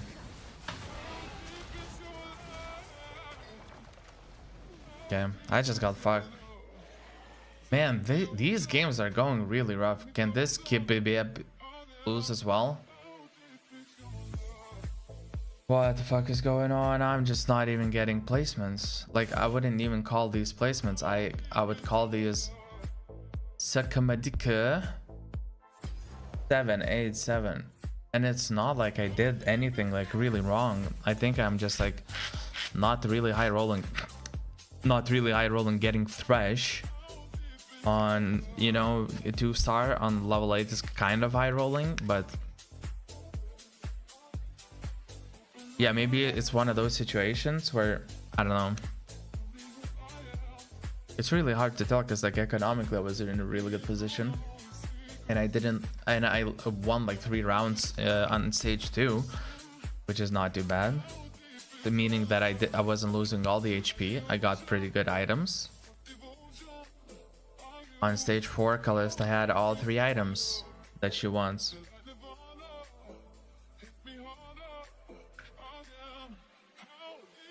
I think I found the Master's only PB Discord lobby creation. Alright. Yeah. Wait, what is it for? Is it for, like, is it just for queuing with other people and that's it? Or is there like any other purpose for it? If that's the case, then I think like it doesn't really matter. Because I'm not sure like how just queue with Master Plus. Or okay, maybe I'm wrong, I don't know.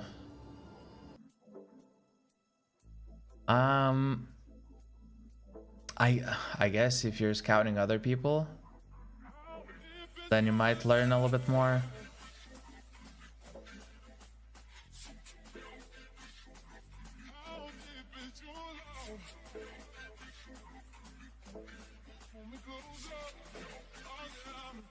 Okay, scouting other players. Is it ever gonna scout? Dude, literally the last 5 or 6 matches, The shitty thing, they're just scouts are never scouts.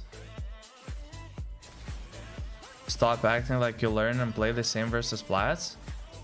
I mean, most of my learning comes from myself. So, and I'm not acting like anything, man. I'm just saying that like most of the learning that I do, it's not like by you know queuing and like doing some like this, you know, by scouting. Usually like most of my learning comes from either in-game decisions that I come up with, or then reviewing stuff, or watching the streams of like, you know, best of the best players, I guess. So in that sense, I'm not sure like, you know, how much it would be. If you get crushed, you know you can do better. I guess. It's whatever.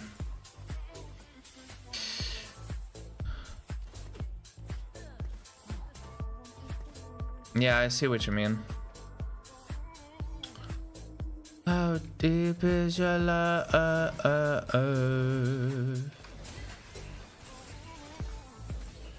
Bam.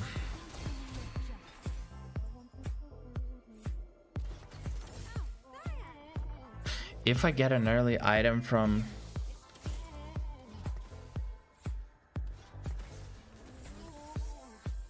So right now I will not be able to do anything, right? Because I will not have 3 components.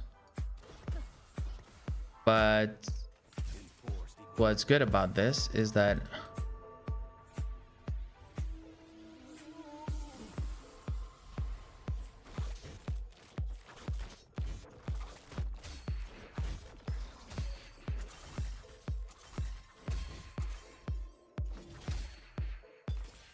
how deep is your love? If I can get a component right now, it wouldn't be too bad.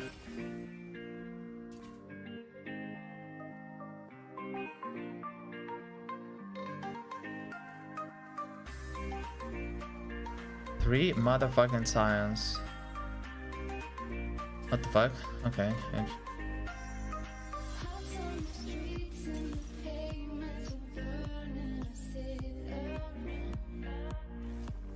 Think I can go for prismatic maybe? Is there anyone that got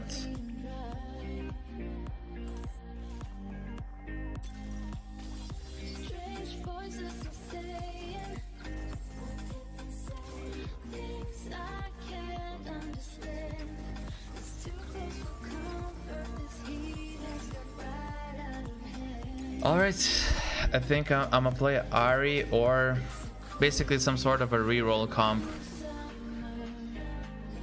I'm just gonna grab Bard, go for a crit item first, and then decide whichever direction I'm gonna go. I feel like I'm in an insane spot, but yeah, I just looked on the internet and it looks like I'm most likely that it's gonna be tomorrow that the PB is gonna be released. Like if it's late afternoon PT for us, it looks like ooh,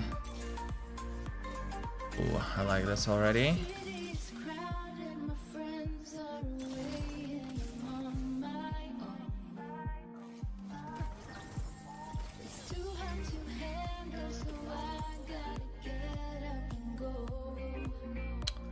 Bruh, I might phase that guy. That is not what I wanted to happen.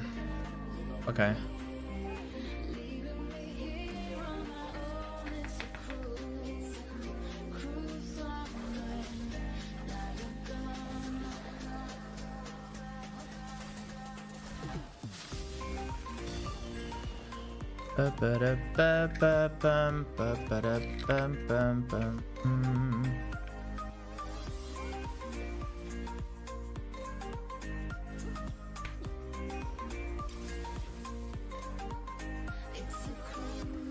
Damn, it's pretty cool. We're gonna generate so many. Haha, people are going for econ and everything. So many people are opening. What the hell? This is literally a perfect lobby for someone who wants to win streak. There's barely anyone who wants to be win streaking right now. That is crazy.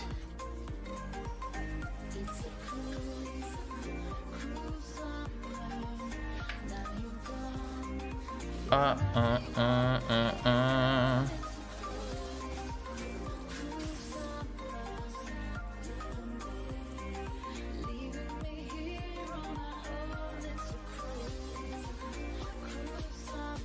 Mm-hmm. Mm-hmm. Mm-hmm. Mm-hmm. Oh, crit is on a 3 cost item unit. That is awesome. So okay, re-estimating. This guy might be going for the reroll thingy. That's yeah, for a reroll thingy. Ay, ay, ay, ay.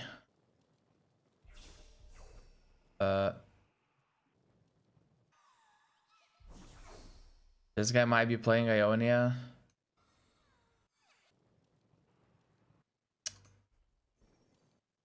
I'll have to force someone off of rerolls.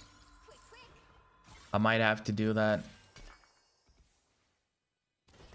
Oof, so far it's Leona everything, bro. Hmm.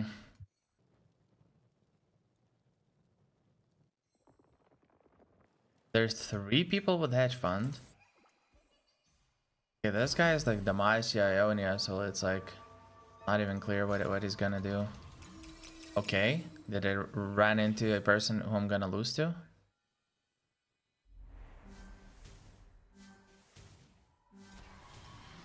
We both lose, right? Or is it a crit chance thingy?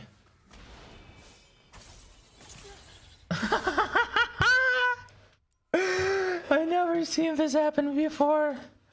I've never seen this happen before. Oh my god.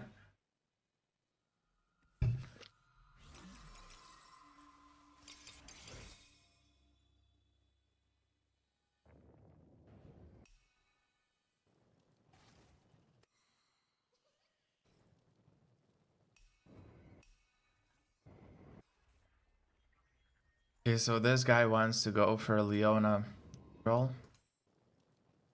So for now, it looks like, bruh, he's no, no, no, no, no, no, no, no, no, no, no, no, no, no. What other comps can I go for a reroll then? Bruh, like really? Really? Is that a win? There's no way that's a win for me. Like in what world? Bruh, what are you tripping on?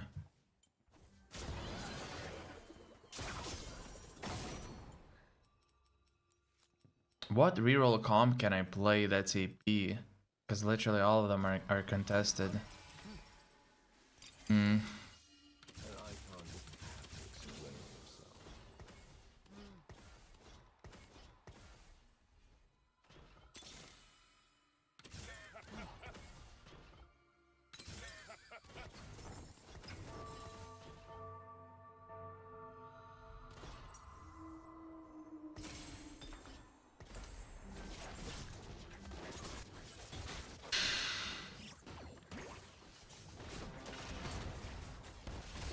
I guess I'll just have to fight for Ionia, maybe. Bro, I don't fucking know, man.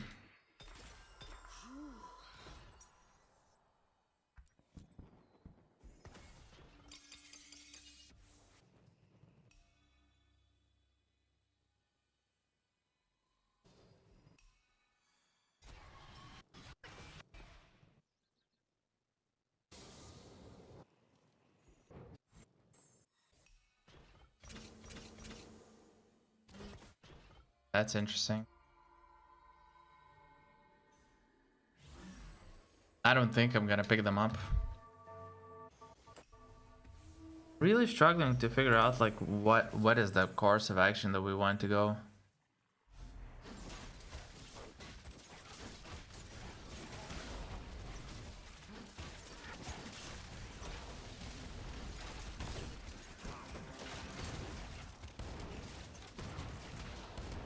On.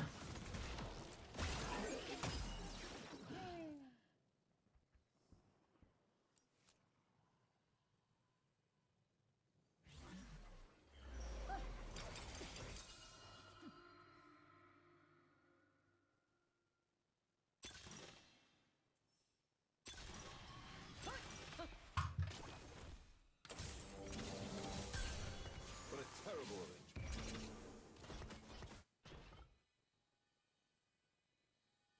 I think I just go Ari, honestly. I don't fucking know, man. It's really hard for me to... This guy is gonna contest. Kind of. Going into Ionia direction. Ooh, what the? Cooking. Cooking.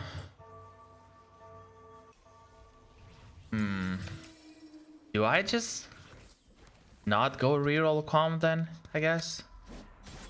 Do I just legit go level 8 and like level 7 just do whatever? Like as in use those rerolls to stabilize myself throughout the levels, but don't stick for... Because I think rerolls, like everything is gonna be contested. I can go 7, right? Grab a bunch of Aries and call it a day. I can't think of you tried to stop my work. Yeah, legit. I think I go 7, stabilize, and see if I scare the guy that plays Ionia right now off or no. If I don't, then I go up in levels. If I do, then I stay.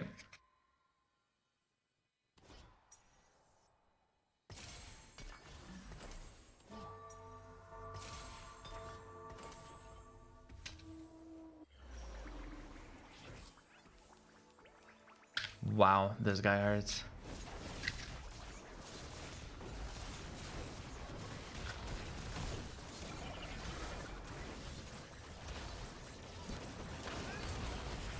Wow. I'm losing so much HP. This is really not good. This is really not good.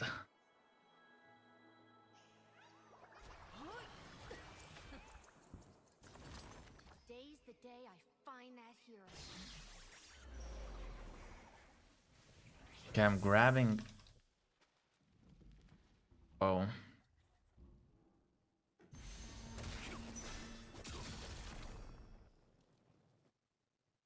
This guy has Ari already? What? Oh, but that's a completely random dude with 2-star Ari. Fuck, I really want that unit to stabilize. He has 4 Aris already. What? Literally every single line that I was thinking of doing is just fucking contested. Shit. That sucks. That is dog poop. Like, so not nice. Lessons keep me grounded, Master Cannon. Balancing all things.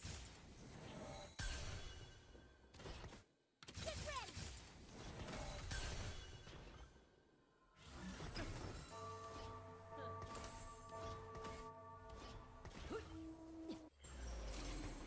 Yeah, I guess I just go level 8. Perfection. I cannot do shit here.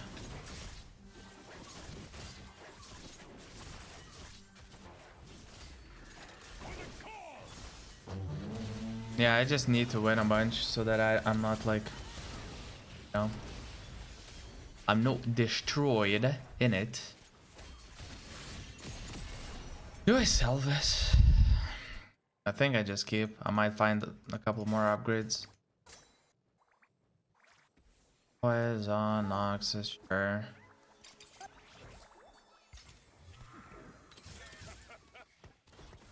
I'll let my hands do the talking. That is interesting.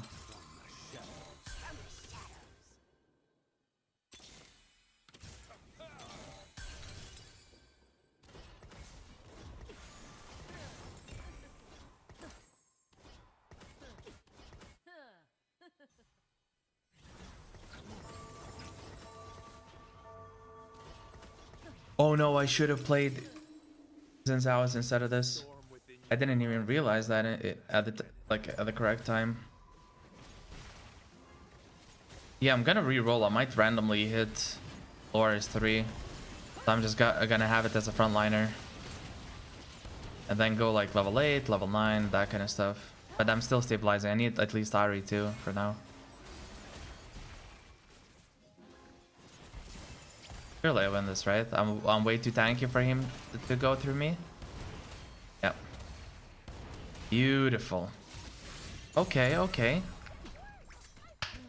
I'm kind of picking up what we're putting down. This is... Ooh. Scurry back to your shadows, ninja. Okay. Okay, spooky. So he's not playing Ares. Yeah, for whatever. Okay. Yeah, but he may not even play Ares. He might just have this for now. That's the thing. Like, I should not worry about that fella, I think.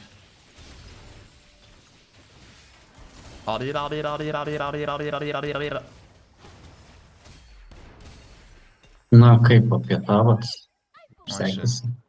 I have to turn off the audio because there's gonna be a bunch of talking. Yeah.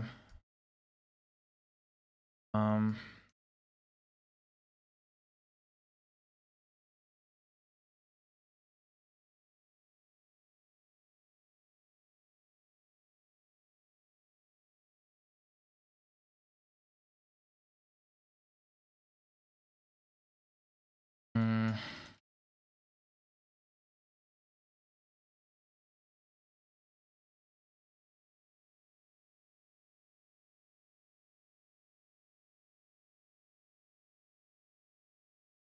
Am I actually losing?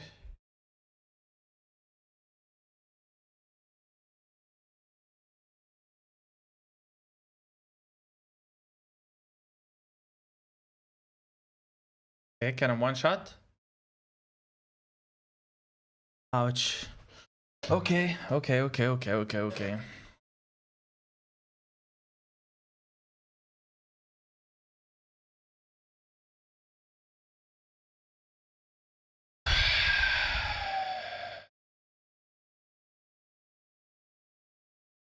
Well, fuck it, let's end it. We are risking it, yeah? Boom.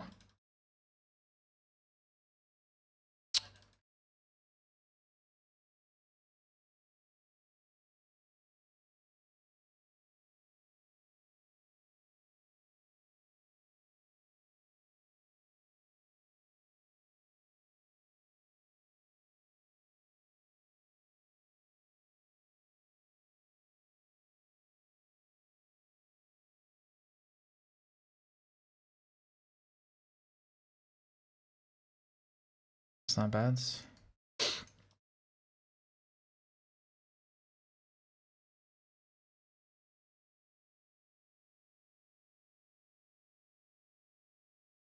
Okay. Not too bad for now. I just really need to get Nashers right now on Ari for the damage. For mana regen. This is so important for me.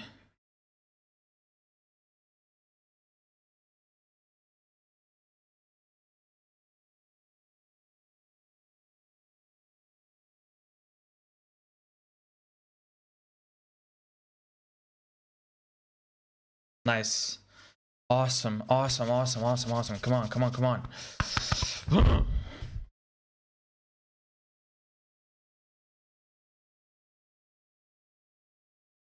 Okay, this is gonna be really good later on.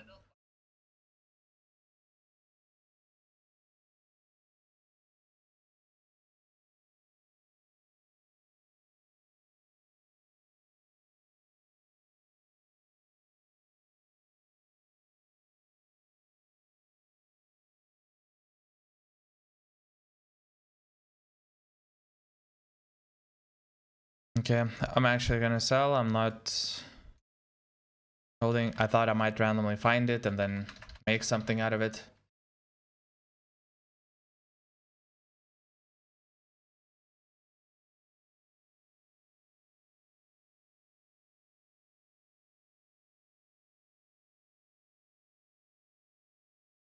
This guy hurts. No, and then I didn't even had woken up the yeah. Fuck. Fuck.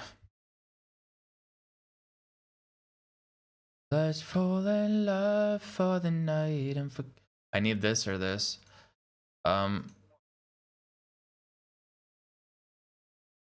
Okay, that guy took it. Please leave me the H.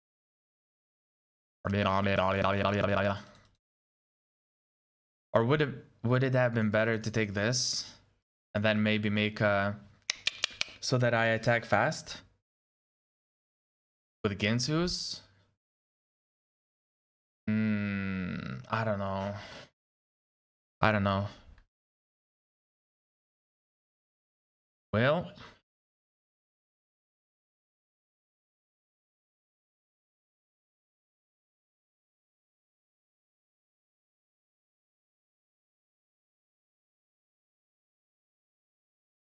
okay. Now I want to go to level 8, right? Level 8. Level 8, level 8, level 8, level 8, level 8. What can I do on level 8?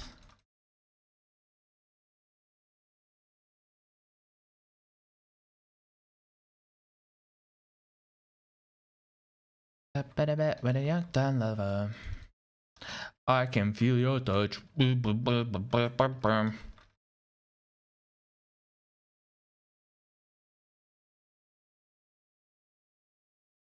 Yeah, but I definitely cannot cap around this comp. Like, there's still some stuff that has to be built. Because even though, like, it's strong, I don't think it's, like, endgame strong to win first place. I'm just good for, like, a few turns now. What's gonna be important? Getting that blast shield, I think. Can I lose? This guy is hella... I think I lose against this dude. I don't think I can risk.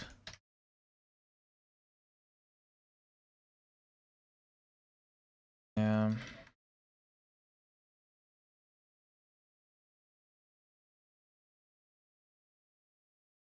It's good that I might win this. I might win this because of this.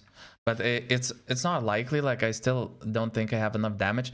But the reason why it's good, because you see, like, Annie burns, right? And I just need from my Ari to survive that burn somehow. That's why, like, I wanted to put that blast shield on. But it doesn't look like it's gonna be enough. Oh, yeah. That sucks, man. My frontliner is still standing.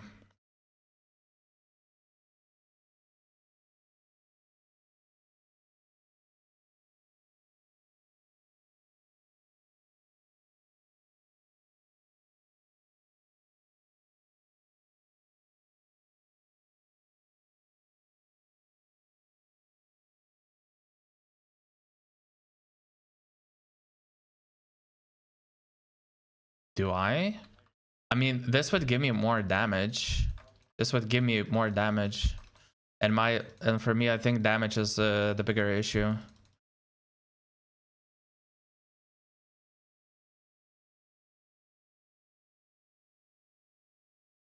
HP? Okay.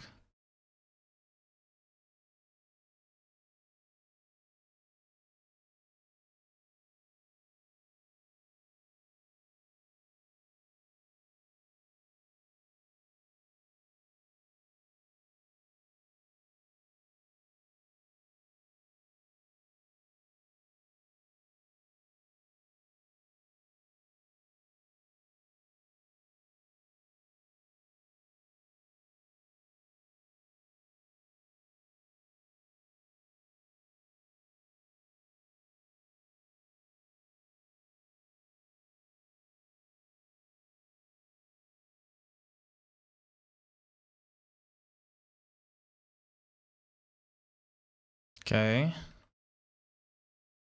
Ah.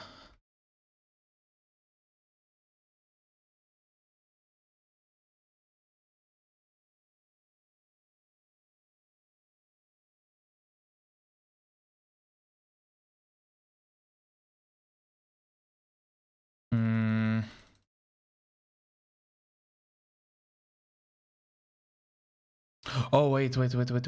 Actually, it's wrong. I realized how I need to do this. List. Fuck, why did I upgrade this? I'm losing gold for free. Okay, look. I'm doing this. Right?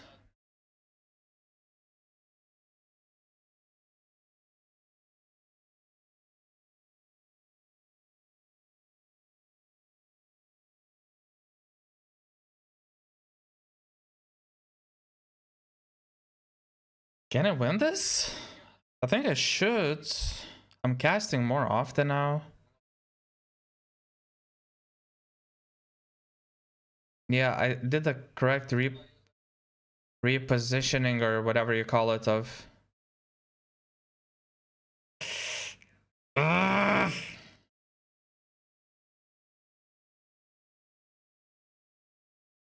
Nice. Okay. I'm clutching it up, I think. I'm clutching it up. I think I'm clutching it up. Now I just need items for tankiness for Loris. But I don't know if I can survive this shit.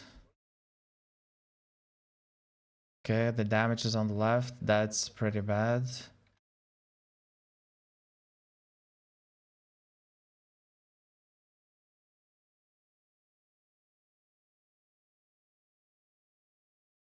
Well, good luck. Can I win this? I think I should be able to win this. Yeah, so I shred and burn him so he doesn't heal as much. Soon. Come on.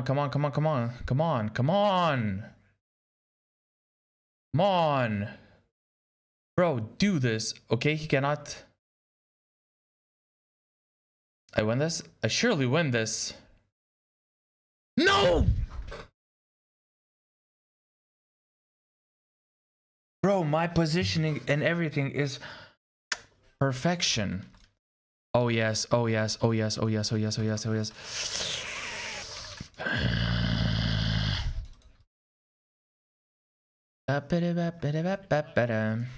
can feel your touch.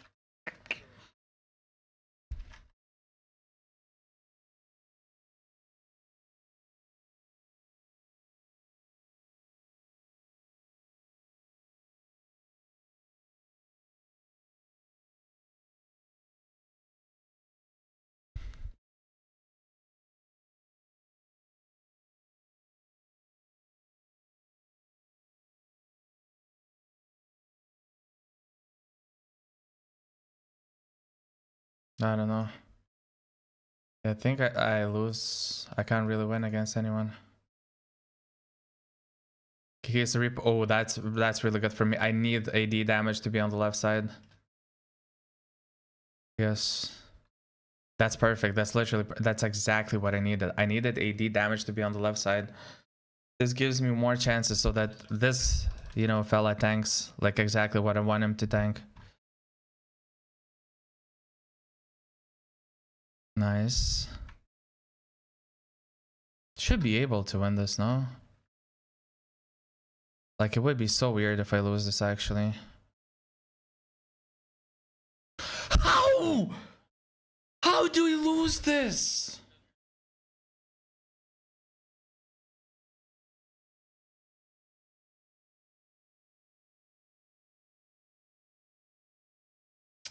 Yeah, Path of Spirit. Fucking Path of Spirit, my ass.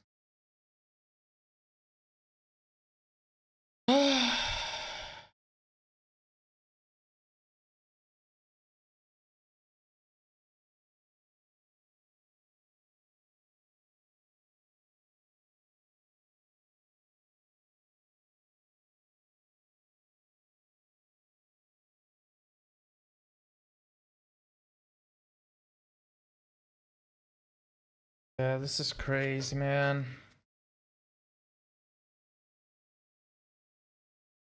I chose a decent line. I re-rolled. I hit three cost 3-star units. Got good items for tankiness. Was it a difference of like augments?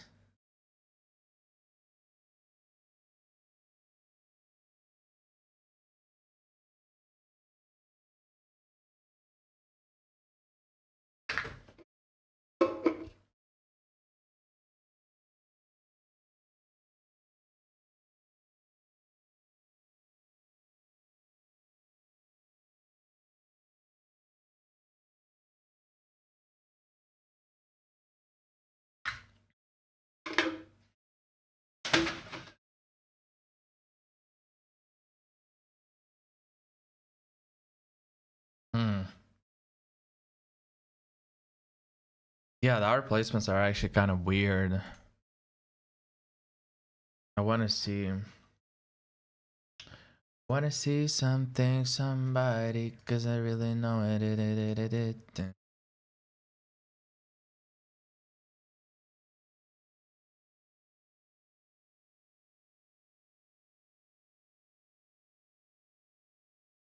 Do I just go for emblems then?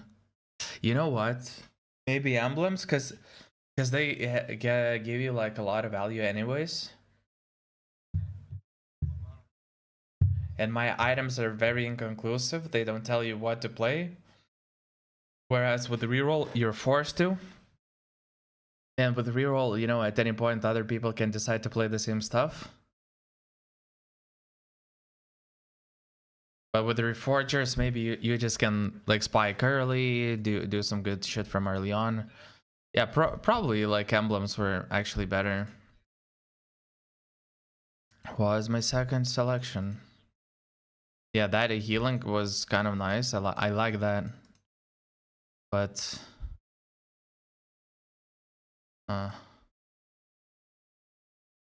boxing license, this. I already have a reroll, so I'd rather just take a combat augment, which is, I think, it was really good, actually.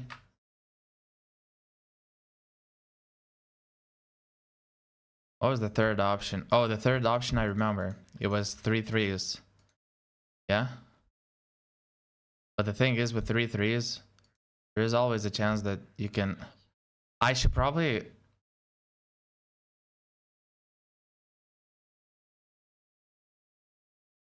This gave me economy, but I wasn't really like short on economy. I was in a good economical state. I think... I did this gambit thing. I think with 3/3s in itself is not necessarily like really bad or anything. But what I did, if I go 3/3s, oh fuck, the replay is still playing in the background. So 3/3s, if you play it, in that case, you're kind of hoping to hit, you know, like you hit that thing and then you... Wait a minute. Hold up. Wait a minute.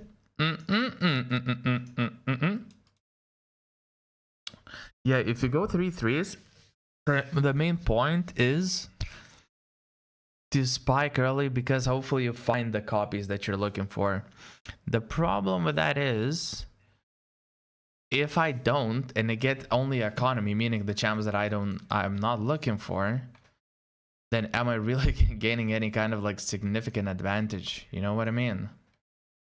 Because then it becomes more like this kind of thing where I don't really, need, I guess. Wait. Okay. My start is actually really strong, especially if I can get something like Shojin. If I get a Shojin, and I can unlock Poppy, then Poppy.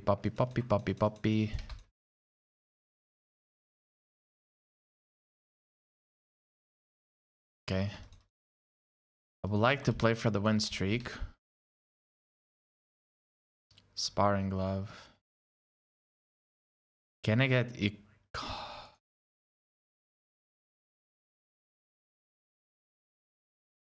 oh yeah.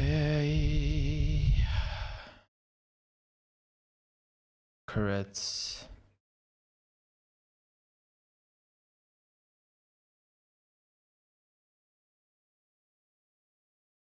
Fire Axiom is always nice.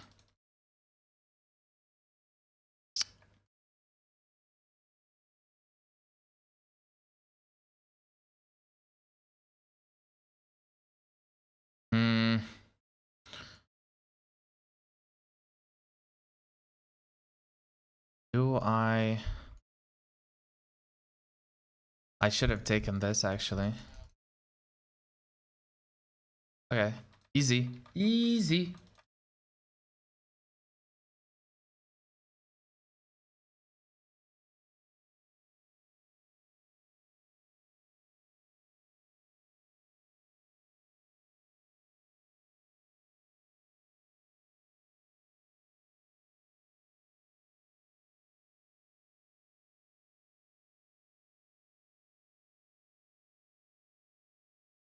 Okay. For now, it's kind of interesting. By the way, sorry for no audio right now, but I cannot enable it because there's a little bit of conversations happening in my ear. So I kind of have to.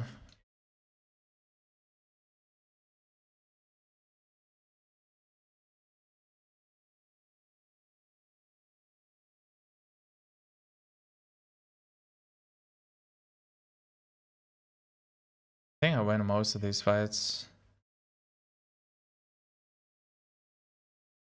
Yeah, I should be winning.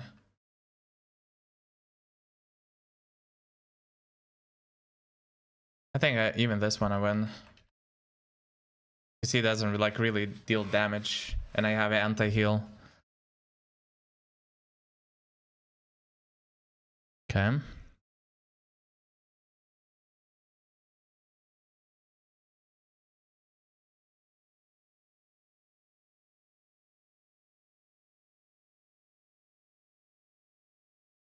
Mm-hmm.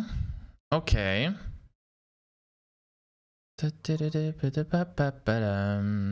I can feel your touch.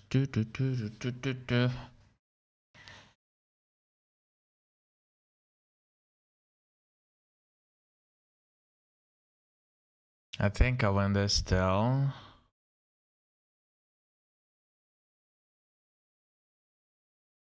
Okay. I win. I win. I might win. I think I win. I think I win. Okay, we just gamble. We just gamble. Oh shit, that's so not good. Fuck.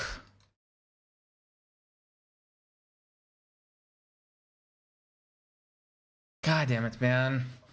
But yeah, even leveling up actually wouldn't help against this guy. Yes, I would have like a stronger frontline, but like, so what, you know? That wouldn't really do much. Okay. If I can get AP, I'm kind of happy, I think.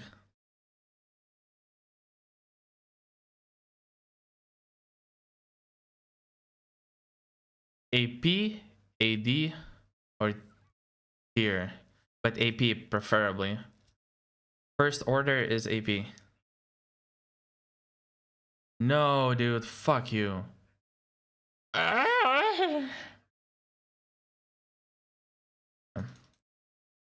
Yeah, I'm gonna... Okay, okay. It is what it is. I'm gonna go for some sort of caster. It's okay, but it's just... Yeah.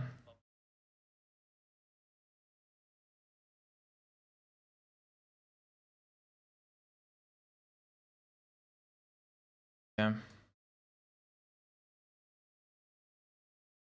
Can I... Okay, so I'll win this one. Right, okay, now I'm unbeatable. Like, if someone wins against me, I'm gonna learn how to suck my own PP off. Suck my PP off, suck my PP off, suck my PP off, suck my PP off.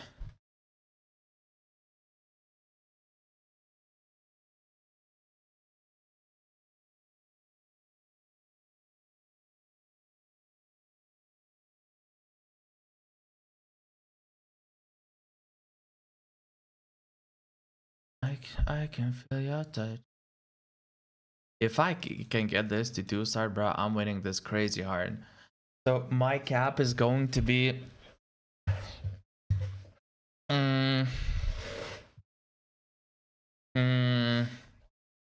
It's a good question. Actually, I don't know where I'm gonna cap.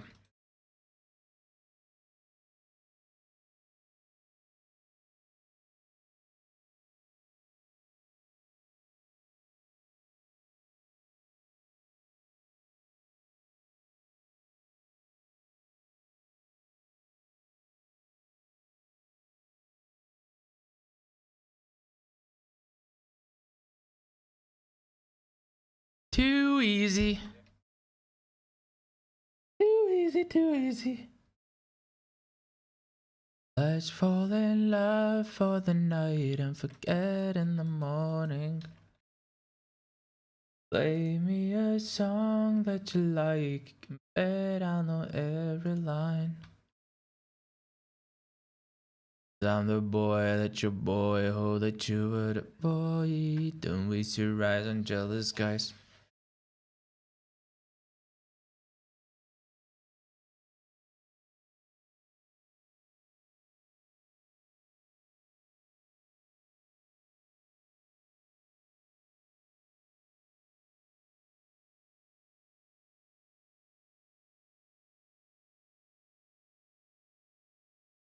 Mm-hmm.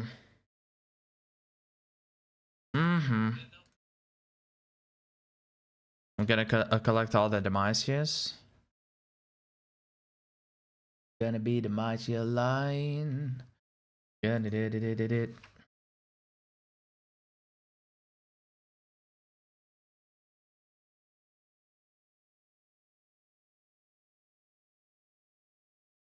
Okay. Boom. Bim bam boom boom boom bop bam.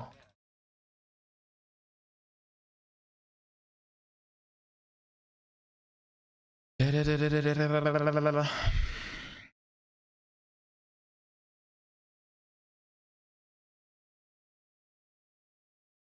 think I win this without any problems. I think I win this without any problems. I think I win every single fight, but I might be wrong once again.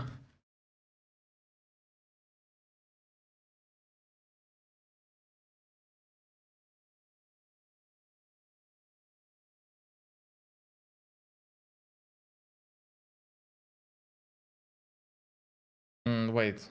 Who is this guy? Bro, he wins. Dude, I fight him. No, oh no, it's a different one, yeah.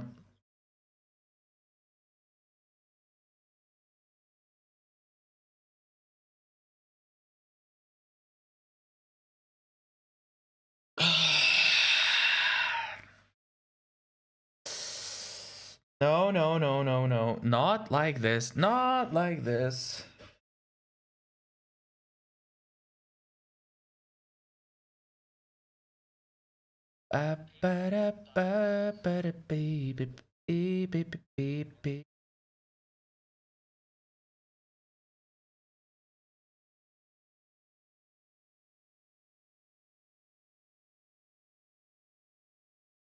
Mm. Mm. Yeah, I still want to try and continue to win somehow, if it's possible, obviously. But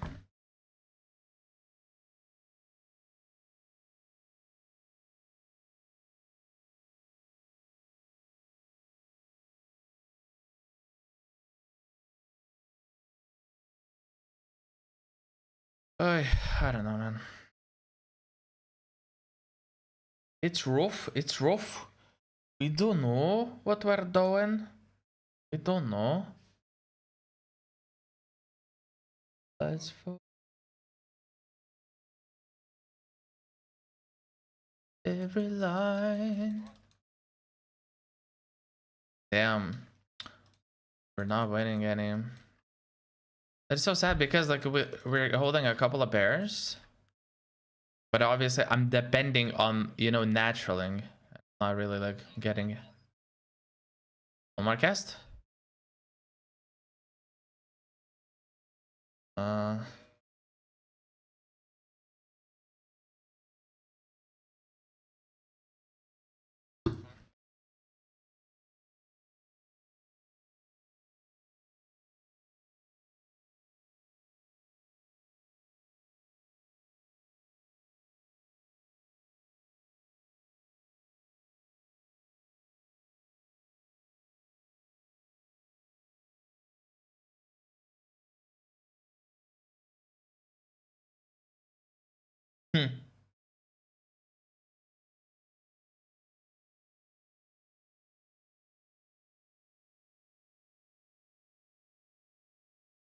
for the night. I forgive you in the morning. Ba-da-ba-da-ba-da-bam. Ba-da-ba-da-ba-ba-bam.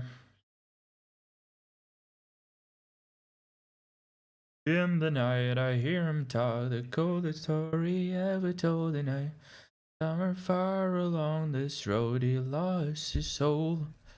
A woman so heartless. Mm-hmm. Bomba.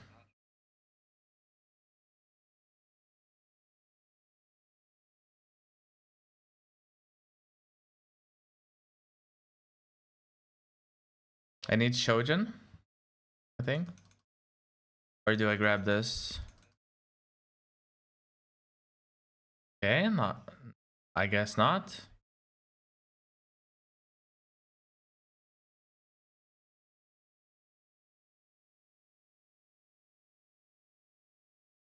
Hmm. Okay. So it would be really good if we could like find some natural upgrades.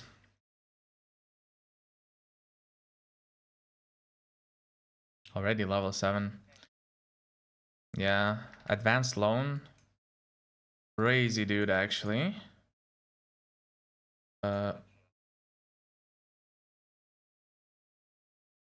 Ooh, how could it be so heartless? Talk and talk and talk and talk. Baby, let's just knock it off. They don't know what we've been through. They don't know about me and you. I got something new to see. If you just gon' keep hating me, we just gonna be enemies. I know you can't believe I could just leave it wrong and make it right. I'm gonna take off tonight into the night.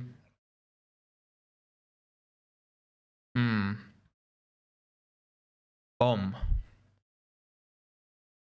Boom. Big boom. Talk and talk and talk and talk. Baby, let's just knock it off. If I can somehow be stable and reach level 9, if that is an option in the first place. Wait, boom. Flash shield. Ooh, we have insane late game actually with these items, with this hex and everything. Rise. Oof. Would be so strong.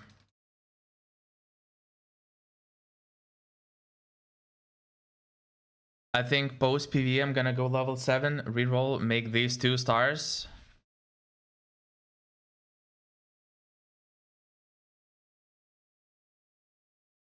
He has way more damage. I would still but his front line is actually really weak, yeah? I guess. And I heal from my thingy, whereas him, like, he doesn't have like something that adds to his combat.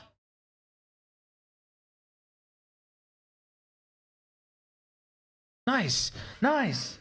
Okay, okay. Oogie.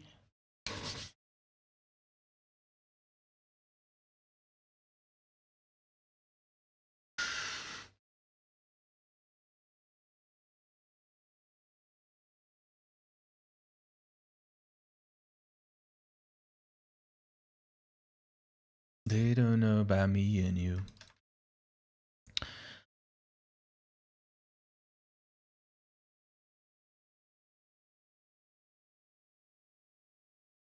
Fuck, I should have done this and this and this would unlock. Dude, I'm slow in the head right now. But okay, I'm gonna be able to naturally unlock it. It's okay, it's okay, it's okay, it's okay, it's okay. Not a problem, not a problem. A problem whatsoever. Not a problem, not a problem whatsoever. Mm-hmm. Mm-hmm.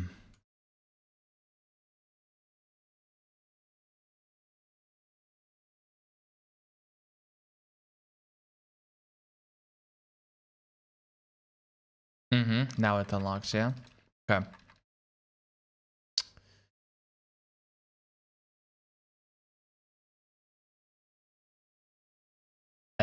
Ouch. Ouch. Ouch, ouch, ouch, ouch. But I'm really strong actually right now, considering.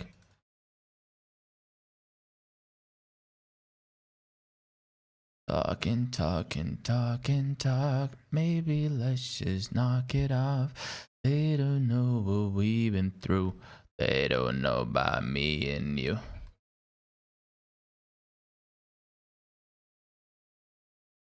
Easy. Easy, easy, easy, easy, easy.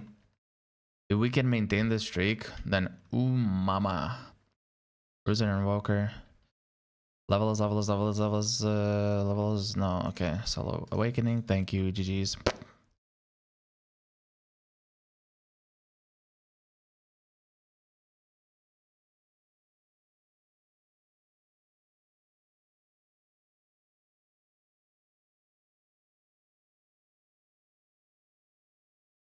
Wait, if I... Yeah, not enough. There's not enough. Not enough. Mm.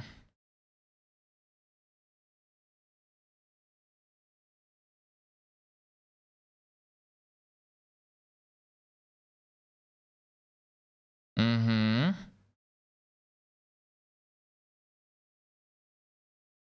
Kind of strong, but not that much.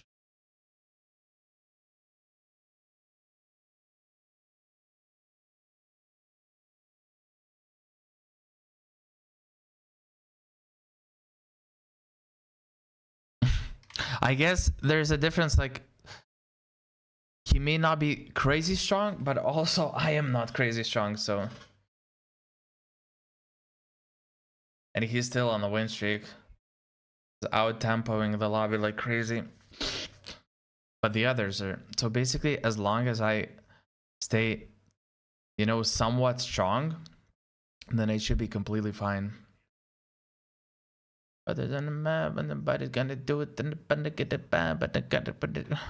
Turn the TV off, turn the TV off, turn the TV off, turn the TV off, turn the TV off, turn the TV off. So the power over me, my mind, everything around here resides in. Right, is everyone spiking right now? Ouch. Yeah, it's really not cool that I'm gonna start losing a lot just for fun right now.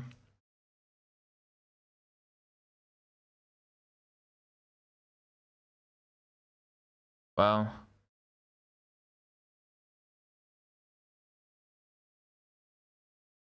So should I go level 8 right now? Roll? Because I think that like now is the stage where we are kind of fighting to basically to survive for as long as. Fuck, he needs Garens, man. He's looking for Garens. What the fuck? I'm never winning against that guy. Like, what? You must be crazy to think that you can win.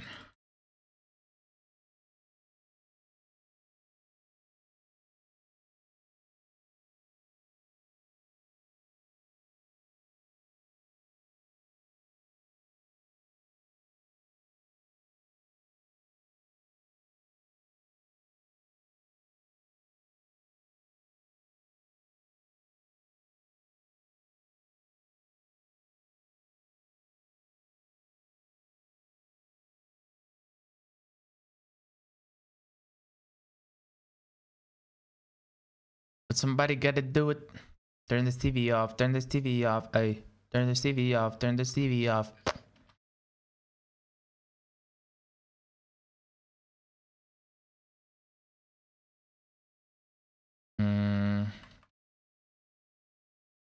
Yeah, my comp right now is Dudu Kaka. I don't know, man.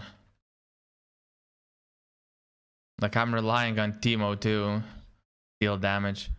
Like, it's not a bad damage, but like, can we do better, please? Oh my god, that was so close.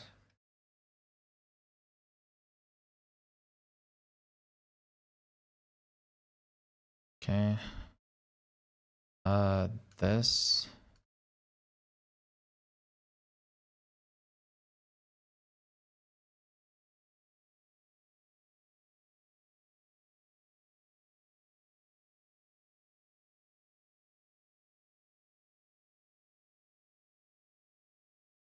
Okay.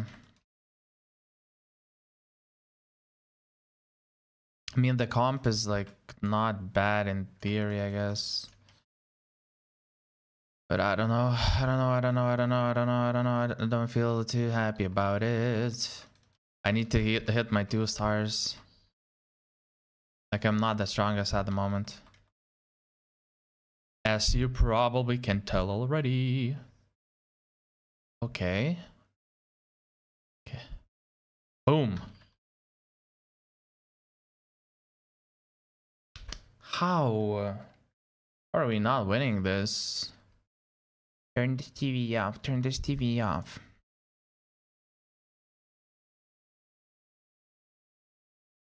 Okay. This guy hit this. It's too.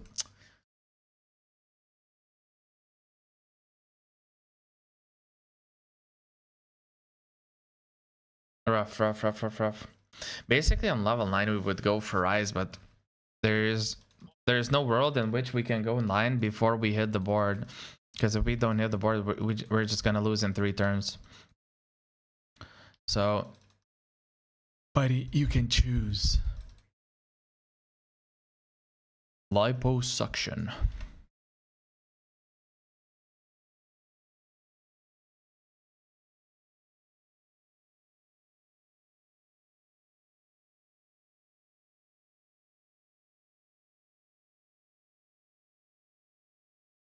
I'm just gonna remake this.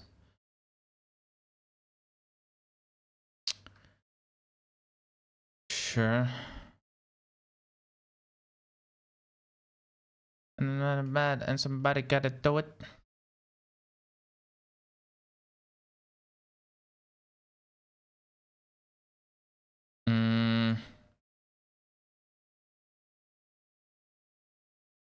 Okay. That's completely overkill. That it rolled literally out of all items. Basically any single item except for Void Stab would have been good. Or okay, 80 items not so good, but at least, you know, maybe it gives like something, some effects, some tankiness or something. And this literally just one item that just overlaps and all of a sudden like gives me nothing.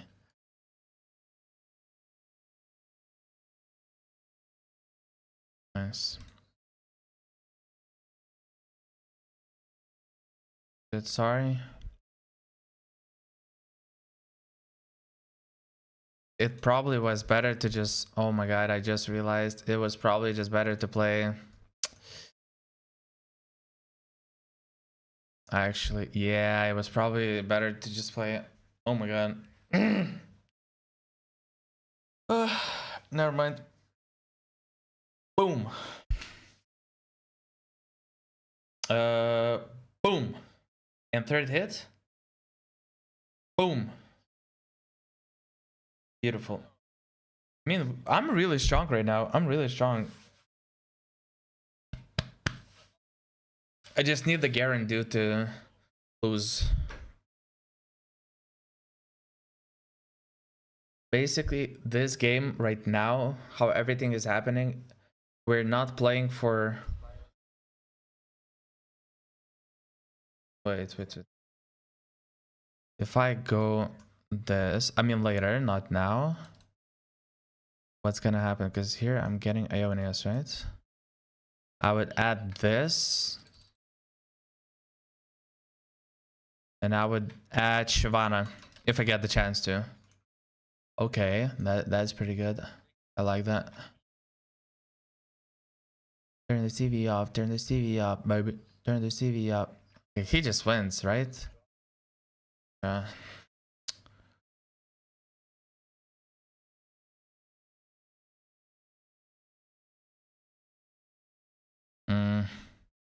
Can I like crit a couple of times and just kill Annie? I just need to save my HP. Okay, nice. 2 more fights, 2 more fights. Are people dying? Nobody is dying. Oh, baby.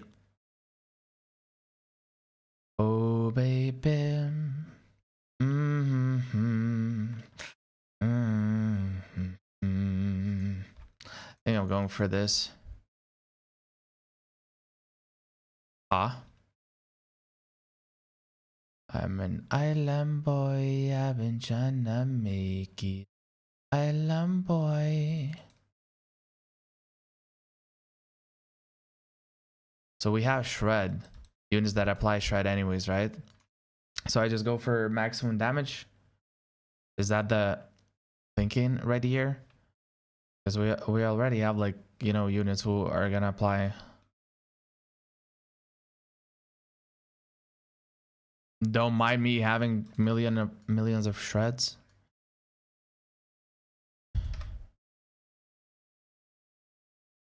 So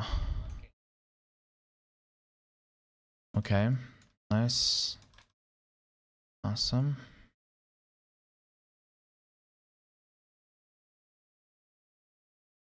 Maybe like this. Well, let's hope that this is enough. Bro, what? This is all magic damage. You want to tell me that I cannot withstand him?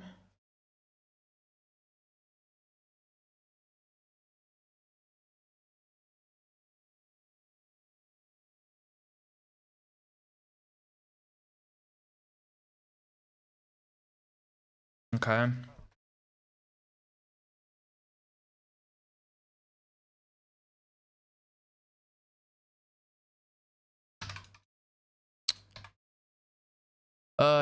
Again, bot 4. I cannot win unless I get this guy, but I think this guy is stronger. As Fiddle too. Yeah, it's kind of rough not playing economy at the start. I can't even cap out at level 8. Like, I'm struggling, I don't have the economy. So yeah. It's rough. I lose this, right? I lose this. Unless, like, there's some lucky crits, I guess. And I kill. Boom. Okay, one more. Why are we... Hello? So third... So 2 were hitting... whatever. Whatever.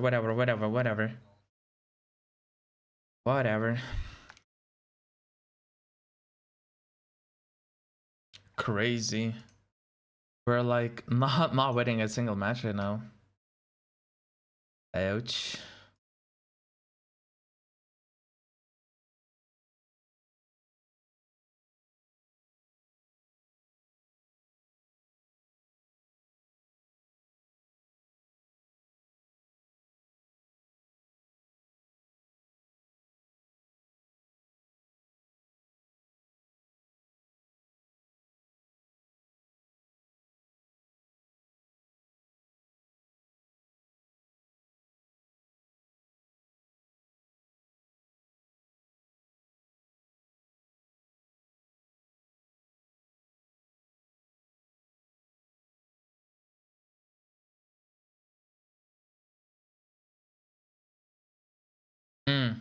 I have an idea. So since we're not, like, having a good time anyways, like, we're kind of losing, yeah. You know what we can do? Take a little bit of a break and do... Yeah, okay. I have an idea. But just wait. Look.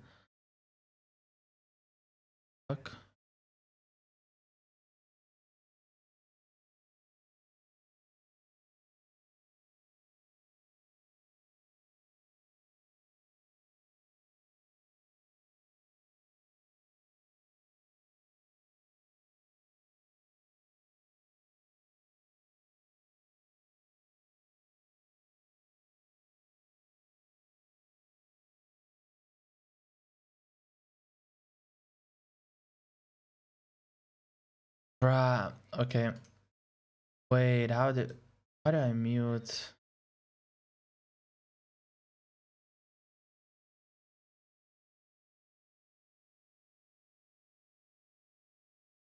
I really want to...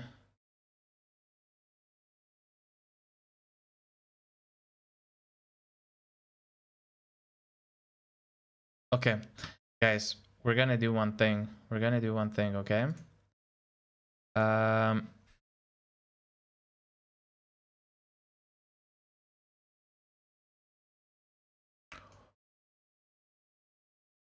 Whoa, whoa, whoa, whoa. Yo, boom. We're back with the audio and everything.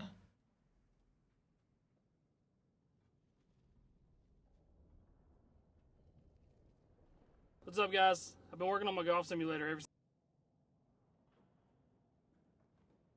Here, and it is time for our 17th set TFT Space Gods to hit PBE. By the time you're watching this, it might already be on PBE. Wait, I'm actually gonna do this. I'm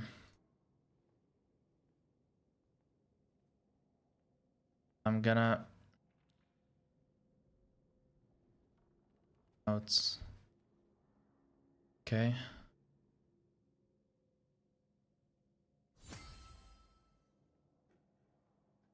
Yeah, we're gonna do a bunch of stuff. Boom.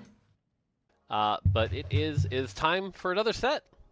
Now, that being said, I didn't have time to make a fancy slide deck between work and casting and everything like that. And the fact that I actually don't have my home PC set up right now. So you're getting this a little scuffed, but I still figured it was worth going through and talking through all the different units and traits and stuff like that. So I figured we could use some of the external websites that have all the info out there and talk about it. So hopefully you guys find this valuable. But this is still me talking about all the different units, traits, mechanics, and things like that that you can expect for Space Gods as it hits PB. All right. Let's just dive right in because I'm probably going to talk a long time. We're going to start with units. We'll start with 1 cost and work our way down. Starting off with Aatrox. Now, Aatrox is a Nova Bastion, and as I talk about each Nova unit, there's actually 3 things I have to talk about, okay? There's the Champion, there's their passive effect, which you will get 8 seconds, like 6 or 8 seconds into combat, as long as you have 2 Nova active, so you can do a lot of really valuable things with their passive. And then if you have 5 Nova active, and you choose them as their like primary guy, you get their like big ultimate attack. Okay,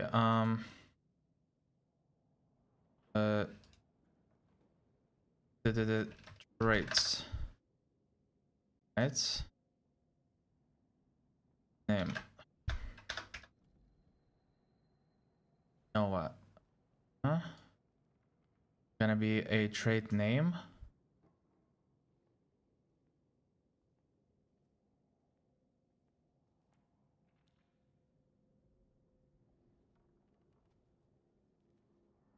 Slight. I just want for it to stand out a little bit. And mutes. This one is gonna be Noah.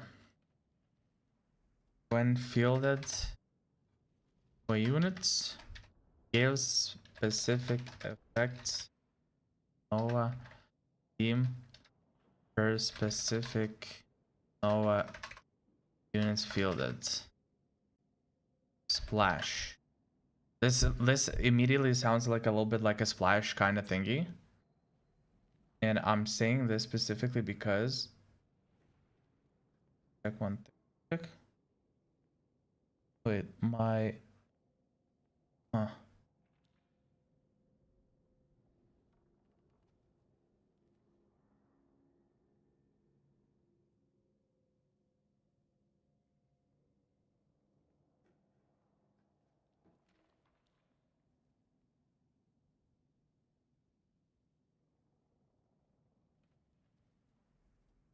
Oh, what is going on?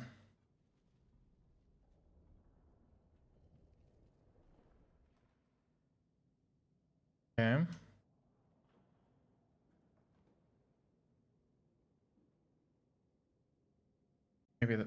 Maybe this way is gonna be okay. All right. So, boom. We just made some changes that may or may not make sense to you, but it is okay. And so all three of those things have to be considered with each Nova champion as we talk about it. So Aatrox, for example, pretty simple tank. You know, he does the heal a little bit and then stab them. Nothing crazy. It's going to remind you of like a Shen or an Alawi from last set where it's like a 2-star Aatrox will be good in stage 2, and that'll be that. You know, he's a tank. But his Nova passive is really valuable. 8 seconds, 6 or 8 seconds into combat, it gives you Shred and Sunder on all enemy units for the rest of combat. So, you know, you don't have to build your like Sparks or Last Whispers. You could get it through having Aatrox. And this is nice because you can often run like Aatrox plus one other Bastion for 2 Bastion, which will give you that team-wide, you know, armor and MR, which is always valuable. So in a way, Aatrox is like a really valuable one cost that you'll see in a lot of comps, just for that utility, which is nice. Yeah. Yeah, that is pretty good. So basically, if you're gonna have Bastion, right? Bastion is most likely gonna give a bunch of stuff for the team in terms of stats. It's almost like Defender in this set, I'm guessing. So if that's gonna be the case, what you'll kind of want to do, at least in my understanding, is have like basically have Nova or Sunder Shred if you don't have those kind of things, because it's always gonna be a trade-off, right? If you have a bunch of components, let's say you're building in AP direction, right? And if you have a bunch of components where you get like bows and tears and like a lot of them, right? To kill them off, you might want to build Shred, right? So if you build Shred that way to kill off components and still fit within the comp and everything, then you just don't field Nova. Then you just don't field Aatrox, right? Because Aatrox, as much as he is good for giving, you know, Shred and Sunder, which is always a good option to have, is a one-cost unit. So it comes at a cost of not really having a strong unit on the board.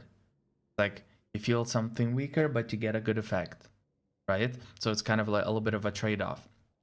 And if you don't have ways to build Shreds and Sunders and you're like, fuck, I really need it, I'm struggling, like my damage is gonna struggle because of that, then you just feel this guy, and then you kind of solve that issue. So it's like, it's really good that you can go both ways, and depending on what the game is giving you in terms of components, you can decide, do I just build the item, or do I just feel the weaker unit that kind of solves it? So, quote unquote, I sacrifice one spot, get the effect. Or do I just like get a bunch of components that fit, you know, Shred and Sunder type items, and then I just build that and don't worry about this, and I just feel in a way better unit as a standalone unit. His Nova Ultimate, which you should really only be using if you somehow, like, for example, build a Bud Aatrox, you know, and you've got a really strong Aatrox. I don't think you're going to see a lot of reroll Aatrox, but basically it hits the whole board, knocks them up for a little bit, and does damage based on his armor and AD. So if you put a lot of armor on him and AD, you know. Wait. So in a way, Aatrox is like a really valuable one cost that you'll see in a lot of comps, just for that utility, which is nice. Yep. His Nova Ultimate, which you should really only be using if you somehow, like, for example, build a Bud Aatrox, you know, and you've got a really strong Aatrox. I don't think you're going to see. Okay, this is what I want to look at. Nova Ultimate. DFT set 17. Wait, where was it? This one? I'm gonna open up a bunch. Was it? This is a beautiful site. Yo, mobile analytics actually are doing these websites really nice. Like, they look clean, they look beautiful. I don't know, it's just nice to look at. Traits. Nova.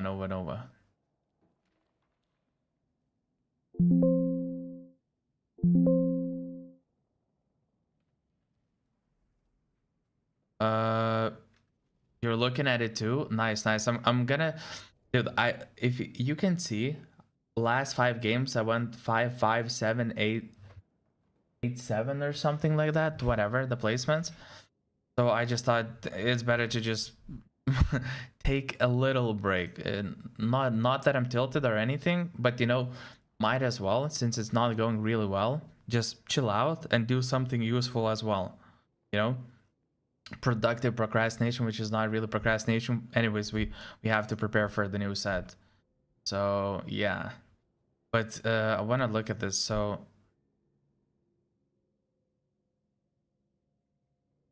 Oh, okay, so Nova will have this kind of selector where you're gonna choose the unit and he's gonna have like a specific ultimate. That's what Mordog is referring to. So yeah, what is pretty cool is that Novas are generally speaking not the strongest units.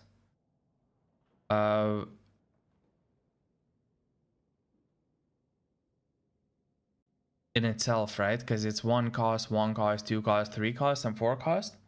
They are not gonna be the craziest units,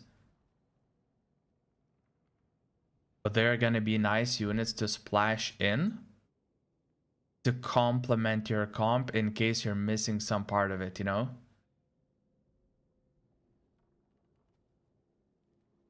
That I feel like is gonna be like really, really nice. Yeah, and by the way, Florian, we can for sure do some ranked, but just a little bit later. But yeah, I'll be down too. Anyway, so Aatrox, Red Thunder, okay, that we already understand and know. Caitlyn is gonna grant allies attack speed, so she's gonna be like Fate Weaver. Fate Weaver. Wait, what is Fate? Fate. So these are gonna be traits, meaning they're not origins or something like that, right? I always like mix them up. Like, what is an origin? Innate. Fate Weaver have precision. How do I know what is a precision? Chance. Okay. Chance effects on abilities are like, oh, so you just rolled twice. I remember. So there's something has 40% chance of like succeeding. So you just roll that attempt at a chance twice, and if there was a lucky attempt of those two, it selects that one. So it doesn't necessarily like doubles the success rate, but it like increases by a significant amount. So anyways, so it's kind of like it will do with things like crit chance and that kind of stuff, but it's gonna like throw an interesting mechanic. Gain 20% crit chance, and so also like if this means that it will be kind of nice with items where you're gonna build crit, but you won't have like a full crit chance. That makes sense, because if you have a full crit chance, then precision is not really necessary. Anyway, so yeah, so Fate Weaver is gonna have to do with crit, and she gives you attack speed. So there's 1 cost, Stargazer, whatever. Fate Weaver, Timebreaker, Milio, and Orky, Meeple, Bum. So maybe this can work with, for example, it looks like Corky might be related to attack speed. So building Nova Fate Weaver and Fate Weaver Corky and just having Caitlyn like splash. Well, anyways, so there's for sure gonna be a bunch of stuff that can potentially splash into. Yeah. But anyways, so yeah, we can get a attack speed. Right, no, that was Akali. What am I even tripping about? Caitlyn is...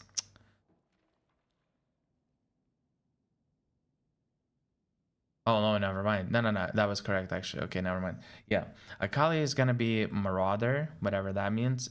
It's probably gonna like be something tankier, I'm guessing. But Akali, or Ali's game precision. So the units themselves, they give something that they are not, if that makes sense. Aatrox has nothing to... Aatrox is a tanky unit. And Aatrox has nothing to do with like sundering, penetrating, that kind of stuff. Caitlyn is a Faith Weaver unit. But I guess you can build her maybe like, you know, auto attacks, that kind of stuff. So for the early to mid game, she can be early game carry with items. You 2-star her, get Rage Blade, get Infinity Edge or something, or maybe even Krakens. You field her, you field Nova, boom, she's gonna carry you like through stage 2 easily. It looks like. Akali, she does the precision thing, right? So precision is the thing where, you know, roll the dice twice basically, and if there's a lucky one, you know, boom, you succeed. That's awesome. But in itself, she may not be that thing. But I don't know, we're gonna see. Maokai, allies heal, 10% max health. Now Maokai, I feel like, yeah, he's brawler. So Maokai is probably gonna be like mid to late game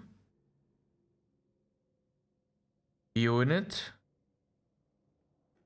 who are gonna be, it's basically, think of Piltover right now, just like a weaker version, because shield is like you put shield on everyone, and you know, no healing reduction can fuck it up, that kind of stuff, and also it's a slightly bigger percentage, so it's like kind of a weaker version of that.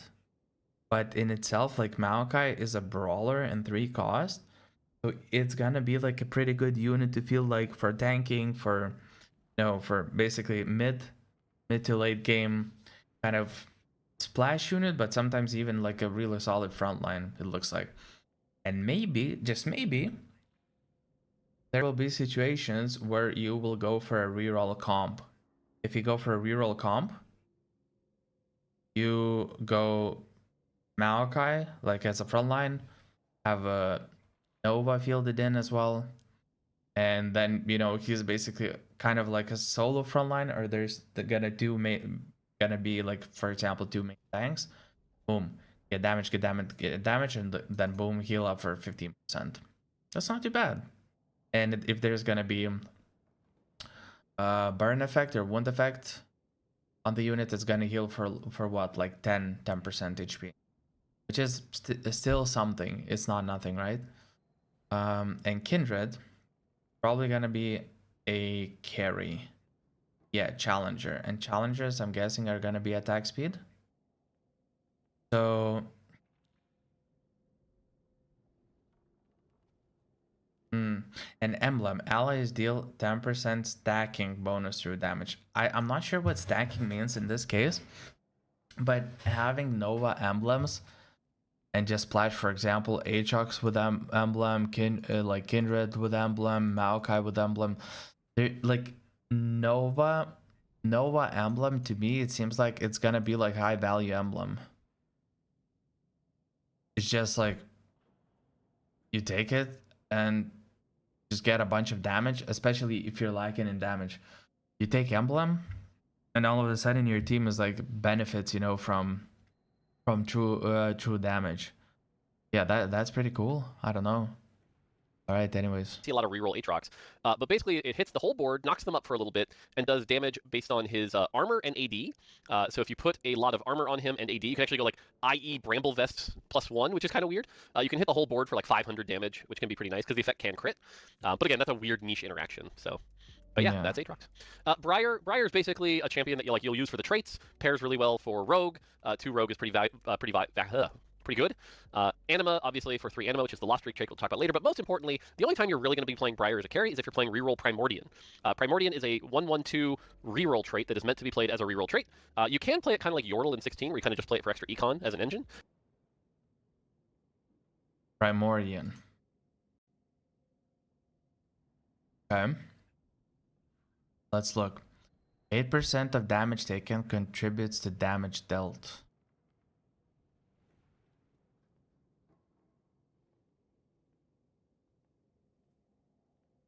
What the fuck does that even mean? So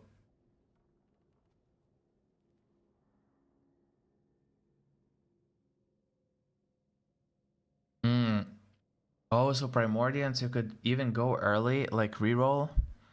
Like basically you max out this comp at level 4 and 5, level 4 and 5. You max out, to max out, to max out, to max out. Okay.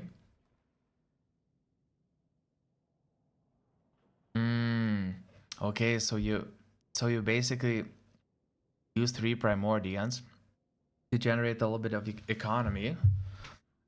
And in case you're in a crazy position where you're constantly just getting those 1 to 2 costs, You're gonna go for this basically, but it is not good. Like, I'm basically 100% certain that it's like never gonna be like a winning comp. It's just like early game can be kind of strong to gain a little bit of tempo, especially if you're just getting a lot of those copies. Gain a little bit of tempo, get ahead, boom, boom, boom, put pressure. Then you have to like later, at the later stages of the game, you're continuing, 1 to 2 gold per turn generation, and then later you just like build something stronger, and sometimes even sell like a 3, like if they are like 2 cost, 3 cost, sometimes even sell them towards the later stages of the game, I'm guessing, because it may not be as strong as other units, other compositions and stuff like that. 8% of damage taken contributes to damage dealt, but I don't understand. Is it damage taken to units and then they deal more damage, like the Primordial trait, those swarmlings, or the units themselves? Or you mean like damage taken to you to your HP, and then it somehow like affects that? But anyway, but if you want to do a gonna be reroll, some you can with get that. that. So that's where Briar can be pretty strong. Briar's in a weird spot though, where it's like you're gonna have Rek'Sai as your tank, and often you're gonna have Bel'Veth as your carry. So Briar kind of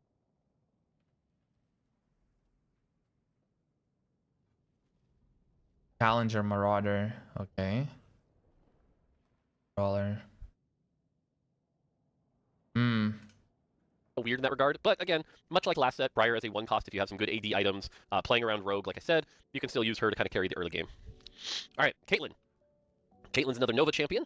As far as Caitlyn herself, she's a weird champ. You're going to want Ginsus on her more than just AD. Her attack speed's very, very slow. And the more attacks she gets, the more chances she has at proccing with Fate Weaver. She has no mana. She's a manaless champion. But basically, every time she fires, there's a chance it'll be an empowered headshot, which will do bonus damage.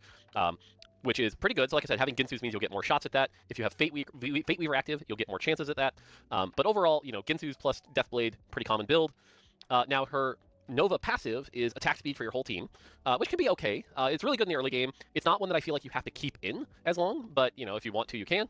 But overall, that is pretty valuable. So, okay, and then obviously her Nova ultimate. Now again, this is where if you have a Caitlyn 3, for example, which I don't know will be the most common build, but Caitlyn 3 is not bad if you have the right items for her. You can make it work. And her Nova ultimate, actually what it does is every time an enemy gets low enough, she will fire a headshot at them. So it's actually a good amount of damage. So definitely if you have a 3-star Caitlyn, consider making her your Nova choice. Otherwise, not really worth doing. But if you find yourself with a Caitlyn 3, she's not bad. All right. Cho'Gath. Yeah. Cho'Gath is kind of a reprint of set 9 Cho'Gath with a lot more twists. He's the stacking HP, big bruise brawler that you can get going, right? And so if you have an early Cho'Gath 2, or if you can somehow guarantee a Cho'Gath 3, or build a Bud Cho'Gath is obviously going to be very good, he will stack HP. But unlike the last time he was around, it's not just off kills, it's off of casts. So making him tanky early can get you more casts, which is really good. So basically, giving him adaptive helm, adaptive helm plus protectors plus spirit visage. If you get that combo early, if he's like 2-star, and for whatever reason it's like 5 component, beginning, you can, and you're like almost all components are like defensive, you just pop that, and then you don't worry about like tank. Then you seek damage items while you have like a really solid front line for So early, definitely mid, want to have that going. and late game. Maybe he stacks enough so that you can keep him late game, and if not, then you transition those items to something else. And then the other thing to note here is he's got a lot of value in that he's Darkstar, and 2 Darkstar is going to be a very powerful splash trait with the ability to execute units. 2 Brawler, which is always very popular, we know that. So all of that's really good. So again, this Cho'Gath, I think, if you can get him stacking and get him going, ends up being very powerful, can hit that 10,000 health, which is really good. Yeah, Darkstar. Darkstar. I want to find Darkstar. Darkstars create a black hole that consumes enemies at 10% max health. Vertical that gives execute at 10%. AP stats.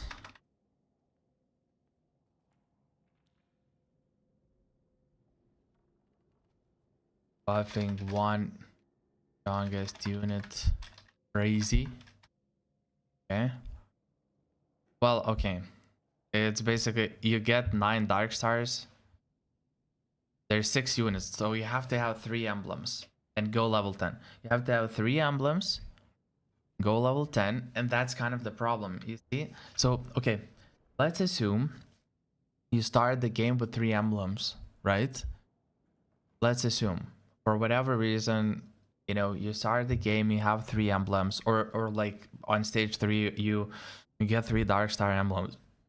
What you do, like the way that you would ever hit 9 dark star and go level 10 is have like whatever, you know, maintain 6 dark stars, but whenever you get like better units like 3 cost, 4 cost, 2 stars and that kind of stuff, sometimes 5 cost, then you drop these like cheaper ones, give emblem to the better ones, and you just keep those like small copies of these units until the late game, until level 10, so that they don't take up, you know, a lot of the slots in your, you know, or a lot of gold on your bench and stuff like that. It's kind of this sets. Yeah, it's kind of this sets, I would say, void in a way. You like, if you know that you can go level 10 and bring in all the void so that you can enable Baron and then go Baron, you don't really want to necessarily like use those units all the time, because the voids a lot of the times are kind of weak, you know, especially since you cannot itemize everything and everyone, and without items, like a lot of void units are just like kind of weak. Yeah, they enable trade here and there, but you don't use them together and be strong that way most of the time. So yeah, you just hold a bunch of like 1-star copies for the future plan, but that's about it. You become stronger in a different way.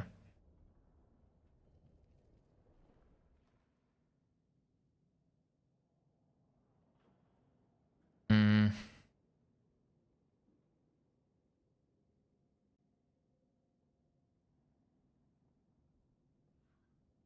Okay. Right, so let's see. Good. But, you know, late game, he's not going to be somebody you're going to want on your comp. But yeah, that cool stacking Cho'Gath that can get really big, very fun. And there's also other mechanics in the set, like Yasuo's Cosmic Hex, for example, that can give you even more HP on top of it. So Cho'Gath can definitely be a really scary champion. All right, Ezreal. Ezreal is an interesting champion because, much like Cho'Gath, he's a stacking. There's one thing to note though. There's gonna be a big question, like which units you could potentially like get at the beginning of the game and still get a lot of value as the game goes and even into the late game, to the point that you want to keep it or maybe keep them as like one of the key units. Caitlyn sounds like one of those where you can 3-star her early and be like your main carry for stage 2, stage 3, maybe even stage 4, and only on stage 5, once you get like a 5 cost 2-star unit, only then you like re-itemize that kind of stuff. So there's gonna be a question of like which units would stay up until the late game, you know, and like carry you, basically, that kind of stuff.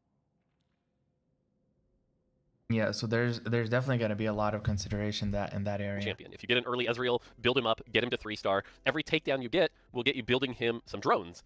So he can actually scale into the late game, which is really good. So if you're looking for a 1-cost reroll, he's pretty good. But the other thing is that even as an opener, he's kind of weak as an opener, but he's a time breaker. And 2 time breaker openers are going to be very popular, and that 2 time breaker is essentially like having a bard on your board. If you win with 2 time breaker, you're going to get an XP that you can like sell right away for 1 XP or leave it on your bench, however you want to do it.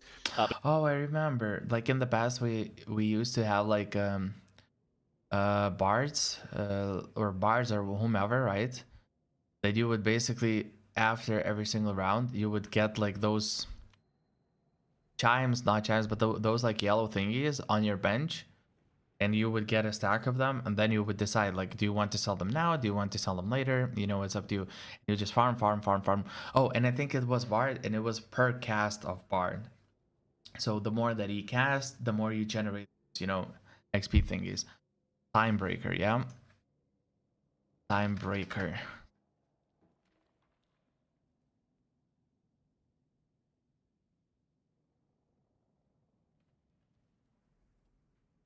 When you lose, game free reroll XP. So kind of like econ. Rerolls XP that sells. Buffs the team.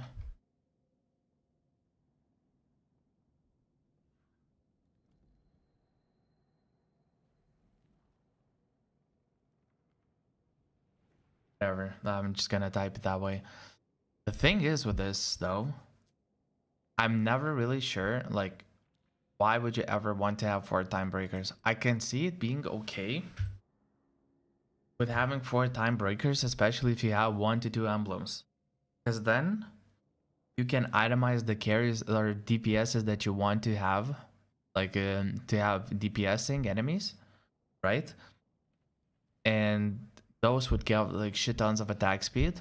Like for example, if you could get Timebreaker emblem and give it Caitlyn, that's a big synergy.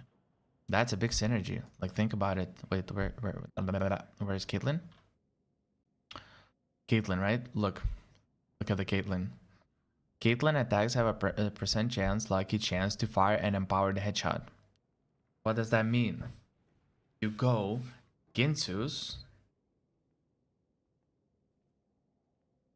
you go Timebreaker emblem, and you go like Infinity Edge or something. Like whichever stat is gonna give the most damage, like we can calculate that, but the idea is gonna be that gain those things, and because of the 4 Timebreaker, allies gain percent attack speed, and Timebreakers gain an additional 50%. So already you're gonna scale the base decently. The only problem I think with this consideration is that it's percentage, it's not flat. And one thing that is really important to note about about percentages is that the higher the number, the higher the impact of the percentage is gonna be. That essentially means if you pick some unit who does 1 attack per 2 years, and you're gonna improve it to 1 attack per 1 year, it's gonna like suck balls regardless, right? But if you have a unit that like does basically 2 attacks per second, and now it's gonna become 3 attacks per second, that's a huge ass upgrade, right? So it really depends. There's gonna be units who want attack speed, and just giving them the Timebreaker emblem and then having like other 3 Timebreakers might be a really good move. But that's that's one of the angles that I potentially see with Timebreakers, because otherwise just having these 4 just because, like, I don't see why would you want that, because unless like Riven is gonna be an insane carry and that attack speed is gonna help and it's gonna make sense. Otherwise I really wouldn't see like why, you know? Yeah. But if you lose, you get a reroll. And so basically, you know, Or if you get Ezreal 3 from the very early game and you just tag him like crazy, so, and then you go Riven as well, so you have like 2 damage dealers. You're like, okay, I know that they are gonna be my main damage dealers until the very late game, and this is gonna be my way to top 4. Then you're gonna pop 4 Timebreakers because you have like 2 units that are gonna you can carry. use like an Ezreal Timebreaker to like fast 8 if you want, which can be pretty good. But otherwise, you know, standard 1 cost AD carry. So, but again, the stacking is the thing that makes him really strong. So if you have good items for him and can win fights, consider playing him and try to snowball. He's definitely a snowball champion. So, all right, Leona. Leona is like the most boring, not like boring bad, but just like she's a standard 1 cost tank. She's tanky. She's got a lot of health. She scales with armored MR, which it's fine. It's like it's kind of like, I guess, like a Blitzcrank, that kind of stuff, like Rumble Blitzcrank. Like she's a tank. The reason to consider Leona though is that she's an Arbiter. Arbiter is a trait that'll allow you to like custom make your own trait, and Arbiter in the right cases is actually like very over budget, so it's very powerful if you have like a really good LeBlanc setup, for example. Another thing Arbiter. Arbiter. Okay, let's check it real quick. Okay. Scribe a unique divine law, allowing you to choose an effect to apply to arbiters when a does occur. An effect for your law. Okay, so basically you have to have like some condition met, and when it's met, like it occurs, right? can do is there's actually an output of Arbiter that will spawn more Leonas. So it's actually possible to get like Leona 3 very early, or even Leona 4 is definitely something you consider. So something you can do is like hit Leona, use Arbiter to hit Leona 3, then move out into like a standard Vanguard. So that's pretty cool. And that's what makes her unique, is just her ability to sometimes get 3-starred pretty quick. But yeah, and like I said, she'll enable Arbiter, which we'll talk about later. Okay. All right, Lysandra. Lysandra is a 3-trait unit, so she doesn't actually end up being that strong, but her traits are really valuable, so she'll end up on a lot of boards. We already talked about 2 Darkstar. It's going to be an Execute. 3 Shepherd is a very good opener. It's the summon trait of the set. Now, what's interesting is this is the first time in a while the summon has been a class. It's not an origin, but you can do some cool Shepherd openers, much like 3 Noxus opener right now for comparison. And then Replicator, 2 Replicator is basically like a second light double cast, but Replicators definitely want 2 Replicator active just for the ability to spread their damage, which is really good. So all of that to say is that, again, So, okay, Darkstar, it's kind of clear. Shepherd. Oh, Arbiter. Yeah, you just... Wait, so what is the point? Like, West. Cause an effect to get the rewarded. Shepherd.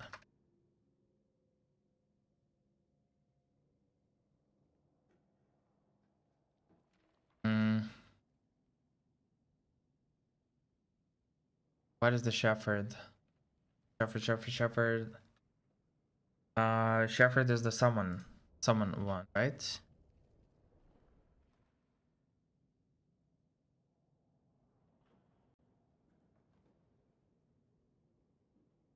Summoning.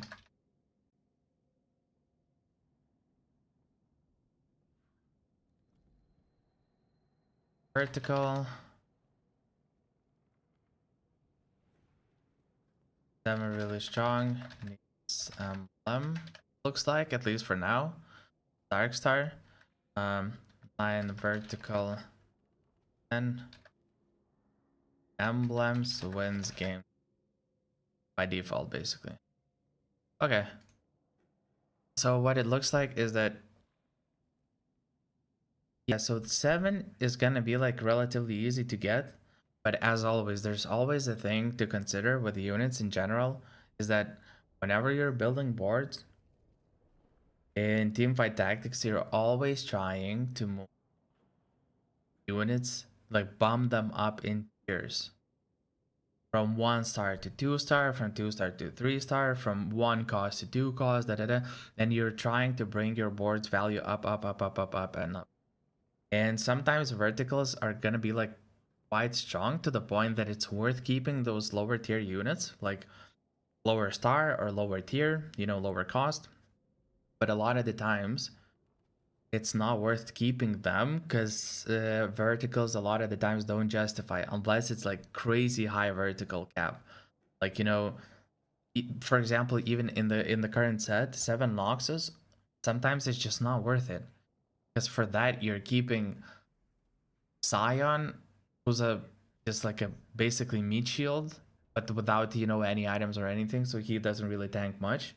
And Briar, like good for basically giving Juggernaut your Swain, but that's about it.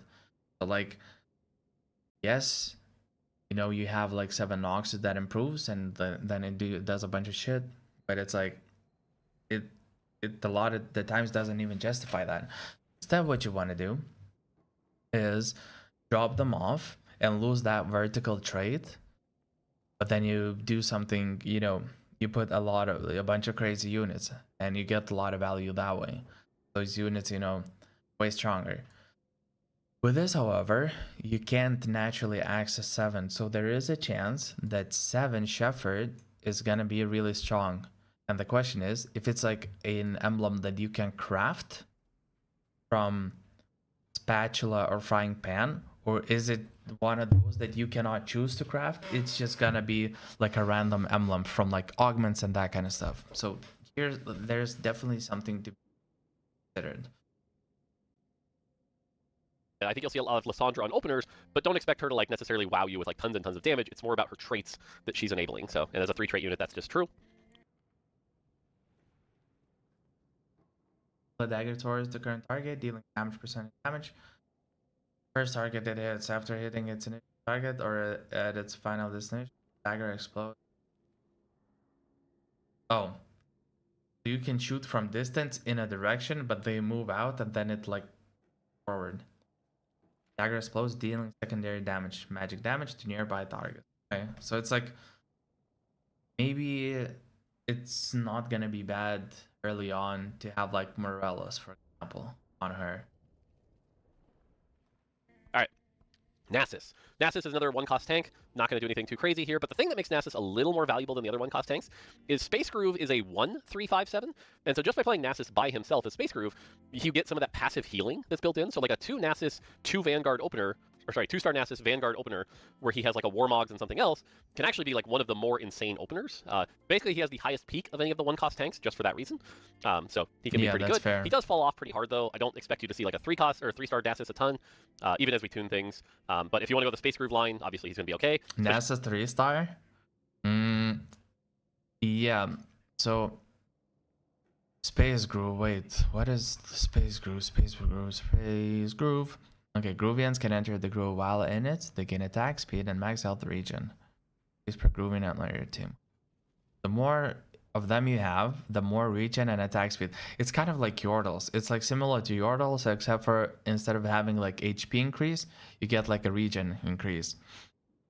All Groovians start combat in the groove for 3 seconds. Oh, okay, it's like kind of mix of Zon and Yordle, I would say. Because then the effect starts in like 3 seconds. 3 seconds spent in that against it.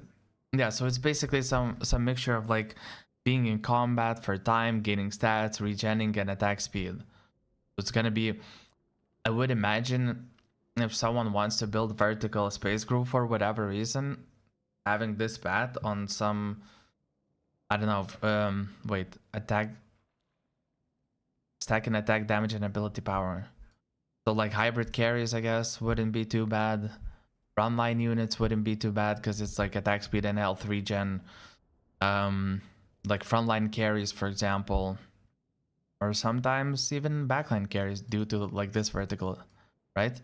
But yeah, basically you get a lot of them and you can reach 7 naturally, but I'm assuming if you get 2 emblems, you just drop like you most likely drop these 2, Nasus and Teemo, and then you play, you know, yeah, these 5 and then like 2 emblems and maybe do some crazy shit. So it's definitely like a vertical thing. And you need 3 emblems to achieve groove. Okay, so it's basically something that we're almost never gonna see. Okay, that's because these trait pairs with Blitzcrank in the late game. But yeah, standard tank. Poppy's pretty similar actually in that regard. You'll play Poppy a lot. Poppy's one of the like lower. Vanguard is gonna be most likely like Warden in this case, something that shields you like from the start of the fight and a little bit later, I'm guessing. Whereas Bastion is gonna be like magic resist armor and that kind of stuff, if I remember correctly.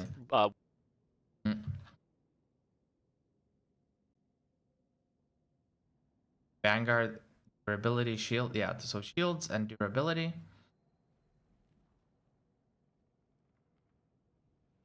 Bastion is armor magic resist. Brawler is percentage this time. So this is gonna be less valuable early, but more valuable late game, which is I guess kind of cool. I don't know. One cost tanks. She's fine. She does her job. She provides an aura every time she casts, so she'll make other tanks good. So she's somebody you want to play if you have like a good like Aatrox plus Poppy opener is, I think, you know, pretty solid. Obviously, she can get into Meeple, though. Meeple is one of our pretty easy to play verticals, which we'll talk about later. But Poppy's a good tank. All right. Rek'Sai. Rek'Sai is like the champion you play with Cho'Gath if you're playing Cho'Gath, or Rek'Sai is your Primordian tank that can be the star of that Primordian comp. So, again, pretty standard here. Tank, heal, keep alive.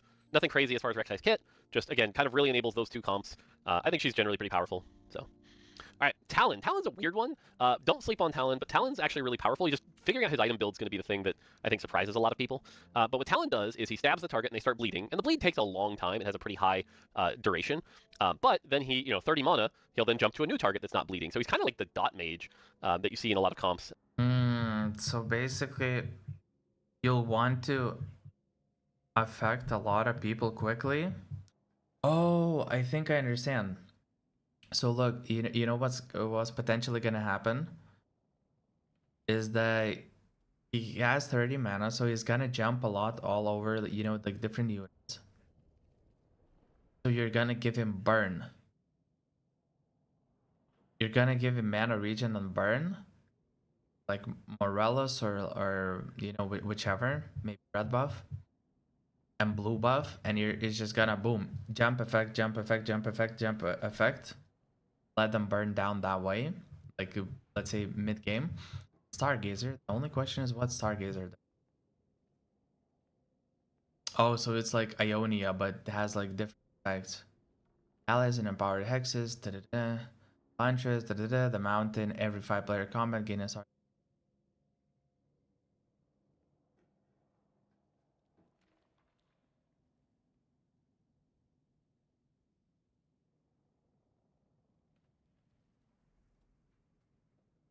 you have to put 3, and then you gain 1 of those, like whichever is gonna be active that game. Ooh, that's actually kind of interesting. Okay. There's one that where you give every 5-player combat gain a Stargazer emblem. Stargazer's power hexes gain various bonus. Wow. Okay.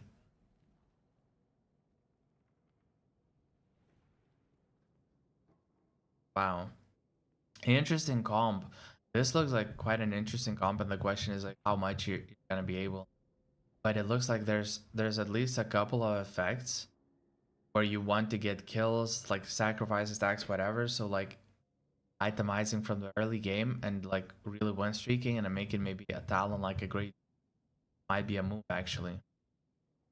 But so what's interesting is if you can give him like an Edge of Night and a lot of damage, he can go around and like get everyone bleeding, and then if you have a pretty good front line, actually do a surprising amount of damage. And the fact he's Rogue has like a built-in Edge of Night effect as well, so he can do a lot. It's really just about keeping him alive so that that bleed can do a lot of damage. If he gets targeted, he'll die very quickly, but stacking him up can be pretty good. I like this guy. I think he's very powerful. Again, I like dot mages, and then he also enables Stargazer. So if you've got that Jax and can get a Stargazer opener, he can do some good things. But really just a Talon too with some good items that can stay alive. He can be a really strong opener. Speaking of strong openers, Teemo. Teemo's a weird champion this set.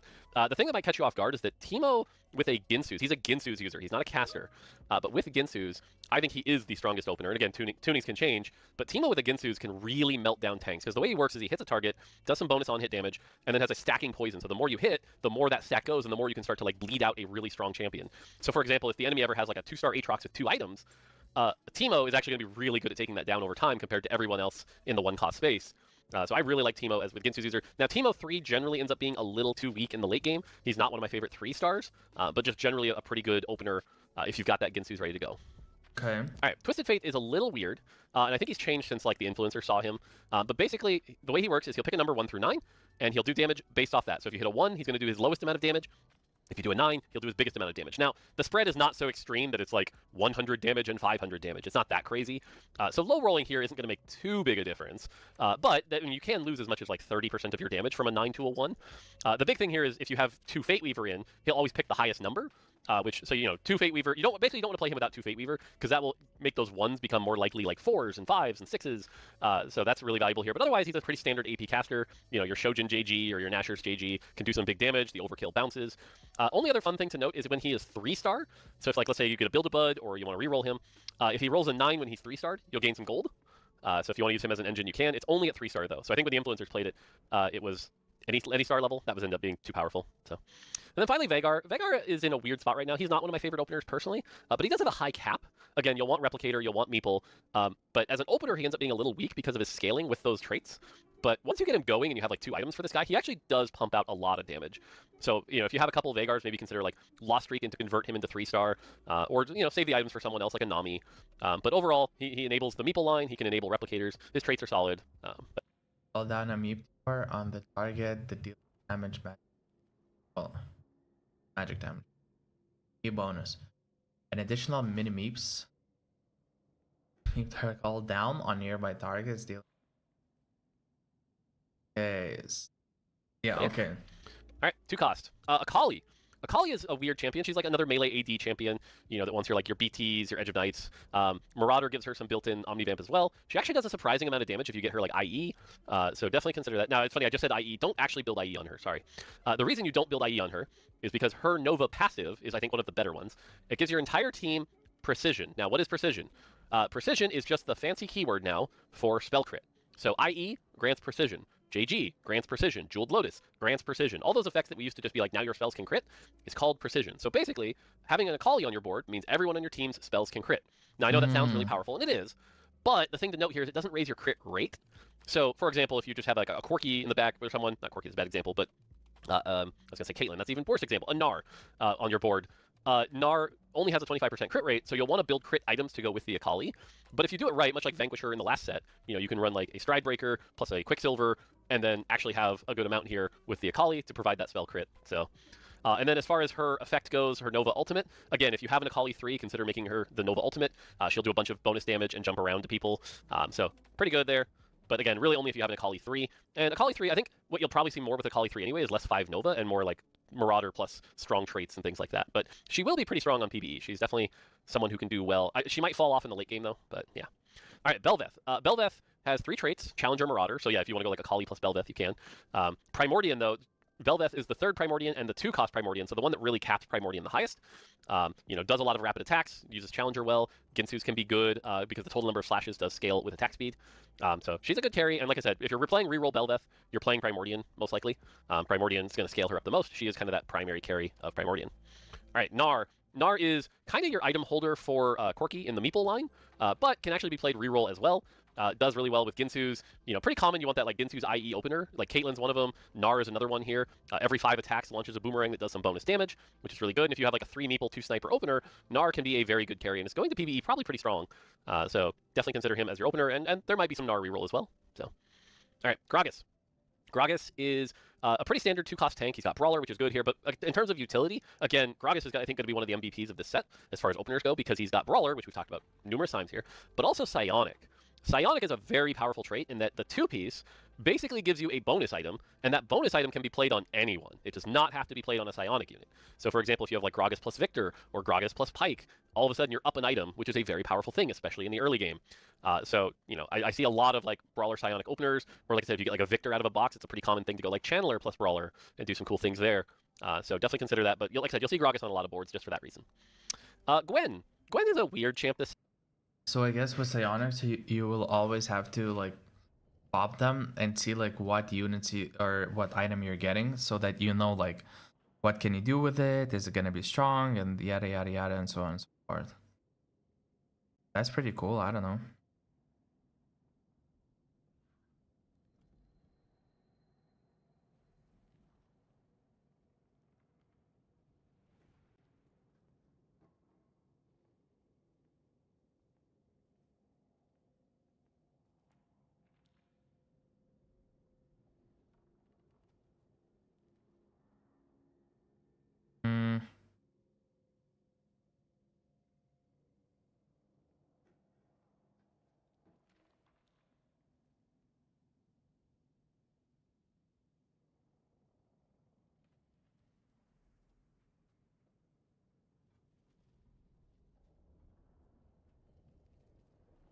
I'm sorry. I'm making an order right now.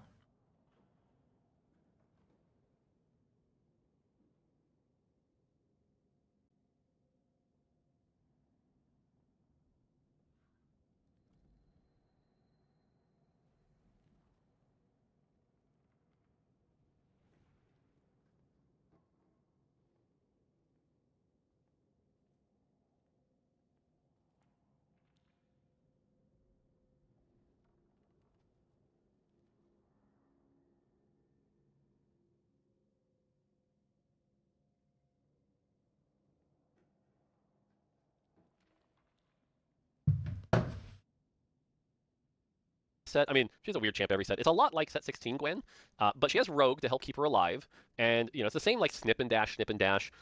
Rogue is really good. Space Groove is fine on her. If you have a bunch of AP items for her though, and she gets a bunch of resets.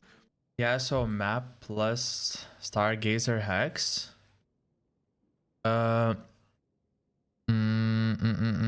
Okay. I just ordered food, so I'm completely like lost and confused. Yeah, so I'm mapping Stargazer Hex for what exactly? Or you mean that this combo in general? Like you think that this combo might be pretty good? Wait, where did I check this? I forgot.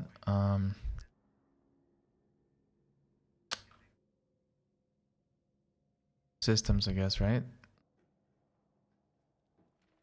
Where's the asshole?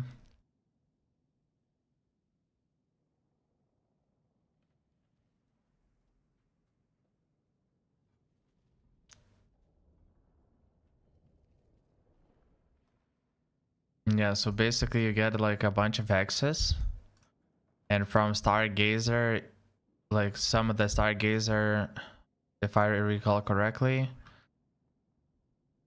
some of the Stargazer also give some hexes, right?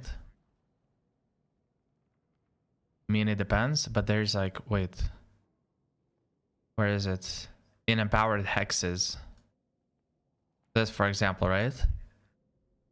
So you, allies in empowered hexes gain 15% damage amp, which increases by 3% for each 3-star on your team. So there's a chance that you can go reroll comp with this particular Stargazer effect.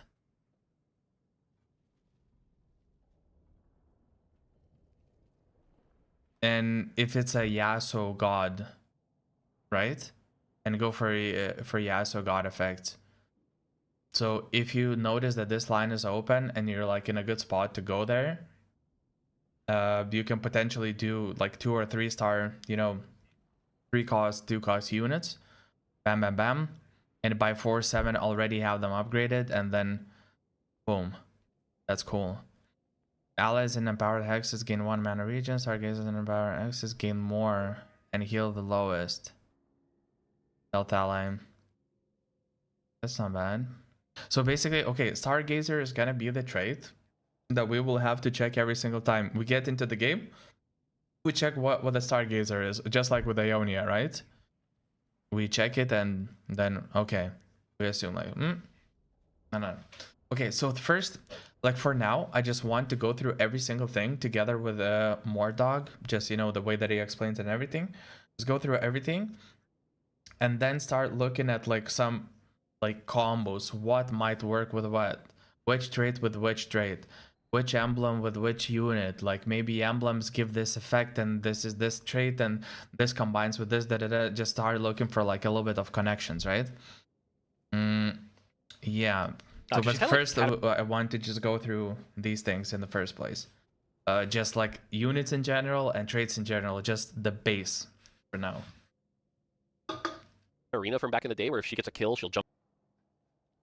Space Groove is the one where Space Groove where there's Nasus, Teemo, they do the regen, they do the attack speed, and like boom, boom, boom, party over here. Okay. Jump to the next target and do it again. Dash to nearby hex to snip the lowest percent health enemy. Percent. Not lowest flat, but lowest percent. So if someone is damaged at the front line, that person will be targeted. Okay. Dash and snip again. So there's a little bit of a... So she is basically the one that can kind of execute. Okay. And if you can get her to 3-star early, like a worth the wait Gwen is definitely worth playing. Because oftentimes you also find she just like randomly ends up on the backline and like will melt the backline. She has the same problem a lot of melee champions do, which is she can get stuck on a tank. But if you can get her to dash past that tank, she can do some really cool things. So yeah, you know, just a good AP carry. All right, Jax. Jax, as far as his spell goes, nothing gonna blow you out of the water here. He's a tank. He's kind of like a Leona from last set, where during his spell.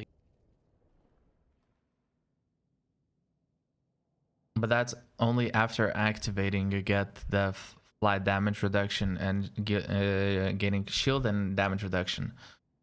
So you kind of solo frontline him so that he is focused by a lot, and then he gains shield, and then he like that all that incoming damage, he just flat damage reduction.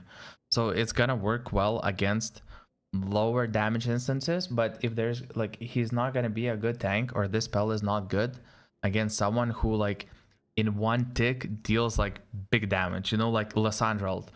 That damage reduction is fucking awesome against units like Zillion, because it's constantly like tick tick tick tick tick, you know, like it's constantly dealing little amounts of damage.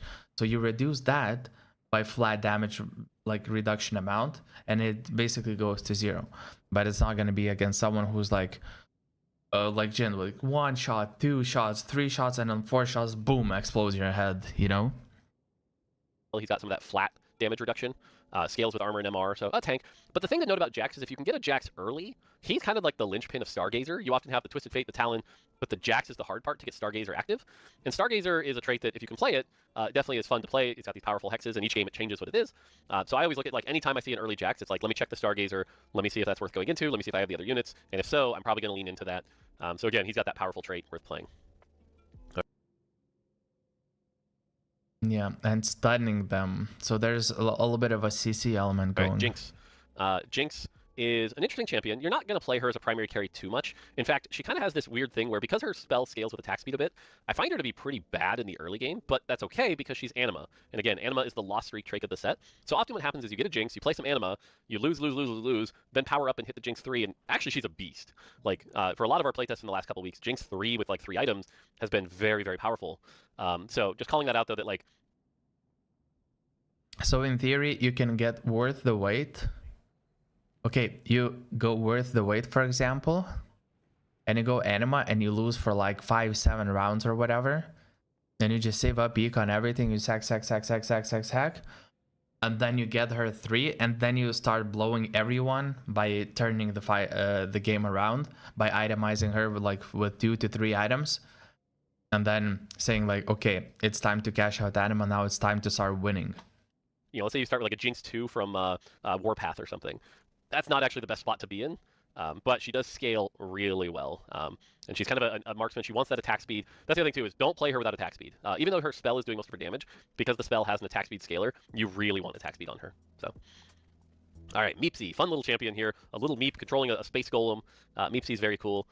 Really, really good traits. Kind of has that curse where because the traits are so good, probably isn't going to be like an overpowered champion by any means. But has Shepherd, the summon, which we talked about. Has Meeple, which we talked about is kind of like the big vertical. Makes it good. And what's interesting is Meeple scales each Meep person in a different way. And Meepsy's scaling is all healing received goes up. So this is where things like Spirit Visage is really good on Meepsy. If you have like Spirit Visage, Warmogs, plus... Bro, I literally each got distracted. Meep person in a different way, and Meepsy's scaling is all healing received goes up. So this is where things like Spirit Visage is really good on Meepsy. If you have like Spirit Visage, Warmogs plus something else, or if someone else on your team has a Gunblade and you want to run Meepsy as a primary tank, you can do some cool stuff there. And So basically all the healing is increased.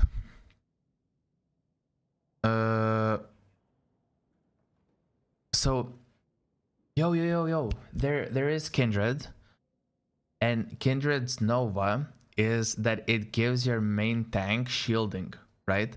So if Meepsy is gonna be your primary tank until the very late game, for example, you can combine Meepsy with Kindred Nova to give shields and give that increased shielding, right?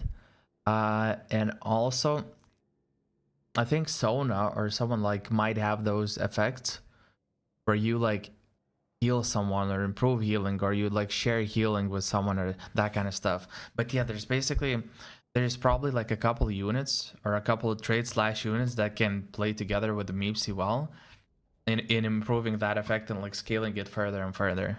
then finally, Voyager. Voyager's a lot like Strategist in the past, where your front line gets a shield, your back line gets some damage amp, and then the Voyagers get more. So Voyager also makes her kind of flex in that regard. So like Shepherd, Voyager, flex between the two is a pretty common thing you can do. So because of that, Meepsy has very valuable traits. So, all right, Milio. Milio is a lot like Ezreal in the sense that like if you have a Milio opener, you're looking for that Timebreaker, fast 8, use that to play well. Milio reroll is... It won't be something I think we see a lot of unless you get like worth the wait. It's not that he's weak by any means, but it's like you have to have Timebreaker and Fate Weaver, which can sometimes lead you to not have a ton of frontline. But again, if you find yourself with a bunch of Milios, it's kind of the same as it's a different skill, but basically it's a lot like last set's Milio as far as itemization. You want him casting a bunch, you want like a JG on him. Actually, sorry, you don't need JG. I haven't explained Fate Weaver yet. Fate Weaver is weird in that Fate Weaver champions inherently have precision, so all of them don't need JG. But again, Fate Weavers have a lower base spell crit than, I mean, everyone has that low spell crit, 25%. So you still want crit items on him to take advantage of it. So Milio is someone you play if you have like a Stridebreaker or a Nashers. Like Milio. Okay, so basically, yeah, Fate Weaver unit, as you said, they have crit by default. Just putting one Fate Weaver, if I understand, like you don't have to have trait active. It's just like unit that is a Fate Weaver in itself has already like enabled crit. Well, it has precision. So just splashing random, you know, if you get the random 2-star early or something, you're in a good spot to just give him a bunch of like items to carry for a while. Precision, what precision is gonna do is make your crit chances more likely to happen, because it's gonna do the lucky like dice roll thing kind of. So if you have like 2 Fate Weavers active, right? So the perfect itemization is gonna be something like akin to Callista's build, basically. It's going like Striker's Flail, Podge, that kind of stuff, basically. Increasing through other means to making a crit chance gonna be like very, very high. But you don't need to cap it 100% because at two Fate Weavers, they're gonna like roll the attempt like a couple of times and choose the better outcome, and yeah. He was probably the best Nashor's user in the set. And then his Fate Weaver thing is like basically every time his ball bounces, there's a chance it'll bounce again and bounce again. And so if you have 2 Fate Weaver in, you're going to get a lot of bounces to make sure you get the highest possible chance it bounces. So he can do a lot of damage at his peak, but that's kind of how he works. All right, Mordekaiser. 2-cost tank. Nothing crazy to write home about here, but he is a Dark Star. He has 3 traits, so you commonly see him enabling Channeler. Channeler gives your team that mono regen. This dude's a beast. Like, he's very powerful. You know, if you see a Mordekaiser 2 on stage 2, be scared. I don't think he's like so strong that you're going to see him on like stage 4 boards, but he does feel like one of the best stage 2 openers just because he gives you that Dark Star and Channeler, both of which are quite valuable. Excuse me. And then with the tank items, the Vanguard will also give you a lot of effective health on your board, so that can be really good. All right, Pantheon. Pantheon, I'm saying this a lot, and this is just the way the trait structure works this set, but Pantheon also has insanely good traits, right? 2 Brawler, we've talked about that. 2 Timebreaker, right? Like, the common thing is either the Pantheon Milio or the Pantheon Ezreal Fast 8 to take advantage of that Timebreaker. So you're going to see a lot of that, and then also Replicator. So he just has really good traits. You'll see him on a lot of boards. Pyke. Pyke's a weird one. Pyke is a very weird champion. Now, again, he's Psionic, so you'll see him on a lot of boards, like, just kind of chilling, and Voyager, so good traits. But as far as his spell goes, he's kind of hard to play. He reminds me a lot of Fizz from the last set, where he can end up on backlines, but if he doesn't like kill a key target, he doesn't necessarily do a lot, and he can get targeted and fall off. He doesn't have Rogue built in to keep him safe. So he's a weird one. I expect him to be one of the harder things to play. I wouldn't jump right into like a Pyke game in your first game. You're probably going to have a rough time. But as people figure out builds and figure out spots to play him, it's not that he's like unplayable or anything. He's just going to be one of the more narrow lines, just because of the way he works. And so he basically what he does is he hooks somebody and then jumps behind them. So if anything, he can be frustrating to face because he will like displace your corner unit and move them up a hex. But then if you invest in him, he ends up like not doing enough damage, much like Fizz used to. And so we'll see. But again, if nothing else, playing him for 2 Psionic is worth it. I commonly will play like. So there's a decent chance that Pyke is gonna be played as like a positioning thing, where you don't necessarily like focus on this unit and you care much about him, being itemized or anything, but you're just gonna use him for like traits and get other like units from those tricky positions so that you can, for example, move them closer a little bit, and then maybe your other carries like do splash damage, kill them, and that kind of stuff. Gragas, Bruiser, Psionic with a 2 Channeler, and then Pyke goes in at 5 so that you get the Psionic item and can put that, stuff like that. So, yeah. All right, Zoe. Zoe's actually pretty strong. Again, Zoe is one of those champions that if you see, Zoe plus Leona, you're like, sweet, let me check the Arbiter, see if it's an Arbiter that works with her. If it is, consider like a reroll Zoe line. If not, maybe hold the items for like the LeBlanc. But definitely you want to play her around Arbiter. You can also just play her with Channeler if you have like that Mordekaiser as an item holder. But yeah, generally some good AP. The big thing with her is because she's a Channeler, you're not going to want to put like a Shojin's or a Nashor's on her. You're just going to want to go like full AP and let that spell hit. And then she has some of the best backline access to her damage, so she can hit the backline pretty hard. If I recall correctly, Channeler is mana regen, but is percentage based. Yeah. Additional mana from all resources and the percentage. Like, not having one mana regen item is like, I feel like it's troll. Because when you think about it, it's percentage, right? So it's probably like per second. So imagine having like 3 per second. What does the 3 per second mean? 1%, it's gonna be 1.5 mana per second. If you get like 3% on, wait, 1.5, then 20% stronger. depending on how the calculation works, what goes first, what goes second. But there's a chance that you're gonna have like 2 mana per second just by slotting 2 channelers. So you're gonna cast, you're basically every 3 seconds you save an auto attack. Every 3 seconds you save an auto attack worth of mana, or like every 3.5 seconds or 4 seconds, or how depending on the attack speed, right, as well. Or maybe like 5 seconds even. Or no. Oh no, never mind. The point is like how much does attack give mana, and it's gonna be like what, 7 mana per attack if I recall correctly. So if you're regenerating 2 mana per second approximately, so it's gonna take 3.5 seconds. Again, calculations I would have to check. And if the unit attacks, you know, basically one and a half attacks per 2 seconds, or sorry, wait, no, 1.5 seconds per attack. So basically 3 seconds 2 attacks, or that kind of stuff.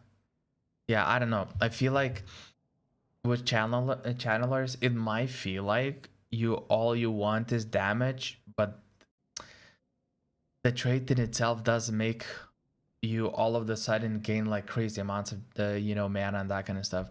But going something like Adaptive Helm, which is not an overkill on mana regen, but just gives you additional, a couple of points of mana regen, and also gives you a bunch of other stats and stuff like that, and increases, I think, your mana regen even further, but maybe I'm misremembering. And then like having 2 other items going full damage. I feel like this on channelers,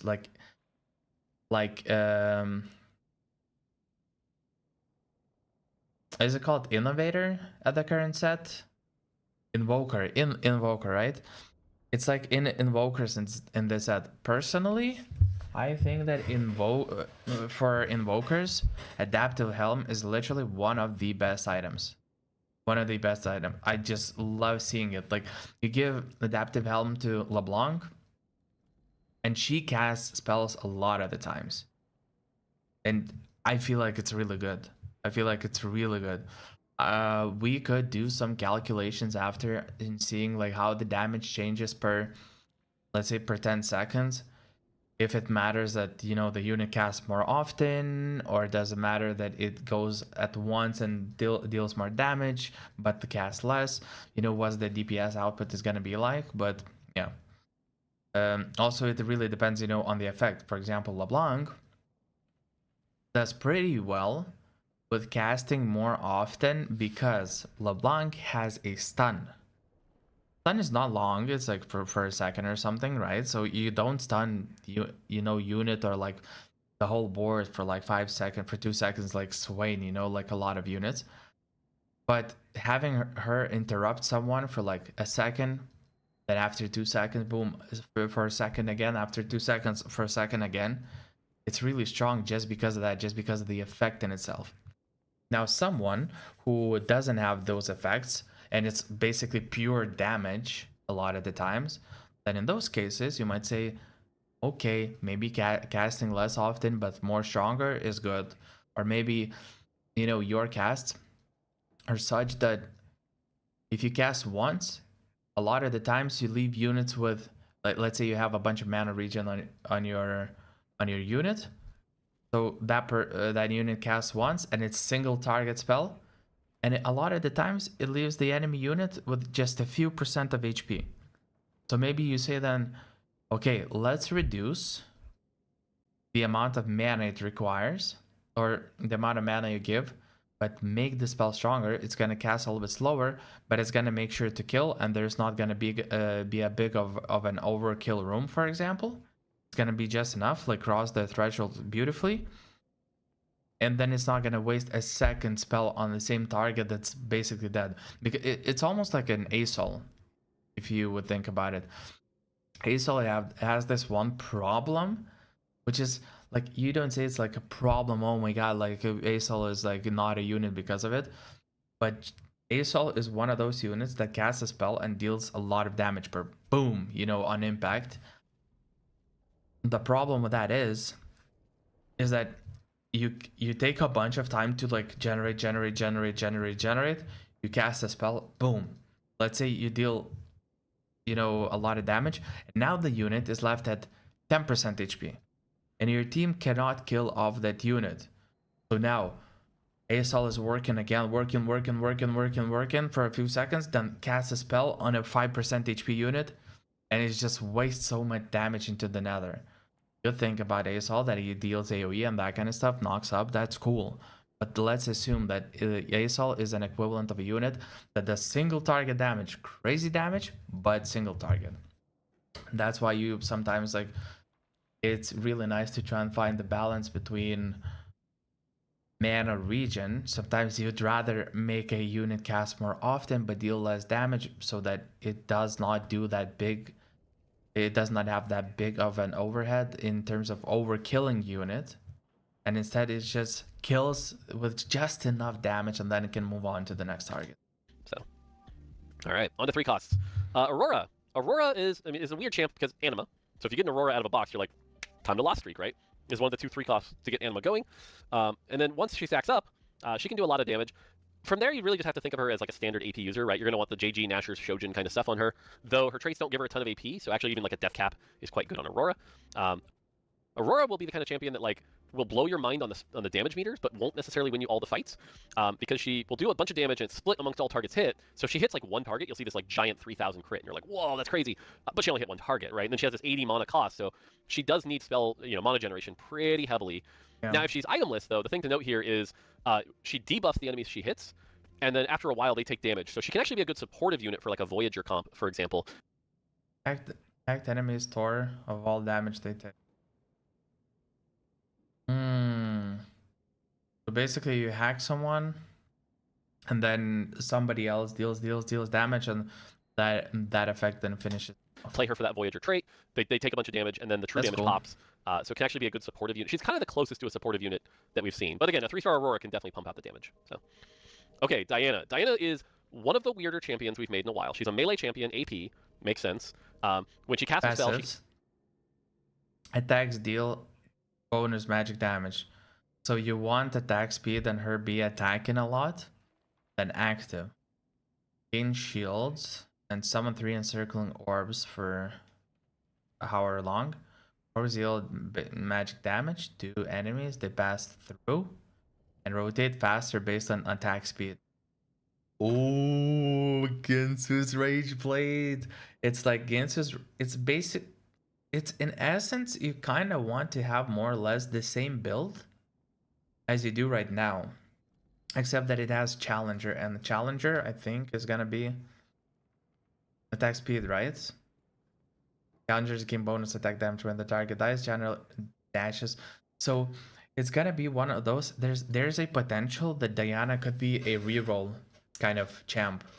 You might be able to do a like 3-star, 3 cost reroll build around the Challenger. The question is, yeah, because there's Misfortune and there's a couple of 2 cost. So Challenger might be one of those traits that you go into them, you do a bunch of reroll and you just cap out that like crazy damages and then support them with like, you know, maybe 1 tank, maybe 1 CC unit, that kind of stuff, like splash some stuff around. But you see, like, this is a range one, if I understand correctly. Yeah, replicator, spellcaster, that kind of stuff. So this unit will use AD, like it's basically like AD Kaiser right now, those kinds of items. And this one is gonna use these items, which are different. But there's, if you get a lot of AD, if you get like rerolls, if you get economy rerolls, AD, attack speed, tier kind of items, but like let's say you don't really get much AP, this is one of those comps where it could use really well.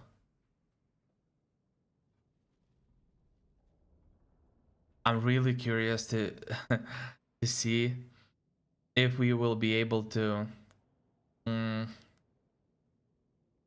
we will be able to actually maybe make a reroll, you know, Diana build.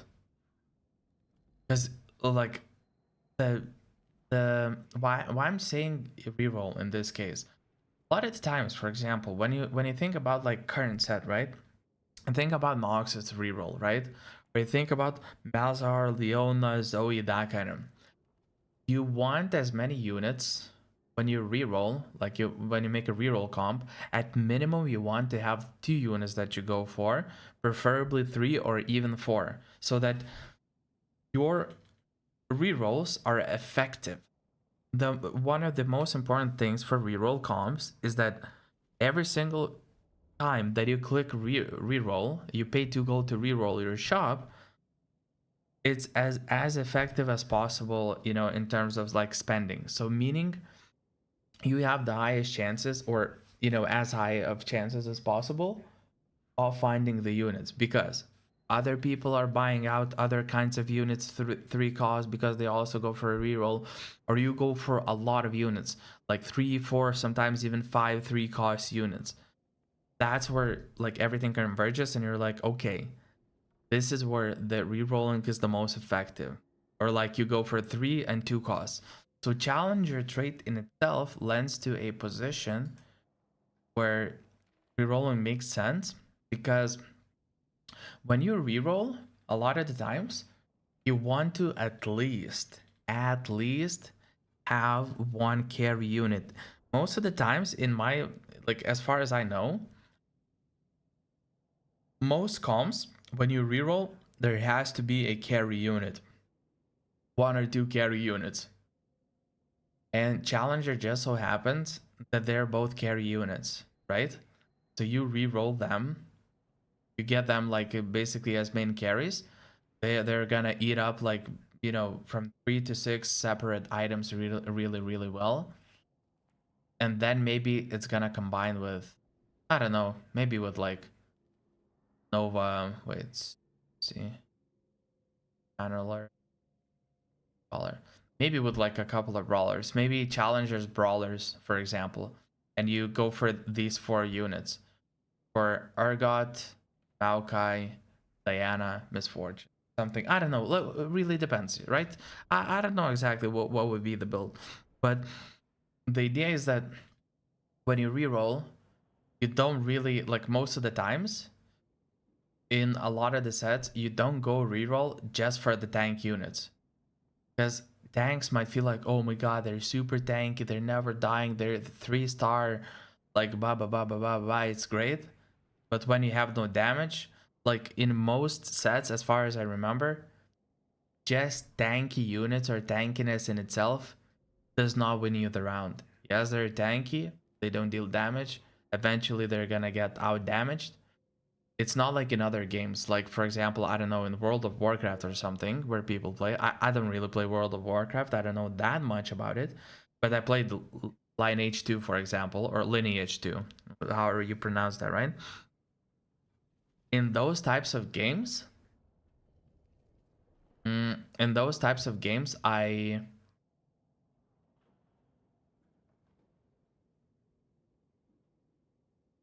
yeah, in those types of games, fuck, I'm losing my train of thought. In those types of games, you can be a tank and go against a damage dealer 1v1 and you're gonna do crazy shit, right? In TFT, when you build comp and it usually consists of a few units, a lot of the times tanks themselves don't really do that much. They like, just because you have like 3-star tanks, it doesn't mean that you're gonna win the round. A lot of the times they might need either artifact or, you know, some damage dealer behind them or augment that enables them or transforms them or that kind of stuff. As for example, the current set right now, right? Where people sometimes build Aphelios, Bard, Scion, Mundo, like let's say 4 brawlers as a frontline, a couple of defenders. You get Scion to 3-star. That guy has 12k of HP, for example, because he's stacked up. But late game, that unit dies. Like it's not like it's standing there forever. So that unit in itself does not win games unless he has like a very specific composition because of the artifacts and everything that he for example, he has this not like a black hole thing, but where you deal percentage of your total HP as damage to surrounding units. Yeah, like it doesn't do like that great, but yeah, it's a total sum of everything, right? So yeah, it's pretty cool, I guess. She gains a shield, and then 3 orbs start to circle her. Seems fine. The crazy thing is, the higher her attack speed, the faster the orbs go. And you might be thinking, that doesn't sound too crazy. It's more ticks of her spell, and the way it scales is actually pretty insane. In our testing, like the difference between a Diana with and without a Ginsu's is like night and day. So like, if you have a Diana, get some attack speed on her, and she is kind of a beast. And then again, she's like the third Arbiter here. She's one of the Arbiters, by the way, that can do really well with like HP and stuff like that. So for example, like if your Arbiter effect is every 3 attacks gain permanent HP, all of a sudden you can have like a 5,000-6,000 health Diana 3 that is doing a ton of damage as well. So, but yeah, she's a cool one. But definitely needs That's cool. Fizz, it's not quite annoying as last set's Fizz, but he's still annoying. He's going to dash around and do some magic damage, and then every third cast there's going to be this giant meep shark that appears and does a bunch of AoE damage, and it is a lot of AoE damage. So getting to these third casts matters a lot. If you get Fizz early, rogue openers with him are really good, so that the rogue can drop the aggro. Gives him... So you basically want to be able, like his items are probably gonna be, or Fizz's items are gonna be, like, maybe attack speed or something. Depends on the animation time, but like something that gets him to cast more often, and then survive. So like Edge of Night or something like that. But it's a rogue, so maybe it's not gonna need an additional really one. But really, it's about getting to that third cast. And I've had some fights where this guy will hit like 20,000 damage on the meters just because those third casts hurt. They are really, really big. But he has the same problem a lot of melee champions do, which is if he ever gets targeted, he dies very quickly.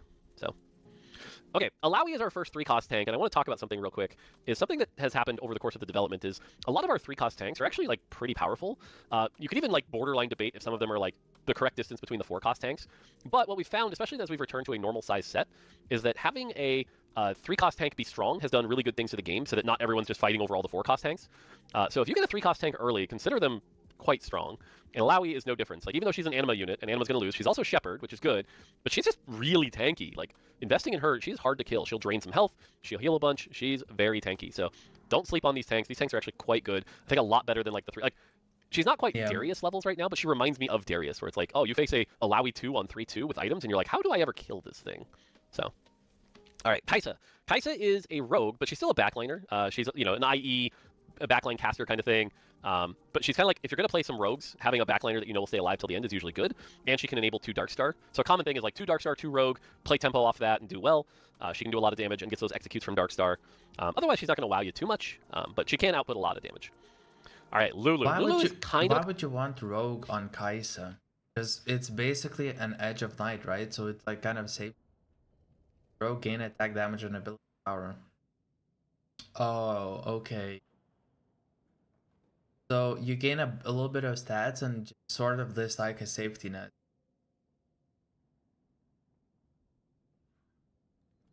Okay, so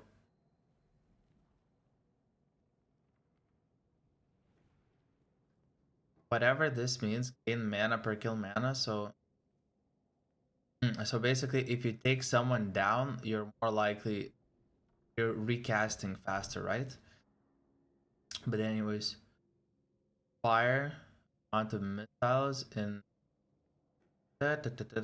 okay, so basically Rogue is gonna be one of those things where, at least specifically for Kaisa, let's say you play a reroll for whatever reason, let's say primary carry, you're gonna want to splash rogues in if there's gonna be a bunch of like who can access your backline, just keep your front line for whatever reason, or you have like double backline carry.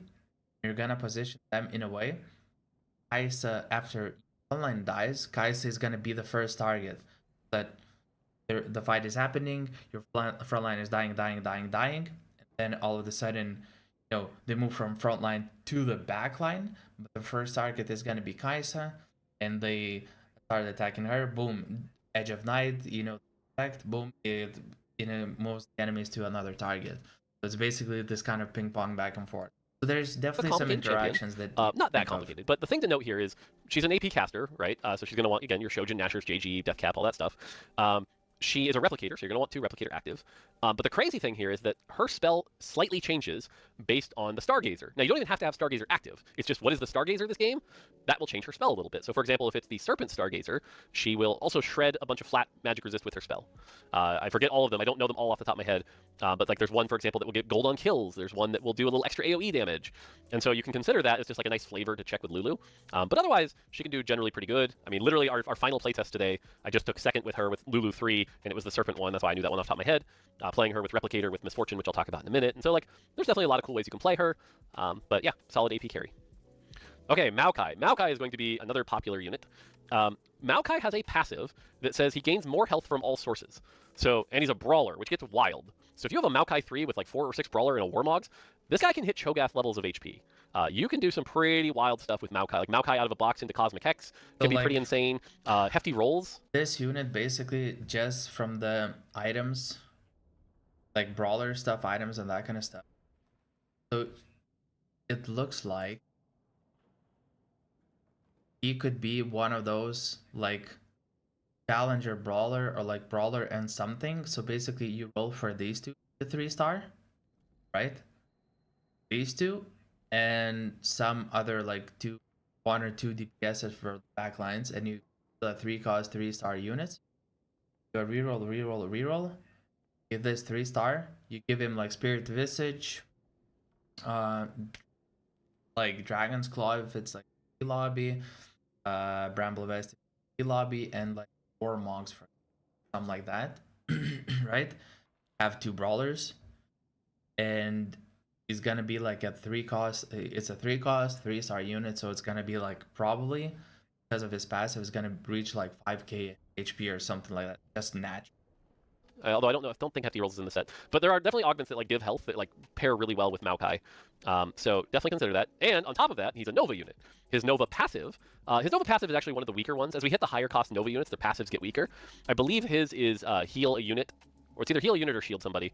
Yeah, we'll look at it when we get to Nova. But it's not one of the better ones.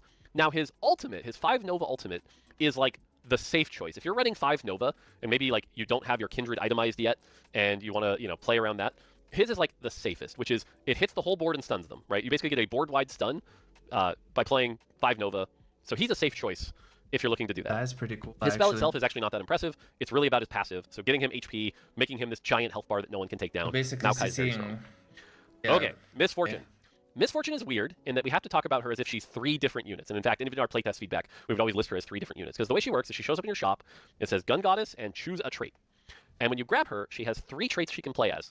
Challenger, Channeler, and Replicator. And so basically, whichever one you need, you can make her become that. Her Challenger build, she wants attack speed, right? Which is not shocking. She's like Ginsu's IE. She's always an AD champion in all of these, by the way. So she's not an AP champion. She's always AD. But you have like your Ginsu's IE. She can be a rapid challenger and enable her with things like Diana. She can be a really good backliner pair with Kindred. So that can work well.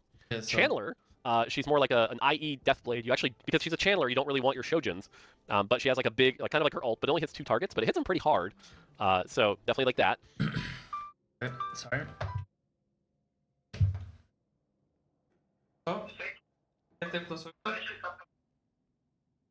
Ai, supratau, jūs jau tikriausiai tuoj privažiuosite, gerai. I'll be right back, guys.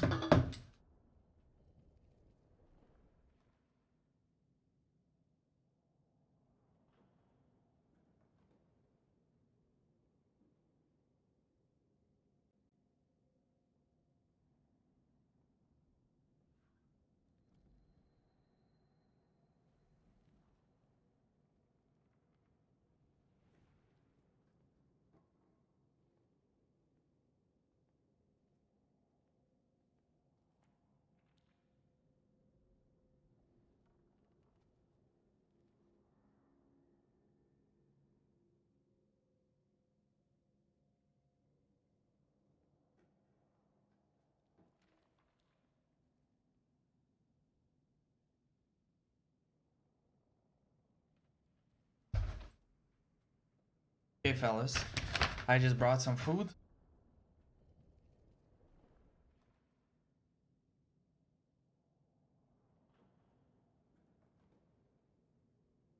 So we're gonna continue watch. And at the same time, I'm gonna eat a little bit. I brought some Chinese, I guess you call it. Chinese food, not Chinese, I don't know. I have no fucking idea. I never understand which kitchen is which, or what type of food which kitchen makes. I just know that it's food, and I just know that I like it.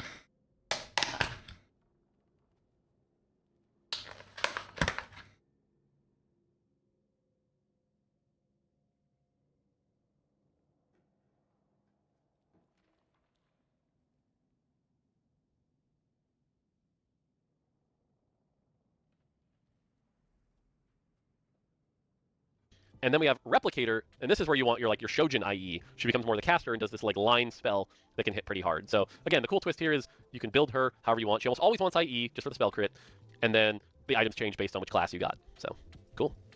All right, and then Ornn. Ornn's gonna be tricky. We'll see balance-wise. This guy's scary. Ornn's passive is at the start of combat, he gets a temporary item, and it's a random tank item. So, for example, you could throw in an Ornn on 2-1, first combat starts, and bam, he has a Warmogs. Okay, or a Bramble, or a Gargoyle, whatever. If you have 2 items on him, like let's say you already have a Warmogs and a Bramble, he'll make a 3rd item. Okay, cool. If you have 3 items on this guy, so let's say you have Warmogs, Bramble, Dragonclaw, at the start of combat, one of them becomes Radiant. So, you could find, for example, on 3-2, you're facing an Ornn with Radiant, Warmogs, Bramble, Dragonclaw, and it's like, whoa. Now, because of that, much like Maokai, his spell doesn't actually do that much. His spell's pretty weak. But the fact that you can generate an item and he's Bastion, you'll see this guy on a lot of boards just for that reason, right? It's like, you have an Aatrox 2, you find an Ornn, throw it on the board for 2 Bastion, and that Ornn makes a Warmogs. You're like, okay, works for me. You know, so this guy can get scary. And then if you have an Ornn 3 who's getting a free Radiant item, like, we've actually had to tune down Radiant, like Dragonclaw and Bramble and stuff like that just because of this guy. So he has a very high cap. Now, like I said, I don't think he's necessarily, like, OP, but because of the way items work, especially stage 2 and 3, if you have an Ornn 2, he can be really tough to take down. So definitely watch out for Ornn. And again, like I said, 3-cost tanks are scary this set. Now, we're getting the last 3-cost tank here, which is Rost. But Rost actually has the opposite problem. So Rost is just he's a 3-cost tank. That's what he does. Pretty standard spell. He knocks people up. You know, no big deal. Heals. His trait, though, is called Redeemer. This trait is interesting, and it's actually one of the reasons why whenever I get a Rost out of a box, I actually personally sell him. I actually think he's a terrible opener.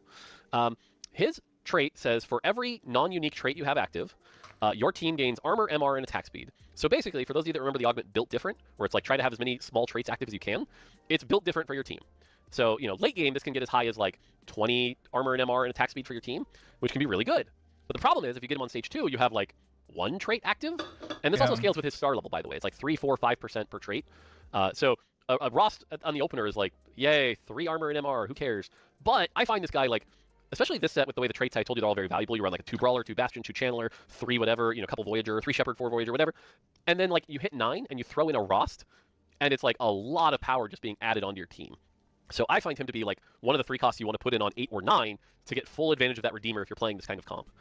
So pretty cool there. I expect to see a lot of comps cooked up with him, but his passive, again, like team-wide 20 armor, MR, and attack speed for your team, pretty good. And he's not a weak unit, by the way. Like, he's actually also a solid tank, especially because he's kind of a threat, so he has pretty good base stats. So, all right, Samira. Samira's a weird one going to PvE. I know you're looking at this and thinking, okay, play her in Vertical Space Groove. And that could make sense, but the weird thing about her is she has a passive. And some of you remember we've done passives like this before, but basically where anytime an enemy is knocked up, Samira will shoot them no matter what she's doing. So there's actually like double trouble boards where you could play like 2 Rosts for the knockups. I believe Ornn has a knockup, and then like 2 Samiras in the back, and they can all just like, there's a knockup build out there that's possible. But yeah, she's an interesting one. She's also just a standard AP caster. You're gonna want your like, you know, your Shojin IE kind of thing. A lot of the spells there, but also you can just go full AD, right? You can just ignore the Shojin and just go like IE Deathblade Giant Slayer, so that passive gets as big of a hit as you can each time you do a knockup. So pretty interesting to see. Samira's one that, again, I don't recommend you play day 1 of PvE, but as you cook up builds where Samira does well, she'll actually have some really neat stuff. All right, okay. Urgot. Urgot is the first of the mechs that we should talk about. And if you've seen some of the trailers, you probably know already, but mechs are weird in that mechs are either the champion, or you turn them on mech version, and now they are a Colossus-like champion. They take up 2 slots, they're extra powerful, and they count as 2 mecha. So Urgot, for example, can just be normal Urgot, or you can turn him into this like siege tank, and now he has a bunch of extra health, a bunch of extra damage, attacks slower, and counts as 2 mecha. So it's pretty cool. I like mecha a lot. I'll be playing it a lot in my games. Urgot is weird, though, in that he's very feast or famine. If he gets stuck on a tank, this dude will do very little. But if he can like get past them or have some big crits or repositions with his dash, this dude will melt backlines. I have seen Urgots do 10,000 damage on like 3-1 just because they like moved around and got to the backline. This guy has a very high cap. The other recommended guide I'll tell you, by the way, for mechs is if you have 3 items for them, turn them into mechs. if you're gonna play them itemless for their traits, don't. Like that's the simplest way to think about mech. So throwing in an Urgot just for like the Brawler and Marauder, totally viable. But if you do that, I don't recommend turning him into the tank. If you've got 3 items on your Urgot, please turn him into the mech. And I'll talk about it when we get to the trait. But yeah, that's Urgot. And finally, Victor. Victor's a weird champion. His spell does a lot of damage, but it's very front to back. I find him to be a very good opener, specifically for Psionic.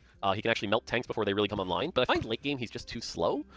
So my recommendation here is, again, Victor out of a box, by all means play him.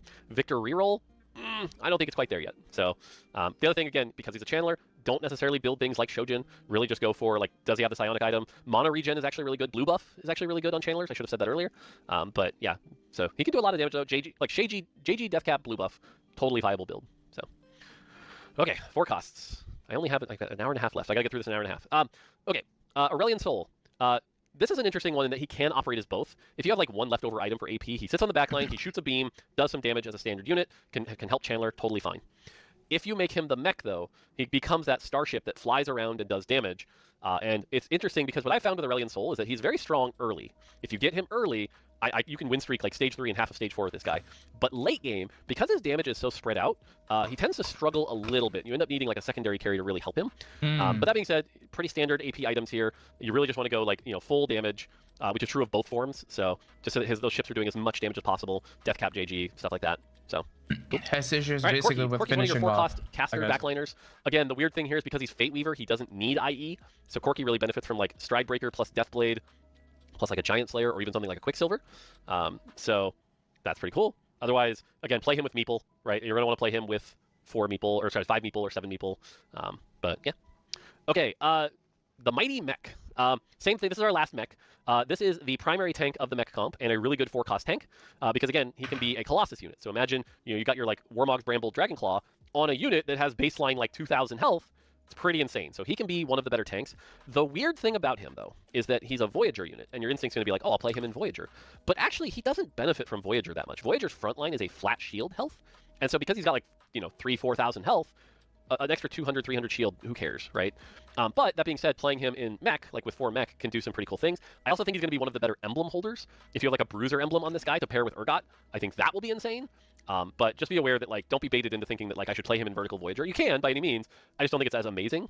And in fact, if you're playing Vertical Voyager, I find it better to like actually have him just be the itemless version, so you can have an extra slot.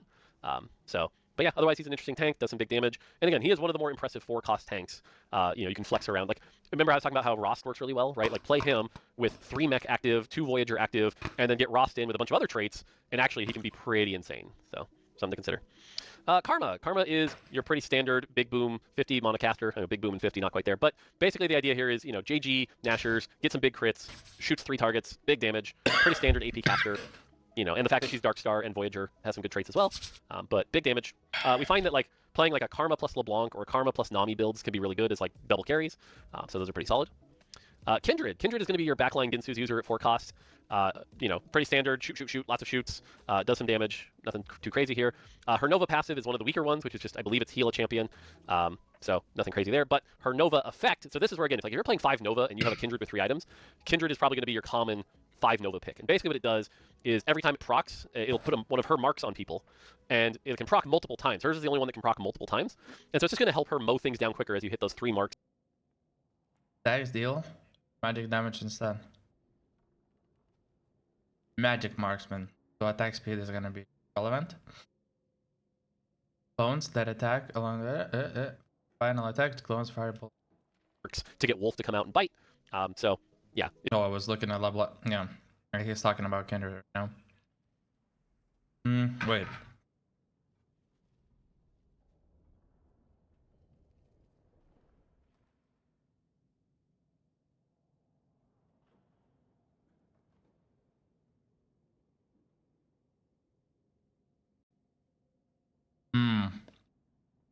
It just basically, she's a good carry, and if you have 5 Nova, it makes her an even better carry.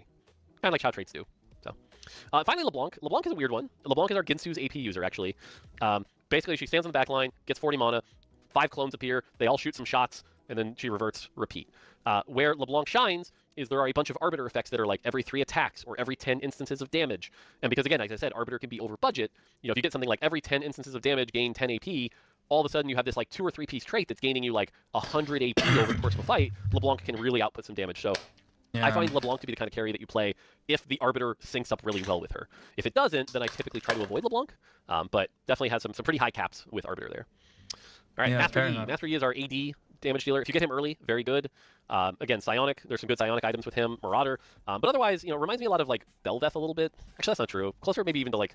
Actually, I don't know if there's a good comparison last set, but the TLDR here is basically he wants to attack fast, and he's a melee champion, so even something like Edge of Night Ginsu's plus some damage can be really good here. Every time he can... Oh, I guess Warwick, actually. Warwick might be the best comparison. He kind of reminds me a little bit of that like Warwick kind of strength. And so he will do a lot. He will heal a lot with Marauder. Can be tough to take down. So... Nami, I feel like is like the easiest 4-cost AP to use. She, all you really need to get her operated is 2 Replicator. She doesn't have to be played in Space Groove. 4 Replicator is obviously good as well, but like, if you were playing an AP opener early and then transition into a Nami on 4-2, you should be doing all right. Nami's kind of been like our baseline 4-cost, so I expect her to be pretty easy to play and do pretty well. Nunu. Nunu is the 4-cost CC tank of the set. This dude will be played in a lot of comps. He can enable 3 Stargazer, but basically he drops a snowball where he is, stunning everybody, and then he pushes the snowball, which can go towards backline, and stun them. So with the right stuns, this guy can hit like 6 out of 8 units. He won't hit both backline corners, but if you thought Swain was popular, Nunu's the same. Now, Nunu doesn't have as good a traits as Swain, so I don't think we'll see, the 4.3 levels of usage that we saw Swain see. But I will say, as someone who plays the set a lot, I've put this guy on my board a lot. This guy's very good. Even with just 2 Vanguard, like, you're playing this guy, so... Rammus. Rammus is probably the strongest, just like baseline tank of the 4-cost, other than the Mighty Mech with Mech enabled. Rammus is really tanky. That's mostly what he does. Is just be a tank, be a tank. But if you have Meeple in, he gets to be even tankier. So pretty standard 4-cost tank. That's nothing really much to say other than the dude's a tank, right? Kind of like Braum in that regard, where he's very tanky. Okay, Riven. Riven is really interesting. If you liked Riven from set 4, this will remind you of that, but I think actually a lot better. Now, she has a Timebreaker, but you're probably not playing her in Timebreaker that much, unless you have like a reroll Milio and you want to cap that out with Timebreaker. But she herself is not going to be played in like a 4 Timebreaker comp. If anything, if you happen to still have like the Pantheon and the Riven, then you're going to be able to like, okay, cool, I can get like a couple rerolls or XP as I'm going, but it's also stage 4, so it's not that big a deal. The bigger story is that Rogue, like, she'll definitely want like 2 Rogue active, if not more. Rogue's giving her that AD or AP, so she's going to be able to do some damage. But this is where Riven, I think, is really powerful. Her passive is that basically whichever one is higher, AD or AP, she will do that type of damage. So if you have a bunch of AD items, great, you have an AP Rogue, or AD Rogue that's doing whatever. If you have AP items, she's an AP damage dealer. So she can use almost any type of item. She is, in my opinion, the best secondary carry in the game. And all you really need to make her valuable is 2 Rogue. And 2 Rogue is nice for the aggro drop. That's it. And so I love this champion. I think she'll be played on a lot of boards, but she's quite powerful. And even like the 5 Rogue Riven can like really output the damage. So Riven's pretty cool, and yeah. All right. Now, normally the 4-cost CC tank is the most popular tank in the game. Tahm Kench is going to be able, I think, to beat that. Tahm Kench is just a brawler. Like, you have to ignore Oracle for a second. He's just a brawler. He has a decent passive, which makes him tanky. He's not quite as tanky as Rammus, but he is very tanky. He's a 4-cost tank. And so the fact that he activates 2 brawler, obviously good. Oracle, though, is where the value comes in. Tahm Kench is the kind of champion that if you high roll on 2-5, you're going to be coasting. This because Oracle is an engine, and what it basically says is every 3 turns, gain something. Gain something you need. And so what he'll do is he'll give you like a 4-cost of a champion you didn't need, or some extra gold, or items, and like he will generate a lot of resources. And so it is very, very common to just be like, okay, it's late game, throw in a Tahm Kench for 2 brawler and free resources. Sweet. Or hey, I happen to hit 2-star Tahm Kench. You can play him in any comp because all I really need is 2 brawler active. So I think you're going to see a lot of this guy. And then finally, Xayah. Xayah is actually one of the harder ones to play. She's the Ginsu's AD user, but she also wants Stargazer, and so she's a little more narrow than some of the other champions we've talked about.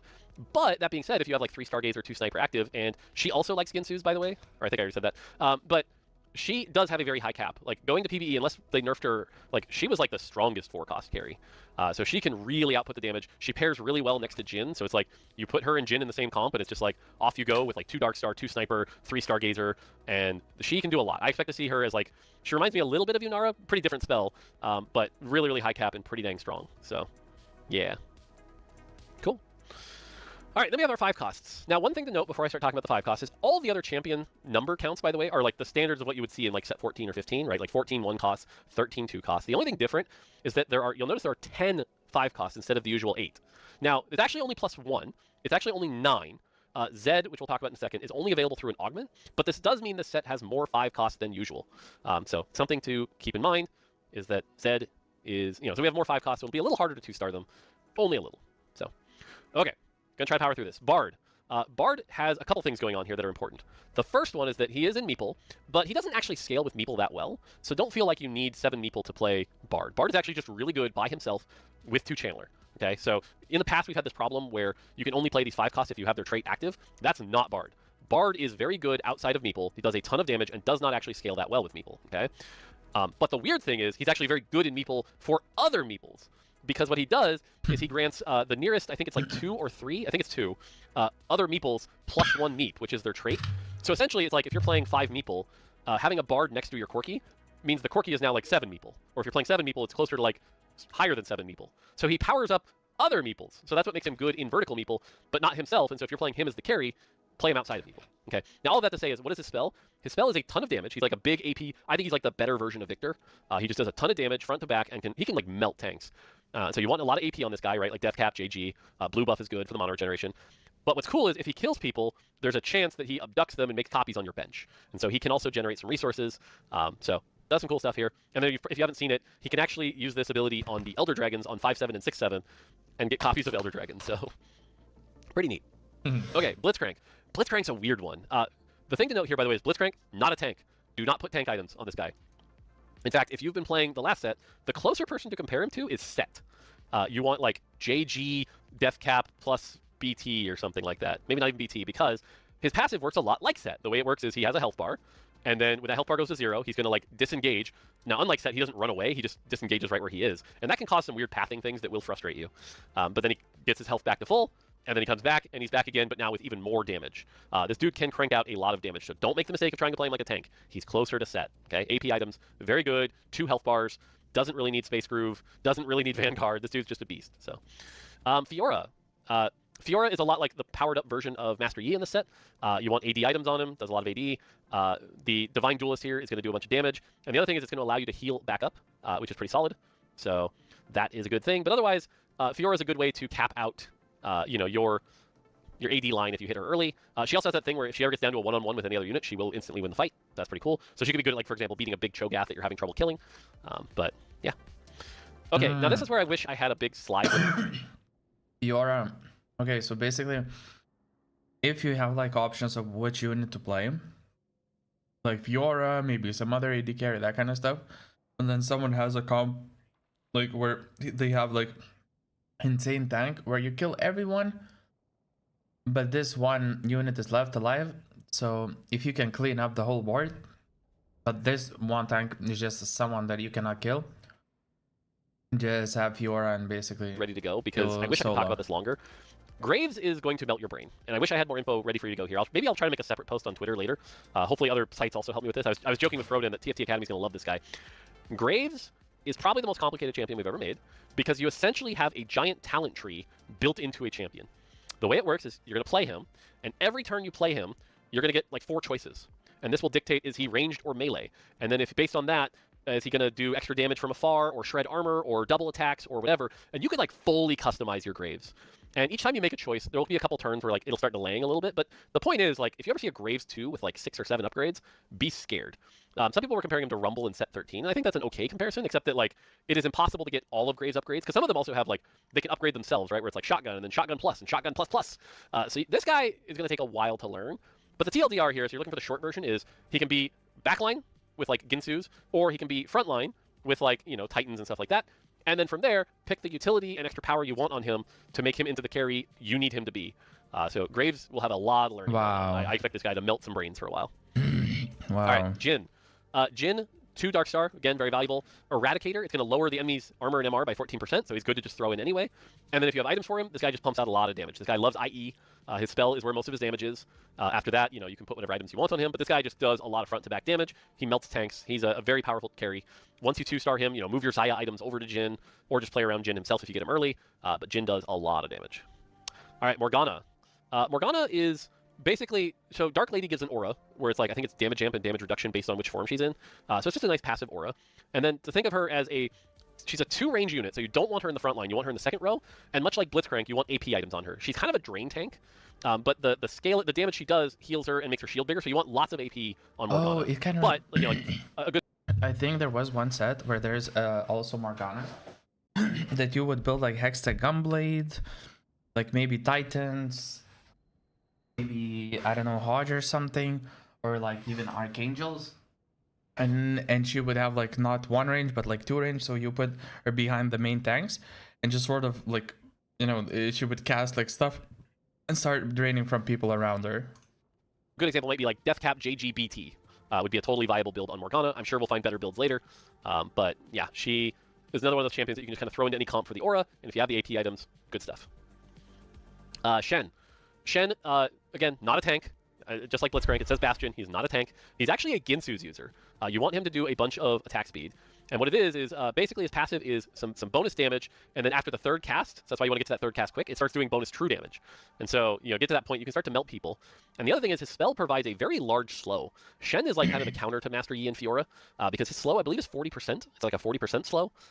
So getting that out there can be good. And then in addition, he also has this cool sword that you can place that gives people inside of it a bonus shield at the start of combat and some bonus attack speed. So I find Shen to be the kind of champion, even without items, he activates 2 Bastion, and you get the sword for the backline attack speed, so just a lot of utility for putting a Shen on your board. Sona. Sona is, in my opinion, the premier 5-cost. You play her often for Shepherd, you play her often for 2 Psionic. Again, we talked about how like you play like a Gragas Tahm Kench for Brawler, and then with the Gragas you have the Sona for Psionic, and you're getting that extra item. And then all of that to say is like she's an AP caster, so you want the like JG, Deathcap, all that stuff. But she also has Commander, and what Commander does is you'll get this command that's essentially like a mod for a champion, and it will last 2 turns and can do some pretty cool stuff. So one example of a mod is at the start of combat, gain a recommended item. Okay, cool, you can put that on somebody and be up an item. Another example is every 2 seconds you're alive, gain XP. And it's like, okay, cool, I put this on a backliner, and I'm gaining like 10, 12 XP a turn. Great. Or your spells and auto attacks now chill, stun, and burn, and stuff like that. It's like, there's a bunch of cool commands, and so having those commands on top of Sona, on top of Psionic, ends up making her very valuable. I put Sona on like every board I can, personally. Vex is a weird one. Wow. Vex is a Ginsu's user. She's going to want to do a lot of attacks really, really quick. She ramps up. But what's really interesting about Vex is Doomer.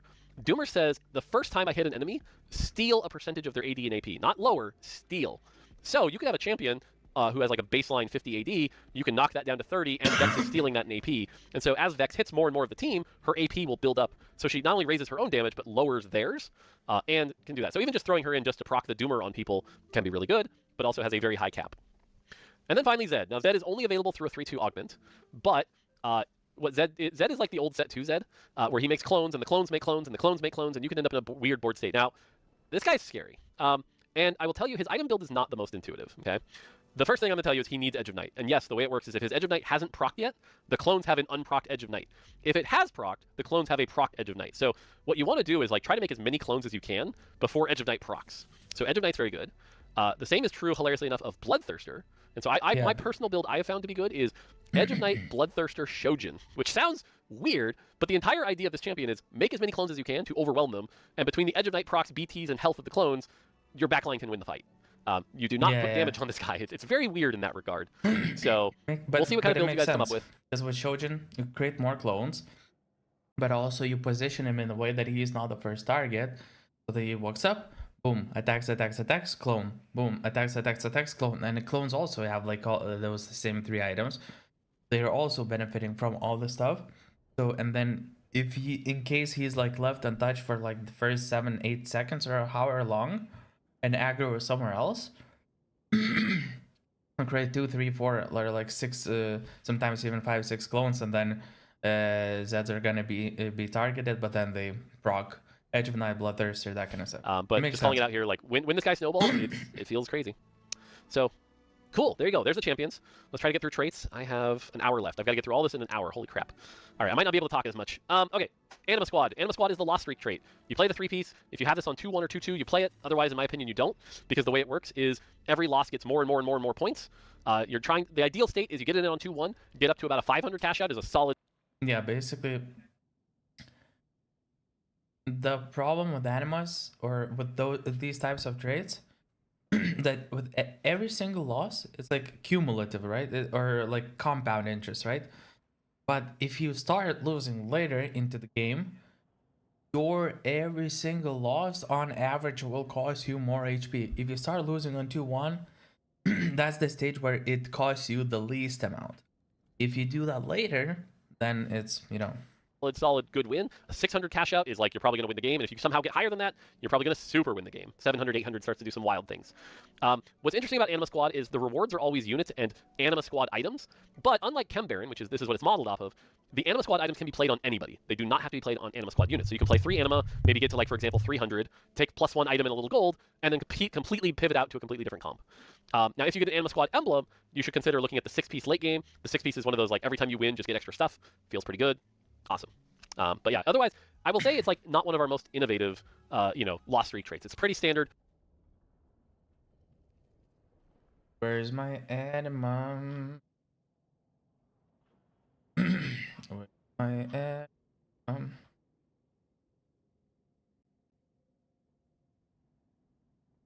Yora, okay. So getting 3 cost. So there is a decent chance of like finding these units, especially if you open orb with 2 3-cost units and you know both of them are animas. So then you like easily find Briar, for example. Yeah, that's pretty cool. I like that idea a lot. How long of a loss streak can you go? Can you get up to that 11 loss, that 12 loss, and get a ton of points? Also worth noting that in Soraka games, we'll talk about the gods in a little bit, but Soraka can give health, and so having more time to get your anima loss streak is usually good. So anytime it's a Soraka game, I'm looking for an anima opener if I can. So, all right. Arbiter. We talked about Arbiter a little bit, but basically... Basically, there's gonna be system mechanics, rather, you know, the gods, where different comps and traits will want to have different kind of god systems available to you. So the goal is gonna be look at every single trait and look at every single god systems and see which ones they would scale the most. And the thing is, like if we take Ari for example, it's like economy, right? Like you can see generically always gold XP rerolls is always good, right? It's always good. Fucking awesome. But the thing is, there are some things that kind of like, I guess, can rely on it more. So for example, if you're playing a reroll comp and it's let's say silver lobby and there's not much econ in the game, that kind of stuff, and you feel like your cap is gonna be level 7, maybe level 8, just barely, but you might be struggling on econ. This is what's gonna enable a lot of it, you know, push your econ a little bit further. Great. Whereas you're like, okay, this is kind of a later stages of the game. For example, you get Aurelian Soul, right? Reach level 9 to get 20 gold, blah blah blah. And you're like, okay, I'm starting with the time thingy where I get a bunch of XP. This is like my first augment is I know that I'm gonna go easily fast 8, maybe potentially like kind of fast 9 because of the augments. Maybe it's a prismatic that gives you a lot of XP or that kind of stuff, or like shit tons of gold, and you're like, okay, then Aurelian Soul is a decent, you know, option. So that kind of stuff. So yeah, there's definitely like some traits that will have like very good synergies, and there's gonna be multiple, like couple or a few traits that work together well, and also the god system also benefits them really well. So there's gonna be some interactions like, oh, you play reroll comp, but you also play this, right? Ari, god of opulence, right?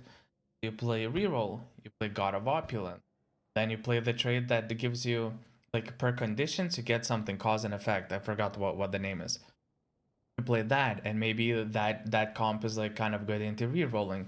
So you match like those 3 things together, boom boom boom, and then maybe there's another trait who's good with like reroll with higher stars or something, and then everything just boom just goes together and you build this like insanely high cap comp, you know? So it's a lot like the old admin where there's going to be a menu that pops up. There will be causes and effects. And the way to look at it is there's really 2 types, okay? There's resource generation. So you can play Arbiter for something like, hey, for every star level or Arbiter, have a chance to gain some rerolls. And use that to bank up some rerolls and then pivot to another comp. Or, as I mentioned, there's every time you do a couple attacks, chance to make a Leona. Okay, great. Use that, make 3 Leona, pivot out. So there's the resource generation arbiters, and then there's the like actual combat stat arbiters. And usually those are designed around one specific unit. So it's like every 10 instances of damage, gain AP. Okay, that's a LeBlanc one. LeBlanc's the one doing tons of instances of damage. Or every 3 auto attacks do something. Every 3 auto attacks gain health. Okay, well that's Diana, because LeBlanc doesn't really need the health, so that's a Diana game. Great. And you can look at it like that to try to figure out how to make your Arbiter work. So, cool. All right, we talked about Bulwark, as you can see there, shield and attack speed for Shen. Commander, we talked about with Sona, those are those mods that are really good. Yeah, Dark Lady, like I said, 5% DR or 10% while Morgana's in Dark form, that's during her spell, so you can do that. Dark Star, like I said, 2-piece Dark Star, super valuable, because it's just 10% execute on the entire enemy team. 2 Dark Star is something I try to get in every comp I can. It's very good. 4-piece is really basic. It's just the team gains 30 armor and MR, the Dark Stars. And then the 6-piece is weird, where one unit, whoever your strongest unit is, basically that doubles. It becomes like 60 AD and AP. And you get these 2 black holes that their health is based on the rest of your Dark Star. So for example, if you go like Cho'Gath reroll, make this big Cho'Gath, then get to 6 Dark Star, those 2 black holes will also have a ton of health, and you can go really, really cool there. So, and then to note here is Dark Star Prismatic is a 9, which means you can actually do it at level 9, not level 10, but it does require 3 emblems, and there aren't a lot of great ways to get emblems, so something to consider there. All right, Fiora is like we talked about, Divine Duelist. This is you heal for 15% of the damage you deal. So that's like I said, if you're low with Anima Squad and then you get Fiora, you can heal back up if you start winning fights, which is pretty cool. Doomer, like I said, you steal their AD and AP when you hit them, which is great. Eradicator, talked about that, 14% less armor and MR. Factory New, that's the talent tree thing. Every 3 upgrades, future upgrades will take an additional round. Zed, like we talked about, makes clones, pretty simple. Misfortune, choose the trait. Okay, Mecha. I talked about Mecha already, where you can basically run 1, 2, 3, 4, 5, 6 based on which ones it costs 2. The thing I'll call out is that the way Mecha, in my opinion, gets played is you either play it where it's like you have the Urgot early, play him or play around him as a mech, and then find the Mighty Mech, play with them as your tank, and then later find the Aurelian Soul, and you're like, okay, cool. If I only play 6 basically if I have items for all 3. Okay? If I don't have items for all 3, my recommendation is you only play 4. Even though the 6, it feels like it's powerful, where you're like, oh, free, +1 size. It's almost not even worth it. And so, like, if I'm playing around Aurelian Soul tank and Mighty Mech frontline, I'll just ditch the Urgot. Or vice versa, if I'm playing around Aurelian Soul carry and Brawler frontline, maybe I keep Urgot with no items and only play 3 mech, and I don't even worry about the Mighty Mech, right? So it's like, it's an interesting thing where there's a lot of ways to play it, but don't be baited into thinking you have to play the 6, because actually... Yeah, so I guess his point is that with Mighty Mechs, since like, if you make a Mighty Mech, because you can make 1 of them Mighty Mech, you can make the 2 of them Mighty Mechs, you can make 3 of the Mighty Mechs, right? But if you make it, or Mighty Mechs, I mean, transform them. But if you transform each and every single one of them, they take up 2 slots. So now you have a unit that takes up 2 slots, but he's not itemized or anything. So his scaling power, he like, instead of, you know, having 2 other really good units who by themselves without items are really valuable because they give traits, they give good spells, maybe CC, maybe shred, reduction, whatever. Now you take that out for 2 slots, and it's like, you know, it might not be. Unless you really have good items for all 3, that is a bait. So, okay, Meeple. This says 2%. This is wrong. For those of you that remember Battle Academia, that's the way Meeple works. It's basically there's a modifier to each Meeple, and so each one will change what they do. It's pretty interesting. But the big thing to talk about with Meeple is the 3 and the 5 are basic, you know, health and that amp power up. But the 7 actually gives you a cloning hex where you can start to clone units, much like Hui in set 11 with Artist. You can start cloning units, and you also get a little bonus gold when you do that cloning. Yeah, that was pretty cool. Froden was telling me he had a really fun game where he had Worth the Wait Poppy, then hit 7 Meeple early, then use... Worth the Wait Poppy? That's 2 costs, right? The hex to start making even more poppies and eventually hit 4-star poppy very, very early. You know, like you can do stuff like that. And so 7 Meeple is one of those generation engines that I think is really good. So definitely play around that. And if you hit the 10 piece, you get these 4 Meep Lords, which are adorable. And actually, Aniko hit that in playtest today. So pretty cool. Nova, like I said, if you have at least 2, you get these effects. Aatrox is the Thunder and Shred. Caitlyn's the attack speed. Akali's the precision. All of those are good. Maokai is allies heals for 15% max health. It's okay. And then Kindred is shield the strongest tank for 800. It's okay, it's fine. Late game is actually not that great, but really you're just playing around Kindred, so. And then there is actually an emblem, which is kind of cool, but emblem says allies deal 10% bonus true damage. Now again, the thing to remember here is this is not just Nova units, this is the whole team, so do that. And then if you have 5, you gain that selector. Now the selector can be overwhelming, but the basic rule is if you have a 3-item thing, put the selector on that. It's probably your carry. If you don't have that, put it on Maokai. Maokai's your safe go-to, board-wide stun, take it. Cool. All right, party animal, that's Blitzcrank. This is basically the set mechanic where when he gets low, comes back. Primordian, like I said, Primordian is just extra damage based on their star level. But, and this is the weird thing about Primordian, is when you have the 3-piece, every round you gain a random 1 or 2 cost champion. And so this is where, like I said, you can actually play Primordian as an opener with some econ into Fast 8, right? You don't have to play it as a reroll comp. You can, and it's good, but don't feel like it's the only way to play it. I've definitely had some Fast 8 Primordian games that I'm pretty happy with. Yeah, that Oracle, makes like I sense. talked about, that's Tom Kench, every 3 rounds gains a reward. Psionic, this is gain items. And the thing to note here is the 2-piece, very valuable. You gain an item, can be put on anyone. The 4-piece is gain a second item, which is still good. The 4-piece, though, is where you start wanting to go, okay, it should actually be Psionic carries, because the items gain an extra effect on Psionic units at 4. Now, a common thing I've seen, for example, is like you play 4 Psionic, you put the AP carry item on like Sona, and then you put the tank item not on Gragas, even though it would give you the extra effect, but just put it on like your Tom Kench. You know, and so there's some cleverness you can do here. Don't be baited into feeling like you have to put the tank item on Gragas because he's Psionic, for example. So some cool things you can do there. But again, 2 Psionic, very valuable. Redeemer, as we talked about, extra AD and armor or attack speed, armor and MR for each trait active. Love that. Space Groove. This one's really weird. This is a very creative trait, but basically every Space Groove champion is either in the groove or not.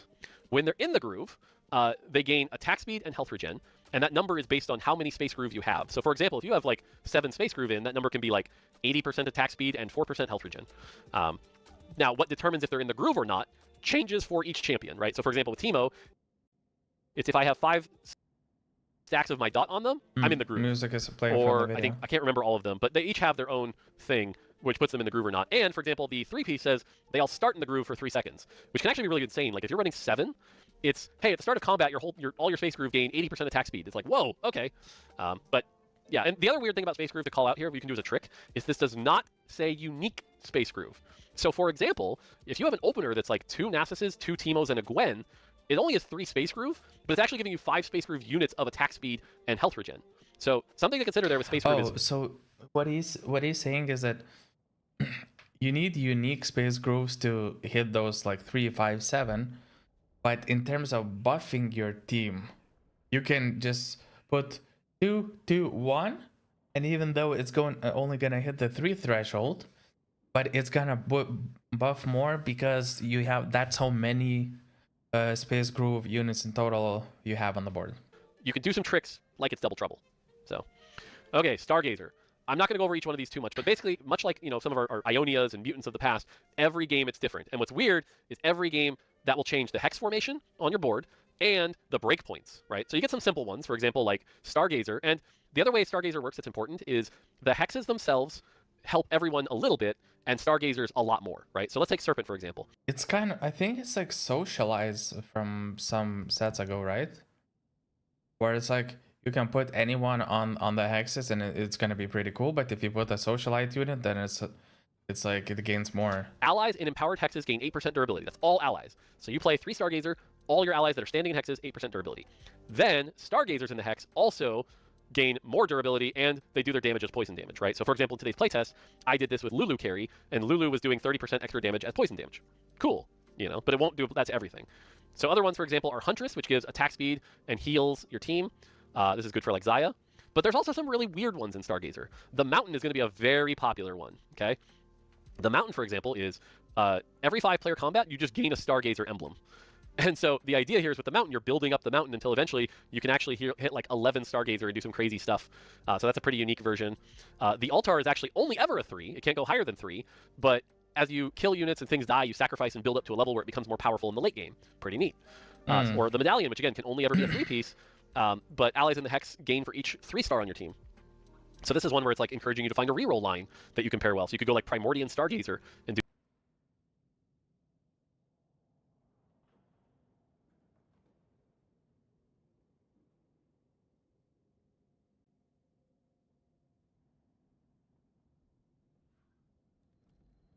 Yeah, that makes sense actually. do some cool stuff there.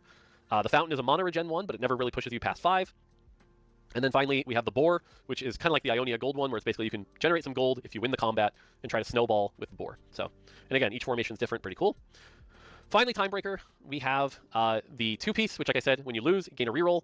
When you win, gain an XP core that you can sell. Pretty cool. But then when you have the 3-piece, you give your whole team 15% attack speed. So you can even go like, you know, Riven plus Pantheon plus Milio and go 3 Timebreaker to give some extra attack speed. I don't usually find that worth it, but you can. And then the 4 pieces, they gain an additional 50%. This is where, again, like for Ezreal reroll, I think Ezreal reroll 4 Timebreaker is really good. So, all right, then we go fast for the classes here. Bastion, Armor and MR, 2 pieces, a good team-wide aura. seems pretty good. Brawler, you're going to see a lot of Brawler. The only thing to call out here is the start. The 2-piece isn't flat. It's just percent. So that's changed, but otherwise Brawler is percent health like it has been. Challenger is they gain some attack speed. When the target dies, they dash and gain a burst of more for a little bit here. So Challengers are definitely very snowbally. Chandler, this is one's interesting. Channelers gain 20% additional mana from all sources. So this is why I was saying like blue buff is really good on Channelers. But you can go Shojin. The only reason I don't like Shojin is because of how they channel their spell. Blue buff, if it has like 5% or like, wait, I think it has like 5 mana regen per second that the blue buff gives naturally. So Channeler will make it into 6 by default. You're not taking advantage of the thing like Shojin. But basically you get mana regen for your team and even more for the Channeler. So for example, if you're running 4 Channeler, your Channelers are getting 6 mana regen, which is pretty good. So, yeah. Okay, Fate Weavers. This is one of the complicated ones. So again, Fate Weavers have innate precision. Even at 1, you do not need 2 for this. This is a little confusing. So Caitlyn, Twisted Fate, Corki, and Milio do not need IEJG for their stuff to crit because they have built-in precision. Okay. Now, the 2-piece is any chance effects on their... So basically, innate is you can have one channeler with a bunch of items on him and use it temporarily as a carry or maybe even late game. So while you would ideally on a channeler carry you would want to have like 2 or 4 or 3 however many channelers, but you can have one and it will still benefit from additional mana from all sources. So that's pretty good. Their abilities. So for example, we talked about how Twisted Fate pick those cards. They'll be lucky. They're more likely to hit, things like that, so that makes them a little better. And then the 4 pieces, they gain extra crit chance and crit damage. So a 4-piece Twisted Fate 3, for example, is likely to roll higher numbers and hit really hard. I find 4 Fate Weaver to be something that you only play early and then you go back down to 2. But 2, very commonly, is really good to play. A common case where I'll play 4 is if I'm playing like Milio reroll or Twisted Fate reroll and find an early Corki, and then my front line. But later I'll have to like supplement more front line, for example. Marauder is interesting in that it gives your team 5% Omnivamp. So 2 Marauder, pretty good to throw in for just that. But then in addition, the Marauders gain even more Omnivamp and AD, as they're all AD champions. Replicators, as we talked about, basically their spell casts a second time instantly. It's instant, so they don't lose any damage. So for example, Lulu shoots down a meteor, but instead there will be a second meteor, and that second meteor is at like 25% or 50% strength. But again, the fact that it will pick a different target often is really important, and so I find 2 Replicator to be very valuable. Rogue, as I mentioned, this one's really good. Replicator is gonna be nice. Sometimes it's gonna be for damage, but sometimes it's just for effect. So if there's gonna be like replicator emblems, if it's gonna be possible to get them, you're gonna want to put them a lot of the times on someone that can CC or basically benefits additionally from like casting them like a second time, like marking, for example. So if a unit casts a spell a lot and every single cast, oh, for example, so Talon, right? He jumps and marks someone. So with the replicator, you can boom, boom, double mark, boom, boom, double mark, boom, boom, double mark, that kind of stuff. There's probably going to be some interactions of like the kind of units that would benefit from it. Like obviously, you know, you're going to see like a replicator is really good when, you know, it's really good on basically everyone because it's going to cast, you know, 2 more times. But there's just some spells who will be like really cool to be able to do the effect twice, because it's not about the strength of it, like AP value, how strong, oh, the damage instead of 1k being 250, but rather effect like stun, chill, or like you hit the target once. If it's already chilled, you do like you slow them or like stun them for a second. So like you do replicator, it hits the first time and chills the target, and if it's chilled, boom, then it stuns, like that kind of stuff, you know. Because rogues gain AD and AP, but the first time they fall below half health, they slip into the shadows. Basically, with the 2 rogue, you're getting Edge of Night kind of built into the champion, which is really valuable. So I find 2 rogue to be something I actually like playing a lot of. But if you go all the way up to 5 rogue, like 60 AD and AP on 5 units that also have built-in Edge of Night, not bad. Not bad. So definitely an interesting spin on the assassin type. Definitely let us know what you think of rogue. All right, Shepherd. Like I said, we haven't done this in a long time, but the summon trait is on the classes, not the origins. But basically, 3-piece is a summon, and it's one of those things where like you can't itemize it. But the 3-piece, the thing to note about the summon is it's a health bar, and it will also give your team some AP, which is good. Cool. The 5-piece, it'll actually do some damage as well.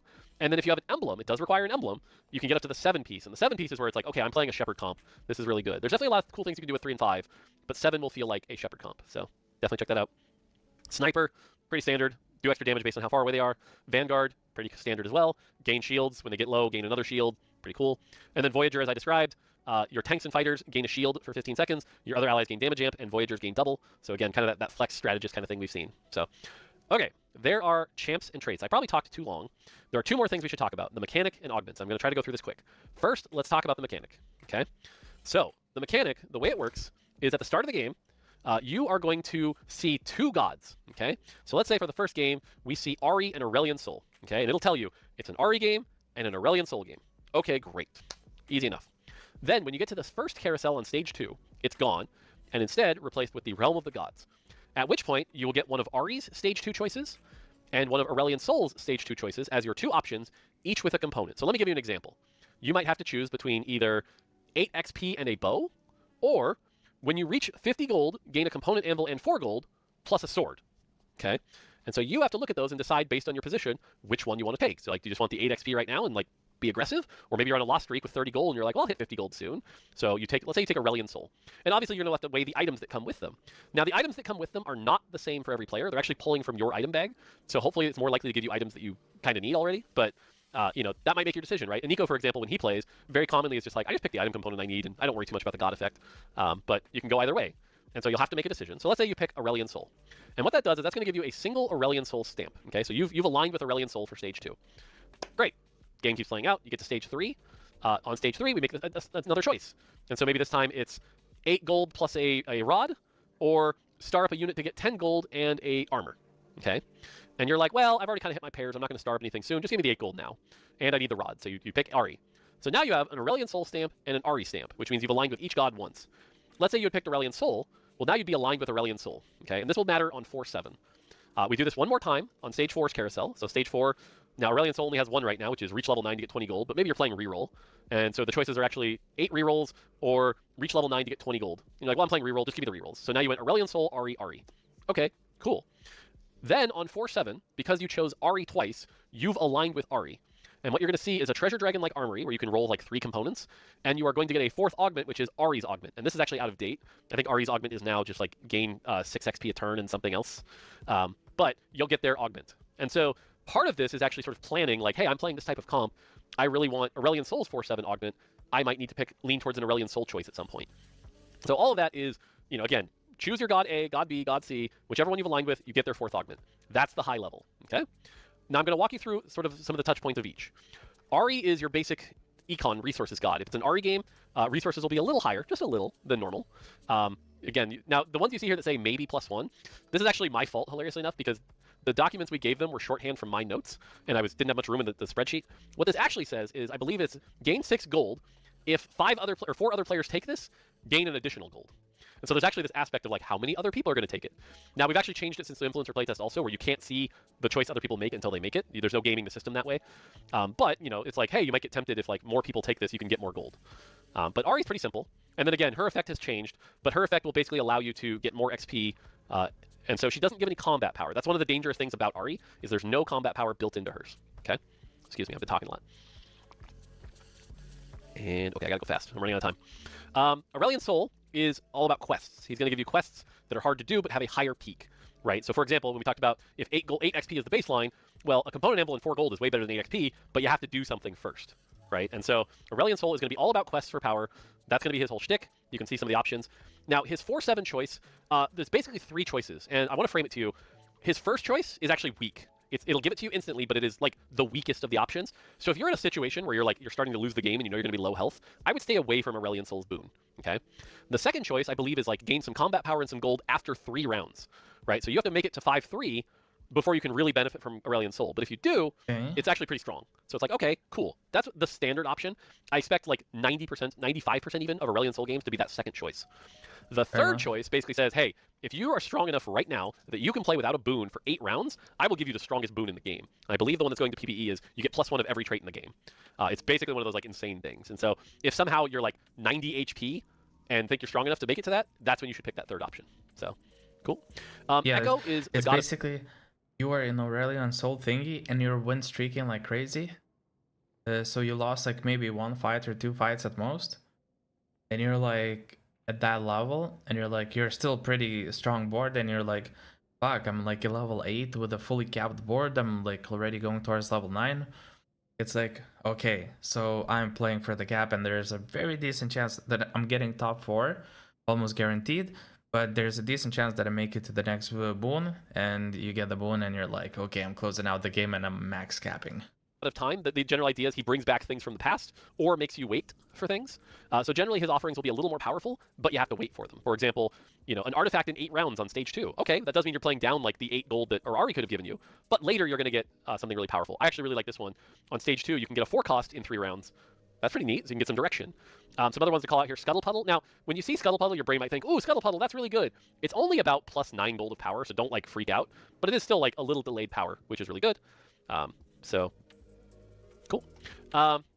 Some other ones are like the implant, which you can give a unit 20% attack speed. That came from like Cyber City, completed item anvils. And then Echo's boon is actually a really good one. So if you lean towards Echo, I think you'll be happy with it. You get an anomaly item that changes effects based on the roll. So for example, if you put it on a tank, it gives a bunch of HP. If you put it on a mono user, they gain like AP per cast. So think of it as +1 really powerful, unique item that you can put on anybody.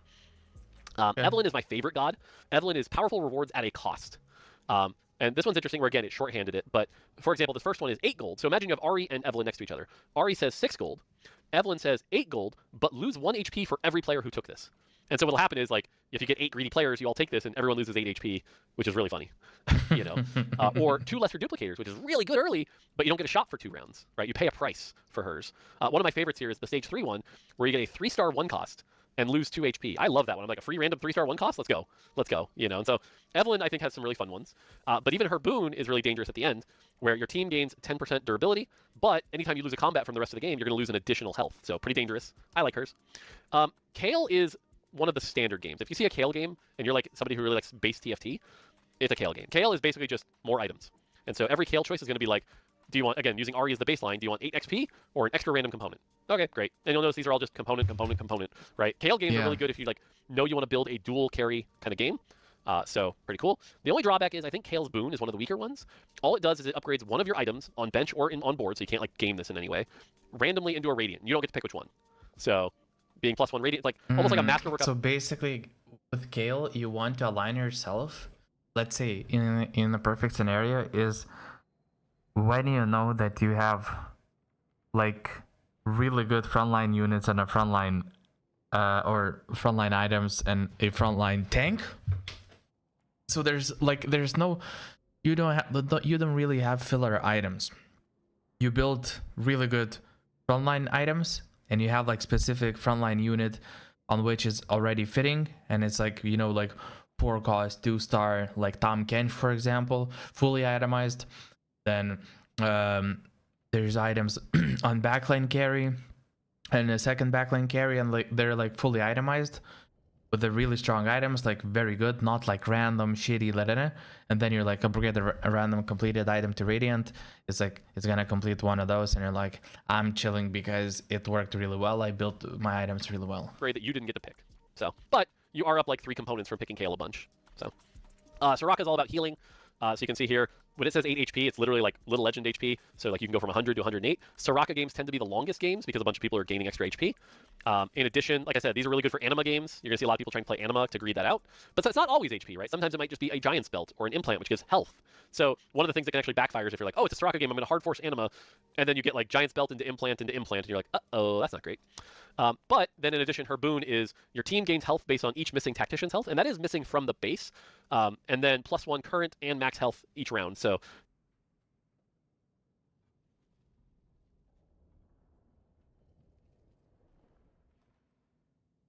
it could potentially go to 198 HP. You could actually have this boon be like plus, 190, 200 health in the late game, so with a little combat power, and delay your death a little bit. Thresh. Thresh is one that I think, I don't know, I'll see what people think, but the TLDR here is Thresh is random. And when it says random +2, like there's 2 types. There's random loot, which is basically just like, here, have some champions, here, have some items, here, have some whatever.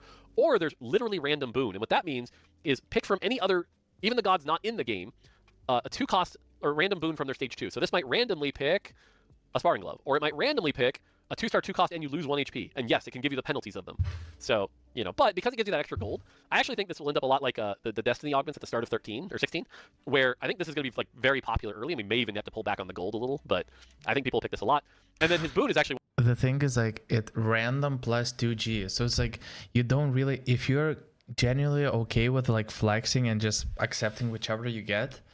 You get random thingy and you get +2 gold. So like you're basically adapting to any kind of given thing, and +2 gold value just on top of that. It's like, generally speaking, it's really good, I think. At least sounds really good. One of my favorites, which is for the rest of the game, every turn he rolls a dice. A 1, for example, is like gain 5 gold. A 3, for example, is like your team gains 50 permanent health, and the augment will show how much stats you've accrued. And a 6 is like an extra component and some gold. And so like over time, if you can last to like 6-2, 6-3, Thresh's boon becomes the most powerful because you look at everything you've got and you're like, this is crazy. But it starts off weak. And so Thresh is one that you don't want to necessarily align with unless you know you can last a while to take advantage of his boon. That's fair. Varus is all about like pretty cool. duplicating and making more champions and love and stuff like that. So for example, when it says a 2 and a 3 cost, So this one is gonna be, yeah, it's gonna be about rerolls, like rolling a lot. While Ari can give that, but also it can, like, it benefits your team generically. Like you can push higher levels, you can find your comp faster, that kind of stuff. Whereas Varus is like very specifically tied to rerolling comps. So like if you see like a really cool reroll line that you can build, select this and you're like, okay. cost here. The thing it's not saying is a 2 and a 3 cost that share a trait. And so you can use this to like get a start, or 2 tiny duplicators if you're playing like a 1 cost reroll. If you see Varus a lot of the times, a Varus game kind of says like you might want to consider rerolling, but not force it, because sometimes it's stuff that aren't necessarily to your liking, right? Like if you're like, oh, it's a Varus game, I'm going to play a 1 cost reroll, and then you get owned 3 costs. Well, that didn't help you, so just be careful. One of my favorite ones here is the 1 lesser duplicator and 5 tiny duplicators on stage 4, so that you can like quickly turn one of your 1 costs on your board. Like I love this when playing Nova, and then you get your Aatrox to 3-star real quick, and like that's pretty cool. And his boon is a combat power one that basically says gain 10 health for each total star level in your army, and increase your 5 cost odd by 4%. So that's kind of a neat one. Yasuo is probably a standard combat power one. He gives you hexes. And the hexes are cool because you get them as, a paintbrush, so you can put them where you want them. You're not stuck in like bad positions. The names have changed since then. So, for example, there's no Wood Hex. It's called Cosmic Hex. But Cosmic Hex is my favorite because it's like stacking HP every turn. So, like, you get Cho'Gath plus Cosmic Hex, and now he's like double stacking HP, which is really cool. But each of these is a... Okay, so basically you choose how you want it to be.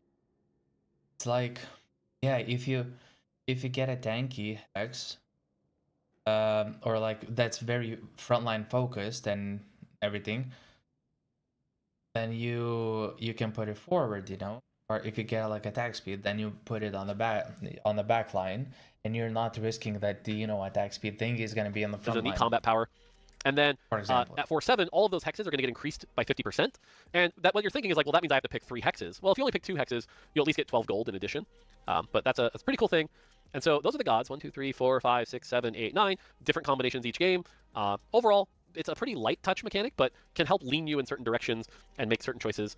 Now, from there, what happens, by the way, is on the stage 5 and 6 carousel, those are gone. You'll simply just get an armory that shows you 3 full items and a random emblem.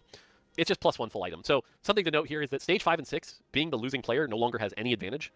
And that's the last thing I'll talk about with the mechanic. I tweeted about this, but basically, because there's no carousel, there's nothing, like being an 8th on the Realm of the God doesn't do anything. What happens is on the PvE rounds, every PvE round is guaranteed to drop at least 2 components for everybody. But the components for 7th and 8th, 2 of them will be anvils instead. So it gives you a little more agency in your items, but only stage 2 and 3. Oh, okay. For first 2 stages, if you're going like on a losing streak, game will assist you slightly in bouncing back by you having a little bit more of a custom choice of game. Really, because stage 4 is the 4/7 choice, so nothing really changes there. So basically, if you're lost streaking stage 2, you can expect a few extra anvils. If you're lost streaking stage 3, you can expect a few extra anvils. But otherwise, there's not as much advantage to losing this set. You also get some reforgers as well if you're in like 3rd or 4th. But just something to be aware of. But yeah, that's kind of the mechanic for the set. Cool. Last thing we'll talk about here, and I'm not going to go over all of them, but is some of the new augments. And so again, I won't go over all of them, but we have some hero augments for tanks like Poppy, Aatrox, Nasus, charge transfer, which is all about overkill damage. Let's see. This one's interesting. Forge a Friend, it's at 4/2, but allows you to buy a 1-cost champion and turn them into 3-star if you want something for your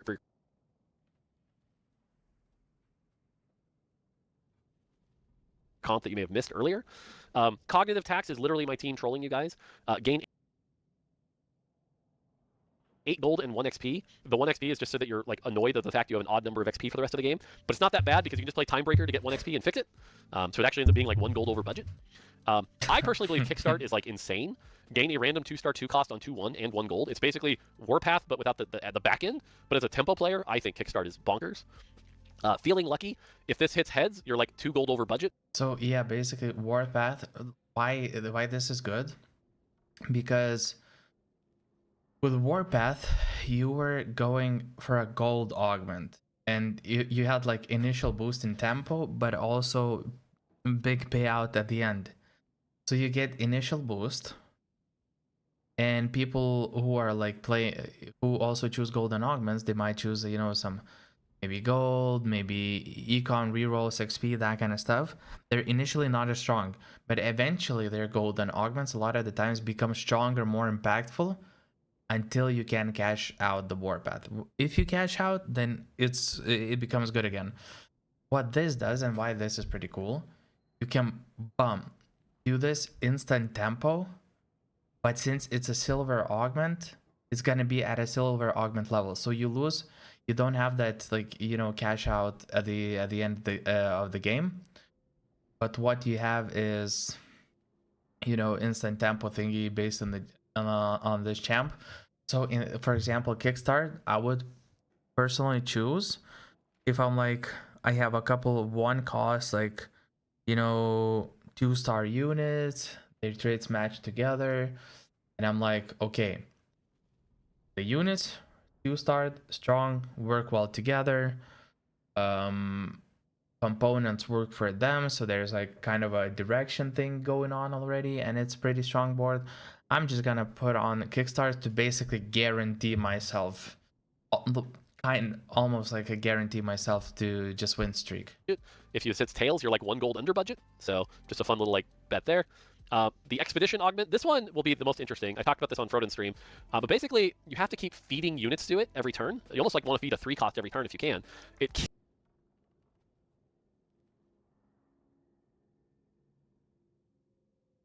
kills your econ, right? So you're basically saying, I'm going to like lost streak and really struggle in the early game.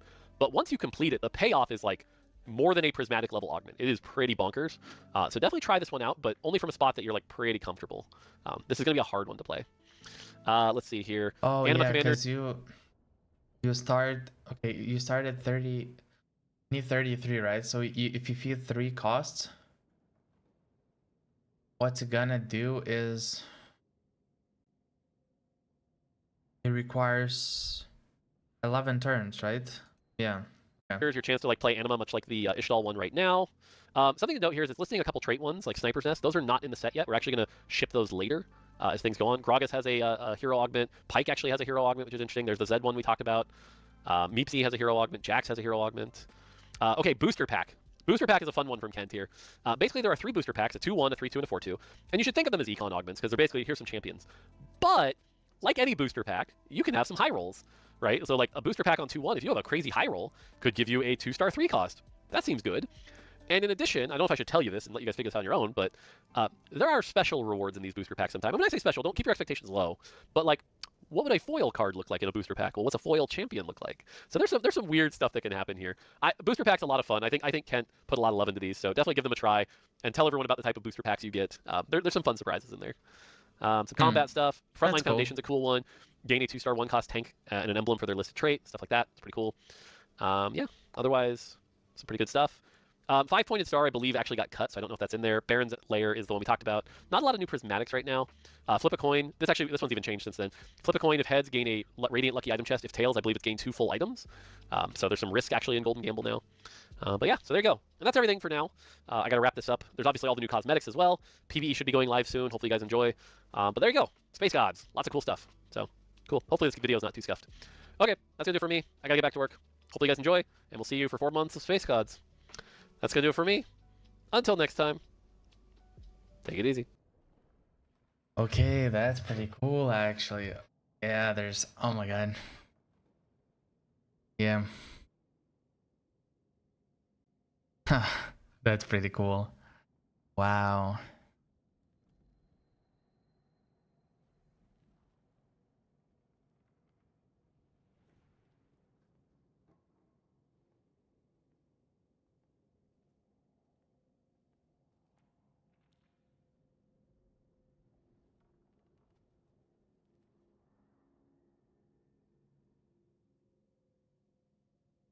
Yep. All right, people. This is actually looking pretty cool. I think I'm gonna chill a little bit, go rest, and maybe even go to bed, sleep or something. So I'm gonna turn off the stream for now, but I'll most likely come back later. I just need like to chill a little bit for now, cause I don't know, feeling tired or whatever. And I want to slowly prepare for tomorrow. So yeah, let's definitely, you know, consider that. And for now, I'm gonna turn off the stream. Sir, we'll come back later, okay? Fellas, come back later and we're gonna do it later today most likely. If not, then tomorrow we're gonna go from PBE and we're gonna... So yeah, alright, peace out.